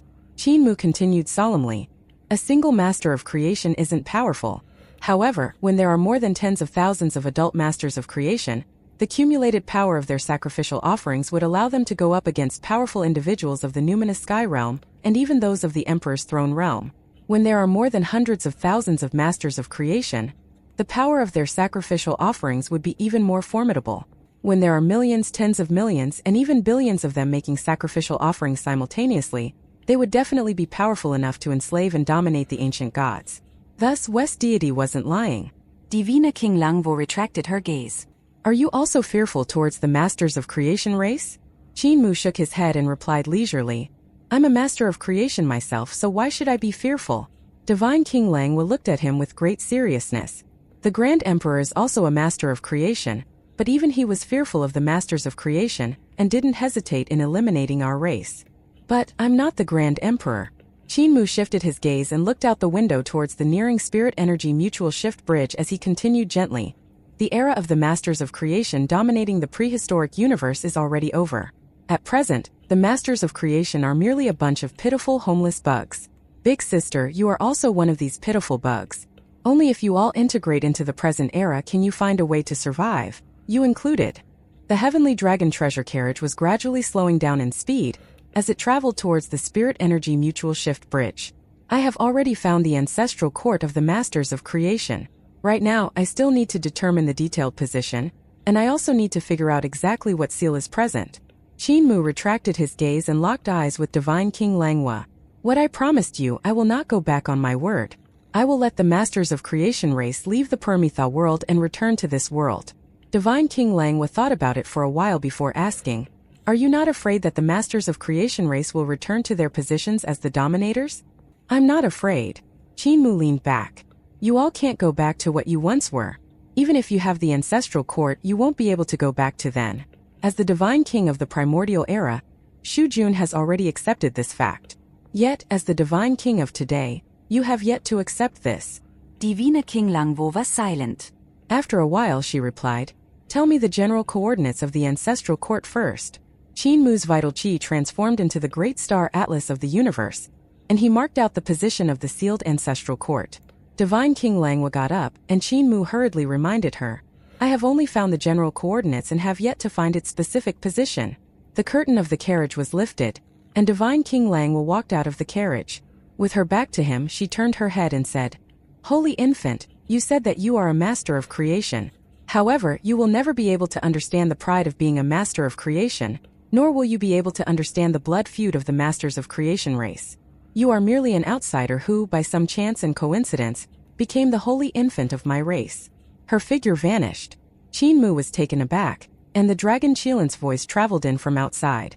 "Cultmaster, are we going to enter the spirit energy mutual shift bridge, or are we going to wait for her to return?" Qin Mu replied indifferently, "There's no need to wait. Let's go." The dragon Qilin felt puzzled, and he turned around to look into the carriage.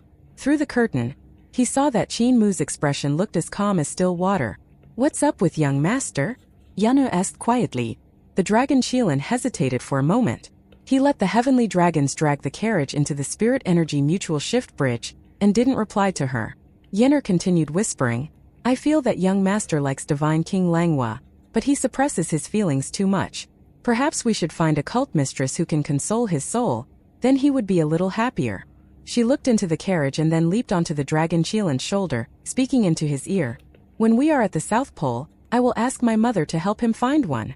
The dragon Qilin shook his head. "That's not the reason. I'm controlling the carriage. You can go in and tell Cult Master that he's right." Yenner asked in bewilderment. "That phrase is sufficient? The girl that young master likes is also not me, so it's most likely useless if I'm the one saying it." The dragon Qilin was helpless and let her control the carriage instead while he revealed his true form and walked into the carriage. Within the carriage, Qin Mu had his eyes shut as two streams of clear tears rolled down the corners of his eyes.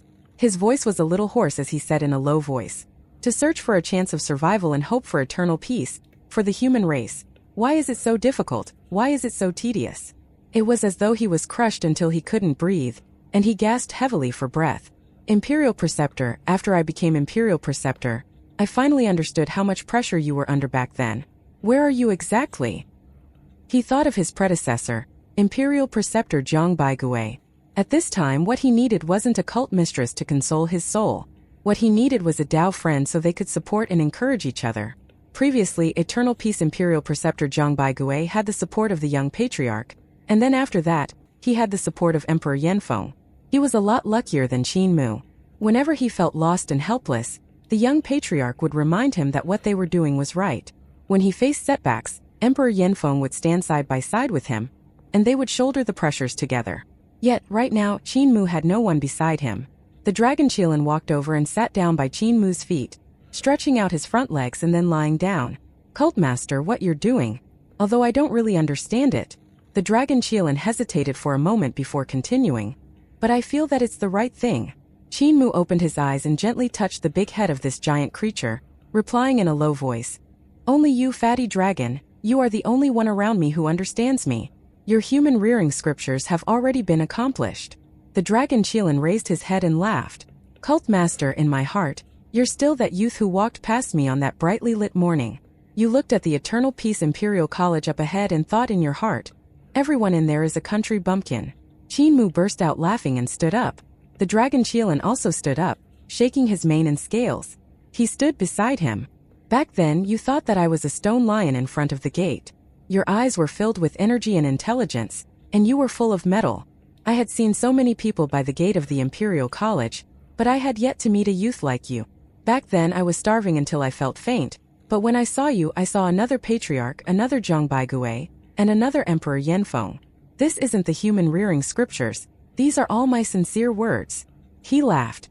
"I didn't follow you solely because you can refine spirit pills, nor do I stick around shamelessly just to get spirit pills to eat off you. There are so many apothecaries who can refine spirit pills all across the world, but there's only one young cult master of the Heavenly Saint cult. On you I saw a trailblazing spirit, a spirit that feared neither heaven nor earth. For others the heavens are the greatest while they come second. However, for you, you think of yourself as the greatest and the heavens come second. Your confidence is so great that it captures the attention of everyone. You are the overlord body," the dragon Qilin continued. "You will forever be that young cult master who is full of metal and who fears nothing and will never be struck down or crushed." The troubled expression on Qin Mu's face was wiped away as he mumbled, "Yes, I'm the overlord body. I will never be crushed. My heart will never age. I'm still that young cult master." The heavenly dragon treasure carriage came to a gentle stop, and Yenner's joyful voice could be heard. "Young master fatty dragon, we have reached the South Pole." Qin Mu was full of vigor as he walked out of the carriage. The dragon Qilin revealed a smile and followed after him with quick steps. The heavenly dragon treasure carriage traveled out of the spirit energy mutual shift bridge. Qin Mu stood up and looked out from the carriage, taking in the stream of flames that stretched out for millions of miles. It was incredibly gorgeous. In the skies, one could see the sun that was a short distance from the ground. Flames flew out from the center of the sun, resembling vermilion birds with their wings outstretched as they flew past the earth.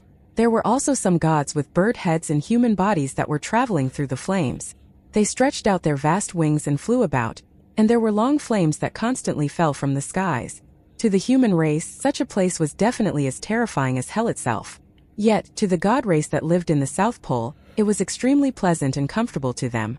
Qin Mu furrowed his brows slightly as he looked at the gods who were flying after the streams of sun flames. They weren't of the vermilion bird god race but were the gods from the celestial heavens. Also, although the flames that fell from the sky came from the sun, they weren't solar prominences. Instead, they were created by attacks towards some unknown things. The gods had made use of their divine arts to borrow the power of the sun in creating these attacks. It greatly resembles the divine art of the great sun sovereign. Qin Mu felt his heart jolt a little. The great sun sovereign Dan Fenglai is a disciple of ancestral god king. Ancestral god king's divine weapon celestial venerable you should be in Xuandu, and great sun sovereign can't possibly have come here. Then, who does this great army that can control the power of the sun belong to?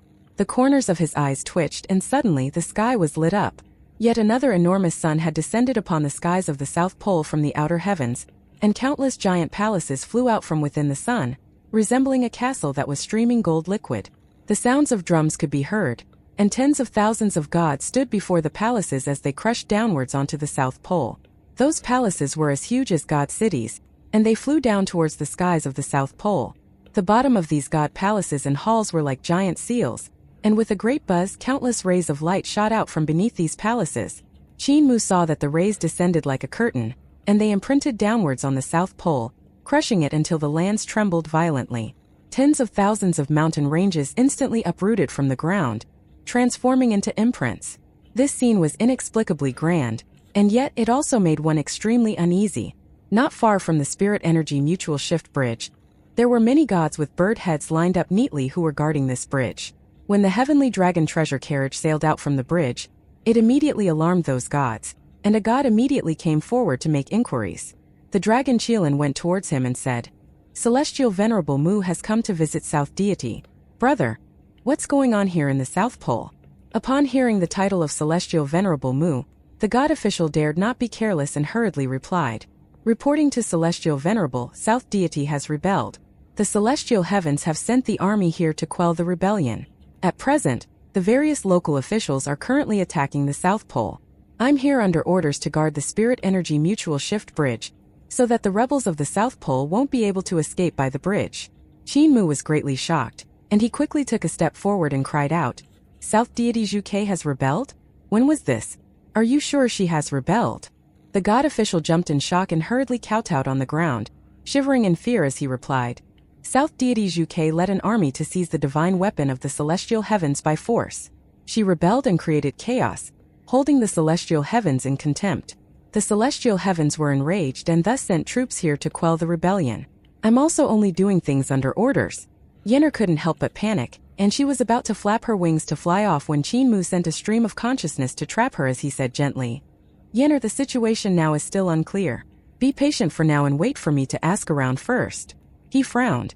South Deity Zhuke was definitely not an ancient god who liked to do things with brute force like West Deity Baihu.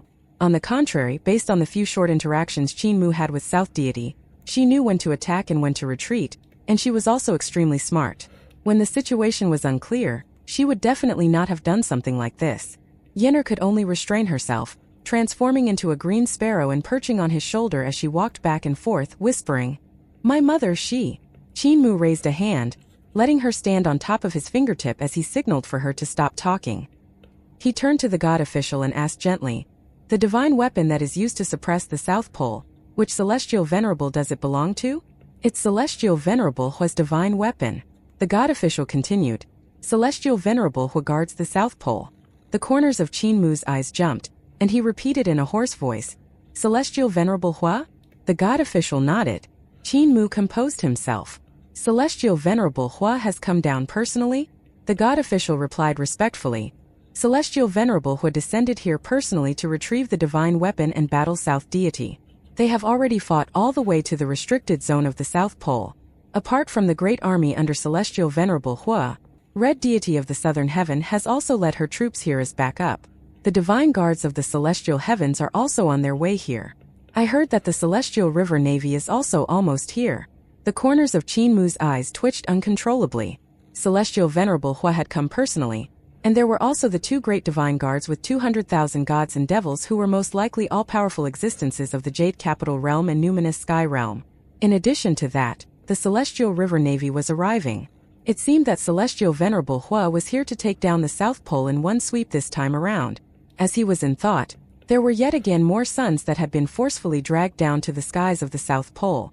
The strong magnetic forces twisted space as thousands of gods and devils descended from the skies and flew towards the South Pole to battle with the gods and devils of the Vermilion Bird Celestial Palace. But why is Red Deity Chi Xiaoyu of the Southern Heaven here as well? Qin Mu felt perplexed. Red Deity Chi Xiaoyu was a disciple that Celestial Venerable Yu had secretly groomed. Not only was she a disciple of Celestial Venerable Yu, but she was also the disciple of South Deity Zhu Quebec. She was a spy that the two women had planted within the celestial heavens. It was impossible for Red Deity Chi Xiaoyu to ever betray South Deity. Her personally leading the great army of the Southern Heaven there. It was all very strange. However, Celestial Venerable Hua had always hated evil with a passion, and had always viewed ancient gods to be the enemy. If he were here to kill South Deity Zhu Ke, he would definitely not hold back. Celestial Venerable Yu once said that Celestial Venerable Hua is no longer the Celestial Venerable Hua of the past. Could it be that he has really changed? He felt some unease in his heart, and Yenner, who was on his fingertip, had almost scratched off his finger. Qin Mu endured the pain and continued to ask, "How many days have passed since Celestial Venerable Hua went down to quell the rebellion?" The god official replied, "It has already been 4 days." Qin Mu felt his heart jolt violently, but he replied calmly, "South Deity rebelled and created chaos, so I shall personally head down to suppress the rebellion. Dragon Pie, let's go." The god official hesitated for a moment before replying, "Celestial Venerable, the battlefield up ahead is incredibly dangerous. It would be better if Celestial Venerable remained here." Qin Mu gave a smile that wasn't quite a smile. "Am I the Celestial Venerable? Or are you the Celestial Venerable?" The god official jumped back in fear and hurriedly waved his hand, commanding the heavenly soldiers and generals around them to clear a path for him. Qin Mu returned to the carriage, and the heavenly dragon treasure carriage sprinted towards the restricted zone of the South Pole. The restricted zone was the birthplace of South Deity Zhu Ke.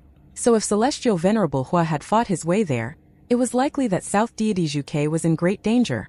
"She can't be so stupid, it can't be." Qin Mu put Yenner down. The little green sparrow anxiously leaped and flew about the carriage, constantly sticking her head out to look out the window. Qin Mu gave a mental command, and the windows of the heavenly dragon treasure carriage clanged loudly. Then, along with the 4 walls, they disappeared into the body of the carriage, so that the outside world could be seen unrestricted. The 6 heavenly dragons were also transformed into their complete forms, becoming hundreds of miles long. The carriage grew in size as well, giving off brilliant lights and spectacular color. The carriage traveled through the skies with an impressive display of power. "Yenner, don't worry." Qin Mu continued to reassure the anxious little green sparrow. "Your mother is almost as cunning as I am. Since she has rebelled, then she must have her own intentions.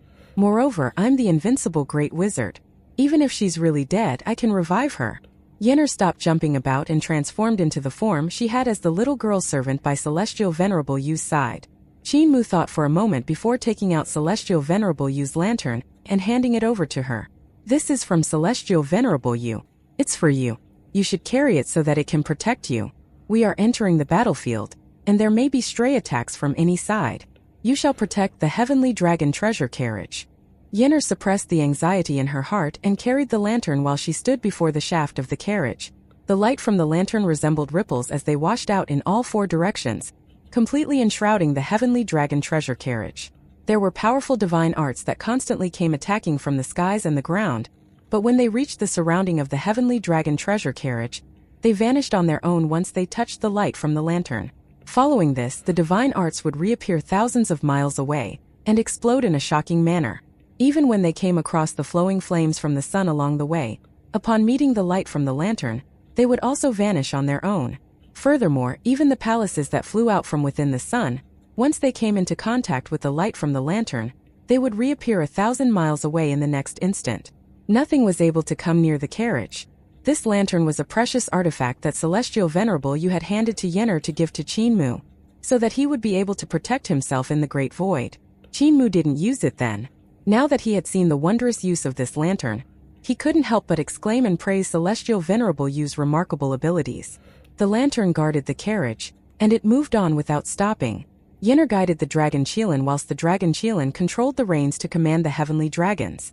The 6 heavenly dragons roared continuously, and with their roars came the sound of rolling thunder alongside lightning, and their speed increased steadily. It was just that the South Pole was incredibly vast, and the restricted zone was extremely far away. To sprint over would take at least a day or more. At this very moment, Qin Mu heard faint musical sounds that were coming from up ahead. He hurriedly stood up and looked into the distance. He saw a phoenix ship sailing in from beyond the skies. The enormous bow of the ship pierced through the atmosphere, and the phoenix ship flapped its wings. Countless heavenly soldiers and generals from the southern heaven controlled smaller ships and slid down from the phoenix ship. From these ships, countless feather swords flew out and sliced forwards along the land and mountain ranges as though trying to plow through them. Where the feather swords passed by, the mountains and rivers were all torn apart. The corners of Qin Mu's eyes jumped about. The gods and devils under Red Deity of the southern heaven were actually attacking the South Pole so ruthlessly. This was unlike what he had expected. Red Deity Qi Xiaoyu was definitely a genius in leading troops. At the end of the High Emperor era, she had personally led her army into battle and slain the previous celestial heaven's Red Deity of the southern heaven. The battle prowess of her army was extremely formidable, and with them personally coming forth to wage war, wherever they passed by would surely leave few survivors. Fatty Dragon, go near the phoenix ship. Hearing this, the dragon Qilin hurriedly controlled the direction of the carriage, and the heavenly dragon treasure carriage moved nearer to the phoenix ship. The general who was guarding the phoenix ship was a woman, and behind her, there was an apparition of the 9-headed phoenix primordial spirit, which looked extremely formidable. From afar she cried out, "Dare I ask if it's Celestial Venerable Mu aboard the carriage? Celestial Venerable, please hold your steps." The dragon Qilin quickly stopped the carriage. Qin Mu sat within the carriage and asked, "Is Red Deity on the ship?" The female general bowed. Her Majesty Red Deity has already made her way to the Vermilion Bird Celestial Palace to suppress the rebellion. She isn't on the ship. Qin Mu waved his hand, and the heavenly dragon treasure carriage continued on its way. After some time, he finally saw the Vermilion Bird Celestial Palace. The Vermilion Bird Celestial Palace was the most ancient celestial palace. Right now it had already been torn apart, and countless halls had already collapsed. Massive architecture descended from the skies like big mountains and crashed towards the ground. At this moment, there was a massive 9-headed phoenix that was flapping its wings and tearing apart the Vermilion Bird Celestial Palace. Its 9 heads spewed rays of light in all directions, and they swept out towards the gods and devils of the Vermilion Bird Celestial Palace. On one of the heads of the 9-headed phoenix, Qi Xiaoyu stood barefooted with a zither in her arms. Her sleeves were flowing about, and her fingers danced around. The musical notes from the zither were like the sharpest sword energy that cleaved downwards, and they massacred every single strong practitioner from the Vermilion Bird Celestial Palace who was coming at her. All around her, corpses descended like rain, and she was matchless. Around her surroundings, there were also many goddesses flying around as they cried out and executed their divine arts to kill the remaining survivors. At times they transformed into their human form to execute divine arts, and at other moments, they returned to their phoenix form to fly about. Amongst the strong practitioners of the Emperor's throne, Red Deity Qi Xiaoyu's battle prowess was definitely not inferior to Black Deity Son of Heaven Yin. "Young master." Ynir turned around to look at Qin Mu with a pleading expression. Qin Mu grit his teeth. He was truly unable to determine what Red Deity Qi Xiaoyu was trying to do. "Red Deity." Qin Mu sent a stream of consciousness that transformed into a loud explosive sound. Red Deity Qi Xiaoyu turned her head around to look, and with a tap of her toe, one of the heads of the 9-headed phoenix beneath her feet shook and transformed into another Qi Xiaoyu. She flew towards the heavenly dragon treasure carriage and bowed. "I pay my respects to Celestial Venerable Mu." Qin Mu's gaze was filled with complex emotions. Qi Xiaoyu had sent a clone to pay her respects while her original body was still attacking the Vermilion Bird Celestial Palace, with no sign of any intention to show mercy. "Red Deity, the heavens have the virtue of loving all living beings. Where it is possible to let people off, one should spare them. There's no need to be so ruthless," Qin Mu said gently. Qi Xiaoyu looked deeply at him. Suddenly, her original body trembled and transformed into 8 phoenixes. They extended their wings and flew across the skies above the Vermilion Bird Celestial Palace, enshrouding it in blazing flames. This extremely ancient celestial palace was melted, and countless gods perished under the phoenix's sacred fire. The 8 phoenixes gathered and fused together, transforming into an 8-headed rainbow-colored phoenix. It changed its direction and flew towards the heavenly dragon treasure carriage, and with a swoosh, it disappeared into the body of the Qi Xiaoyu that stood before Qin Mu. Behind Qi Xiaoyu, the nine-headed phoenix flapped its wings, and the skies were covered with fiery light. The nine-headed phoenix primordial spirit folded back its wings and gradually disappeared. Yen'er looked towards her angrily as she gritted her teeth. When you were young, it was I who fed you until you grew up. How dare you treat me like this? Qi Xiaoyu boarded the carriage, then stood before them and bowed. Celestial Venerable, the reason South Deity sent the princess away immediately when she was born, does Celestial Venerable still not know why? In this vermilion bird celestial palace, there's no longer anyone on her side. I'm also merely taking the opportunity to do her a favor. Qin Mu replied. Then where is South Deity? Within the restricted zone. Qi Xiaoyu raised a finger to point in the far distance. If Celestial Venerable makes it there in time, you might be able to see her one last time. Qin Mu's expression sank as he coldly asked, This is you and South Deity's idea? Red Deity Qi Xiaoyu was visibly perplexed. This was Celestial Venerable Yu's idea too. Celestial Venerable Mu. You are the invincible great wizard. You shouldn't be so nervous since Heaven Duke and Earth Count are still alive to resurrect South Deity, and allow her to get rid of the restraints of her great Tao.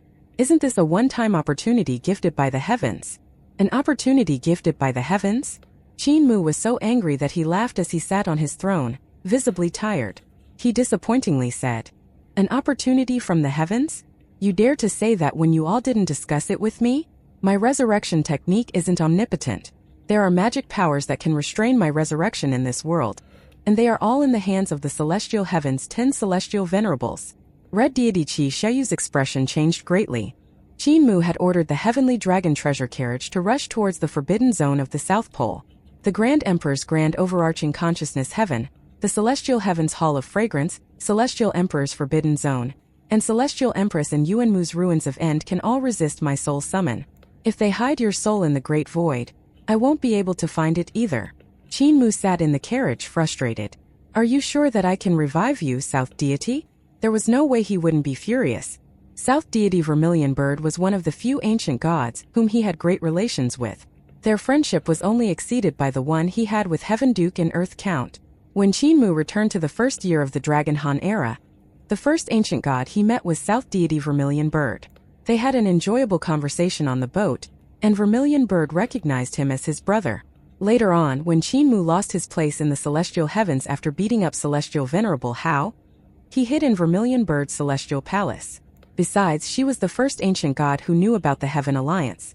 When Qin Mu was on the ghost ship and stole the 4 deities' power, which he was arrested for, it was South Deity Vermilion Bird who pushed for their release. This allowed them to be freed from the ghost ship. His relationship with Heaven Duke and Earth Count was like one between seniors and juniors. His relationship with South Deity Vermilion Bird was like one between brothers and sisters. He knew her plan. She wanted to use this opportunity to get rid of her ancient god body and be reborn so she would no longer be restrained by the great Tao of heaven and earth, like goddess of heavenly Een. Qin Mu was angry because when she did it, she didn't discuss it with him. She thought that the invincible great wizard, Qin Mu, was omnipotent and that he could revive her. To her, this situation with the 10 celestial venerables was the best timing to die by their hands while killing all of the gods and devils the celestial heavens placed in the South Pole. It was killing 2 birds with 1 stone. This opportunity is also the best timing to strike the ancient gods and me down. Qin Mu clenched his fist and teeth. South Deity Vermilion Bird wanted to use this time to be resurrected and get rid of the great Tao restraints. The celestial heavens also wanted to use this opportunity to suppress her soul, so that she couldn't be revived. The 10 celestial venerables would surely use this opportunity to prove to everyone, including the ancient gods, that the invincible great wizard, Qin Mu, wasn't someone the ancient gods could rely on. They had enough ways to suppress Qin Mu's magic to prevent Qin Mu from reviving dead ancient gods. They have 4 or 5 ways to suppress my resurrection. However, the Grand Emperor can't use his ultimate void, or else he will give himself away. Celestial Empress and Yuanmu can't use their ruins of end either, for fear of giving themselves away. Celestial Emperor's Forbidden Zone also can't be used. Therefore, the only thing that can be used is the Hall of Fragrance. Qin Mu looked forward as cold sweat burst from his forehead. The Celestial Heavens Hall of Fragrance was where the tattered soul of Celestial Venerable Yu was suppressed. When he tried to summon Celestial Venerable Yu's soul, he couldn't summon it out of the Hall of Fragrance. Even when Earth Count personally searched for Celestial Venerable Yu's soul, he couldn't enter the Hall of Fragrance. The Hall of Fragrance was one of the celestial heaven's 72 throne halls. The 10 celestial venerables would definitely use it to suppress South Deity Vermilion Bird Soul, so that Qin Mu's divine art would be ineffective, meaning she would die completely. Hopefully, this is only a conjecture. Hopefully, the Hall of Fragrance is still in the celestial heavens and hasn't been sent to the South Pole. The carriage's speed was pushed to the extreme. Qin Mu looked back and saw the Vermilion Bird Celestial Palace collapsing. The annihilation of the oldest celestial palace was set. It was certain that the South Pole had lost its master. Even if he could revive South Deity Vermilion Bird, she would no longer have control of this place. Besides, she might not even be able to be revived. Boom! The sky shook violently as a celestial river thousands of miles wide appeared above the South Pole. It was filled with torrents that twisted space as it drove past suns. Countless large ships floated on it. Unlike normal rivers, the celestial river's surface was like a disc, like two plates clasped together. There was no up or down for the celestial river, so on both sides of it, countless large ships sped on. That was the celestial river navy. The celestial heavens linked various large heavens, so the celestial river navy had been the army of the celestial heavens with the most gods and devils for 1,000,000 years. All this time, it was the celestial river navy that led the effort to quell the rebellions of the various heavens and the eras that were created. The Heaven Han Celestial Heavens, Crimson Light Celestial Heavens, High Emperor Celestial Heavens, and Founding Emperor Celestial Heavens all perished under the celestial river navy. Qin Mu looked up and saw the celestial river splitting itself like an incredibly large nine-tailed fox that was extending its tail, but one with way more than 9 tails. Hundreds of its tributaries flooded towards various parts of the South Pole as large boats sailed on them. The water extinguished the blazing flame of the South Pole, and countless of its gods and devils were slaughtered. This was a one-sided massacre. The celestial heavens war machine was activated, and it took little effort to defeat the South Pole. This was what the celestial heavens had been hiding for 1,000,000 years. Another dozen of its tributaries came to the front of Qin Mu, and boats descended from the heavens towards the brightest flame of the South Pole. Qin Mu retracted his gaze. Finally, the treasure carriage reached the forbidden zone of the South Pole. The great Tao multicolored light boiled as a giant sacrificial altar made out of flames rose on the horizon. That wasn't a sacrificial altar but a mirage formed by the light. The great Tao multicolored light formed a bird nest-like structure up top, which was extremely large. When looking from afar, one could see its blazing holy flames as if it was forming a vermilion bird spreading its wings and rising. The carriage went there and felt the blazing temperature. At such a temperature, even the 6 Jade Capital Realm heavenly dragons didn't dare to go any closer. However, the temperature had decreased by quite a bit due to the arrival of the Celestial River Navy. There were as many as 36 Celestial River tributaries that flowed into the South Pole's Forbidden Zone. The Navy used its power to suppress this Great Tao Forbidden Zone. Many of its ships drove into it to chase and kill the South Pole's gods and devils. There were many gods and devils that ran there. They fought against the Celestial Heaven's Celestial River Navy with their geographical and bloodline advantages, causing a lot of casualties on both sides. The Dragon Qilin drove the carriage forward into the South Pole's Great Tao multicolored light. The 4 deities of the ancient gods valued their birthplaces greatly. Qin Mu had been to the East, West, and North Pole, but he had never seen their birthplaces, even for the seemingly innocent and cute West deity. They hid their birthplaces, for the Forbidden Zones concealed the Great Tao rules that birthed them. They had to guard it to prevent having their weaknesses discovered. At that moment, the South Pole's Forbidden Zone emerged, and even from the outside, Qin Mu and the others could feel terrifying Great Tao tremors coming from it. The heavenly dragons drove the carriage in carefully and slowly. The place was hot, and the light was dangerous. From the outside, the zone was like a sacrificial altar formed by the light. But once one entered, one would realize that it was something else entirely. The Great Tao light that made up the Forbidden Zone formed a mountain range thousands of miles long. It formed unbelievably complex runes, while the more minute and detailed Great Tao lights formed different markings that were embedded into the mountains, ground, and even in the air. They were extremely dangerous. One had to be very careful in traversing the South Pole, or else one could trigger them. The ancient god's power came from the power of the Great Tao, and in this Forbidden Zone, the Great Tao almost became a solid substance. In front, after the Celestial River Navy opened the way, powerful gods and devils used the Celestial River to suppress the fire and the Great Tao light on the mountain. On the large ships, countless divine weapons flew up to suppress it. Qin Mu's carriage followed them without much danger. As they traversed, more and more boats appeared, and they would suddenly catch on fire. The gods and devils on board would catch fire and scamper around the deck, crying out. They triggered the great Tao light and its power here. If one couldn't suppress it, they would be swallowed by it. There wasn't just the Celestial River Navy here, there was also the South Pole's rebels. They ambushed and even challenged the Tao power here, dying alongside the Celestial River Navy. The carriage followed the Celestial River forward. The generals on the flying boat saw them, but no one came to ask them about what they were doing. Someone should have ordered them to allow them to enter the South Pole's forbidden zone. It's the Tao Flame zone ahead, everyone stop. A god in the Celestial River Navy stood at the bridge and ordered, "Force the rebels into it." Countless divine weapons flew from the ships to suppress the rebels in front. There were many gods and devils of the South Pole, at least 10,000 of them, but they couldn't deal with the Celestial River Navy's power and were thus forced to enter the forbidden zone. The carriage stopped immediately. Qin Mu, Yenner and the dragon Qilin watched the thousands of people run into the Tao Flame zone, igniting into flames. All of them became ashes and no one survived. Celestial Venerable Mu. That god hollered from above, "We are about to withdraw. There's no celestial river here to suppress it, so pardon me, Celestial Venerable." Qin Mu nodded, and that god ordered a withdrawal. The Celestial River tributaries withdrew quickly, and their waves took the boats with them. That god's boat was suppressing the Tao power of the Forbidden Zone from behind, so it was the last to leave. Celestial Venerable, the Tao Flames have 9 heavens. This is only the first. The deeper you enter, the more dangerous it becomes.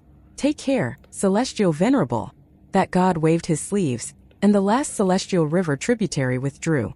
Qin Mu walked out of the carriage and solemnly said, "Follow me, Yenner and Fatty Dragon. The carriage stays here. Yenner, use your lantern to suppress the Tao Flames." Yenner carried the lantern to guard their advance while the carriage remained. The Tao Flames blazed on as the temperature rose. The void was even distorted as, one by one, the voids melted. Qin Mu looked back and was shocked. One could see the entire South Pole, and how it was like a distorted ring if one looked out from the flames of its forbidden zone. They were at the first heaven of the Forbidden Zone's Tao Flames, so Celestial Venerable Yu's lantern could easily deal with it. At the second heaven, Qin Mu looked back and saw how the universe's southern stars and constellations became a ring that hung outside the Forbidden Zone to form another heaven, outside of the South Pole. At the third heaven, an even more miraculous scene appeared. Qin Mu saw that the primordial realm and thousands of other worlds formed a third ring that was hung outside of the Forbidden Zone. The fourth heaven of the Tao Flame saw Heaven Duke Xuandu forming the fourth heaven and world. Yudu was the Tao Flame's fifth heaven, and it formed a dim halo. The ruins of End was thus the sixth heaven of the Tao Flame. While Yudu was dim, the ruins of End was black and emitted no glow at all. At the seventh heaven, one would see the celestial heavens, which had an incredibly glaring halo. At the eighth heaven, one could find the other 3 poles of the 4 poles existing like 3 small rings hung on a larger ring.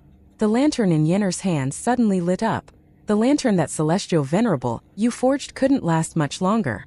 Qin Mu looked forward and saw that they had reached the outer layer of the Tao Flame's 9th heaven. At that moment, this great Tao Forbidden Zone's power was greatly diminished, as the flames on the lantern were extinguished. A violent gust of air blew towards them and caused their shirts to flutter. Qin Mu looked up and saw a throne hall descending from the sky. There were talismans all over it, and runes of all colors locked the hall like countless locks. The Hall of Fragrance had descended. Celestial Venerable Mu, you're late. In the flames of the 9th heaven of the Tao Flames, stood an imposing figure. He leaned his head and said plainly, "South Deity has fallen." The Hall of Fragrance hung above the 9th heaven of the Tao Flames. It had overlapping talisman imprints on it, so it wouldn't be affected by the holy fire. It was a bronze throne hall that was extremely ancient, standing for 1,000,000 years. Nevertheless, it was still very grand and dignified. The 72 throne halls of the celestial heavens were 72 treasures of shocking power like this one. With such a large throne hall above him, Qin Mu felt powerless. That was where his soul guide and resurrection couldn't reach. The imposing god in the flames walked towards Qin Mu. He grew larger and larger as the blazing flames coalesced in his body. There was an even larger figure behind him. The divine weapon Celestial Venerable Yu was behind him. At that moment, Celestial Venerable Hu absorbed the great Tao light in the South Pole Forbidden Zone to strengthen himself. It was extremely hard for him to elevate himself after cultivating to such a level. To improve, aside from cultivating to the celestial heavens realm, he could absorb the great Tao of heaven and earth of his attribute. South Deity Vermilion Bird's South Pole Forbidden Zone was undoubtedly the best place for that. When South Deity Vermilion Bird was alive, he couldn't take away the power there. After all, it was her nest. However, with her now dead, he could take over the place. Qin Mu looked at Celestial Venerable Hua, who was walking from the fire. He was so tall and imposing that one had to look up to see him. He gave him an unfamiliar feeling. When you became a Celestial Venerable, the 4 deities blessed you so that you could live longer and turn dangers into fortunes. Qin Mu suppressed his internal anger and said, "And now you've killed one of them, do you feel happy?" At the back of Celestial Venerable Hua's head, the wheel of fire blazed as his gaze fell on him. Celestial Venerable Hua was so powerful that even his gaze made Qin Mu feel like his primordial spirit was on fire. Their blessings are merely a form of surveillance and control. Celestial Venerable Hua said, "Truth be told, I already removed their blessing at the start of the middle of the Dragon Han era. After Celestial Venerable you died, I realized that my destiny can only be held by myself, and not be put in the hands of the ancient gods." He bent down to look at Qin Mu as he held out his hand to hold on to him. He coldly said, "Celestial Venerable you died because he believed that ancient gods could coexist peacefully with post-celestial lifeforms like humans and trusted them naively. I followed him for so long, and the only thing I've learned is that one can never trust the ancient gods. Any of them." He straightened himself and plainly said, "You're lucky, Celestial Venerable Mu. You left after getting the title of Celestial Venerable, so you didn't get their blessing. Who amongst those who got their blessing survived? You're lucky to not have had to survive the crisis of the Dragon Han era. I did. They blessed me to control me. Isn't it right for me to fight back and remove South Deity of the 4 deities?"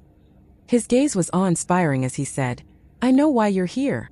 You want to use the ancient god's power to go against the celestial heavens. However, have you ever thought about how the 4 deities of then were terrifying beings who accepted post-celestial lifeform sacrifices? The era of today is way better than back then." Qin Mu nodded his head. "As long as I don't resist?" "Yes, as long as you don't resist." Celestial Venerable Hua continued to absorb the great Tao light of the zone as he said, "As long as you don't resist the celestial heavens and do your reform thing, everyone can live. As the Celestial Venerable of humans, I can protect you all. If Celestial Venerable you was still alive, he would be proud of my accomplishments." Qin Mu's eyes shook. "Celestial Venerable Hua, you have lived in the celestial heavens for way too long. You haven't seen what life is like for humans in the large heavens and the primordial realm. Every time gods and devils head down for sacrifices, are they not using humans as sacrificial offerings? Not resisting doesn't mean surviving. At best, only those with power and money do. It's already far better than the past eras." Celestial Venerable Hua bent down again with blazing flames burning in his eyes. The air he breathed out became a sea of flames that flew by Qin Mu as he said, "It will be better in the future. I have the power to protect humans, unlike other human Celestial Venerables. Celestial Venerable Yun was defeated, Celestial Venerable Yu became secluded, Celestial Venerable Ling didn't know how to be flexible and died without a burial site. Celestial Venerable Yu only knows how to hide in Yudu and blame himself, and Celestial Venerable Qin only knows how to go against the heavens and how to hide after being defeated. There's only me left. Celestial Venerable Mu. I'm the only one working to give humans a chance to survive. I can work with people that disgust me like cunning snakes just for this chance. For this chance I have to use their power to get rid of the ancient gods. All of them." He extended his palm to Qin Mu and sincerely said, "Stop the reform. Don't make it difficult for me in the celestial heavens. Come and help me. You are Celestial Venerable Mu, the strong practitioner who beat me then. I know that you are talented. If we work together, we can make that beautiful era a reality sooner. By that time we shall split power in the celestial heavens. I will be able to protect humans, and humans will no longer be sacrifices." Qin Mu didn't take his hand. Instead, he stared at it and vaguely said, "You want humans to live, even if they are kneeling or part of sacrifices to appease gods and devils. I have a dream too. In my dream, humans live standing up without kneeling for anyone. In my dream, every human can enjoy themselves and be a member of God's sections. They can control meteorological signs, and the great Tao of heaven and earth serves them.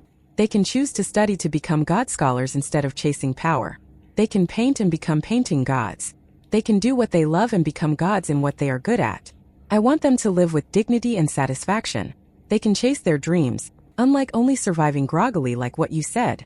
Celestial Venerable Hua retracted his palm and said with disappointment, "You are still thinking of reform. You are stubborn like Celestial Venerable Qin. Celestial Venerable Mu, the era of the 10 Celestial Venerables is here.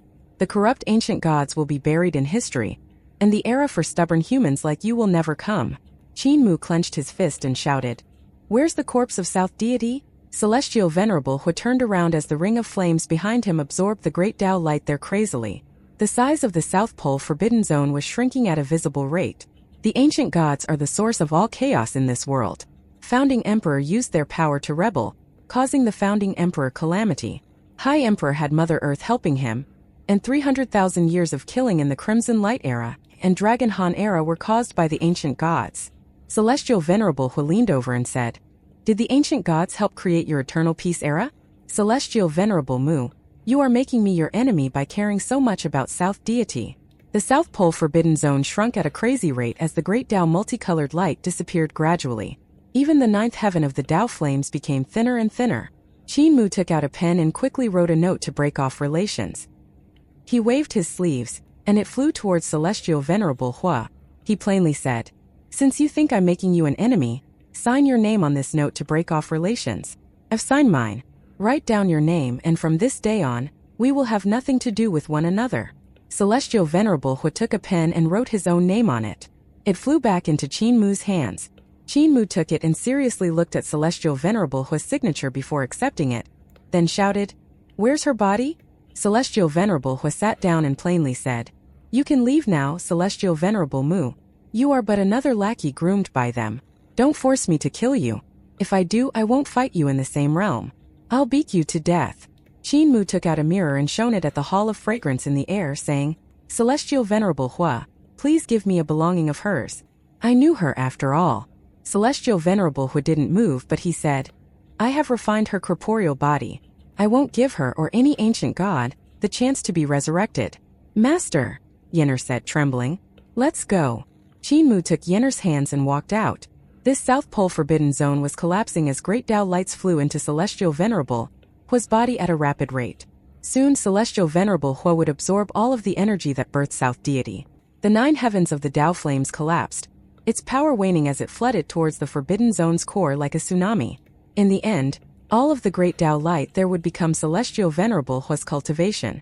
Even South Deity Vermilion Bird's cultivation would become a part of his cultivation. Celestial Venerable Hu's power would increase greatly. Qin Mu walked out of the 9 heavens and boarded the carriage with a groggy Yenner, then said, "Let's go, fatty dragon." The dragon Qilin didn't dare say anything as he silently drove the carriage away. Qin Mu's palms were cold as he let go of Yenner's hand to take out the note to break off relations. He took out a small notebook that had the signatures of Celestial Venerables like Celestial Venerable Ling and Celestial Venerable Hu. These were the signatures that he begged for shamelessly when he met the ancient Celestial Venerables during his return to the first year of the Dragon Han era. He compared Celestial Venerable Hu's signature on the note to the one in his notebook. They were identical. He is still the Celestial Venerable Hu of the past, not the Grand Emperor or Celestial Emperor. Yet, he isn't the Celestial Venerable Hu of the past anymore. Qin Mu sighed as he put the note in his notebook. He then asked Yenner, "Do you have any of your mother's belongings? It must be something with her essence. I can try to summon her soul with it. I can at least summon her shattered soul spread across heaven and earth, even if I can't summon the soul suppressed in the Hall of Fragrance." Yenner shook her head and replied, "I only met her a couple of times. She didn't give me anything." Qin Mu frowned and comforted her, saying, "South Deity had good relations with Celestial Venerable Yu. Maybe there'll be something of your mother's there. Don't worry." The dragon Qilin's voice came from outside. "Cult Master, Red Deity pleads for an audience." Qin Mu lifted his hand, and the curtains automatically rolled to the side. Red Deity Qi Xiaoyu bowed outside. "Celestial Venerable." Qin Mu closed the curtains and said, "Leave. South Deity is dead." Qi Xiaoyu shuddered. She took a while to recover, then hurriedly said, "Then Celestial Venerable." Qin Mu said with a powerless voice, "I can't resurrect her. Dragon Pie, let's go back to the primordial realm. You people." After a few days, the carriage was outside the peach forest of the primordial realm. Qin Mu got out and entered while Yenner followed with her lantern. After a while, Celestial Venerable Yu's palace was in sight. "Yenner, you shall wait outside with Fatty Dragon," Qin Mu instructed her as he entered alone. "South Deity has no belongings here." Yenner heard Celestial Venerable Yu's voice faintly. "You still need her belongings to summon her soul? It would be best to have her corporeal body. Belongings are secondary. Without it, I can't summon her tattered soul." However, Celestial Venerable Hu suppressed her soul in the Hall of Fragrance, So I can't do anything. Qin Mu's voice was light as he asked, did South Deity split part of her soul for reincarnation? Celestial Venerable You? I don't know about that. We may have good relations, but reincarnations are very important. There's no way that she would tell me. Qin Mu became silent before speaking again. Sister, your spatial divine art is very powerful and vast. Can you help me find a couple of people? Who do you want to find? 2 thieves and a constable. They are committing crimes in the various heavens of the primordial realm.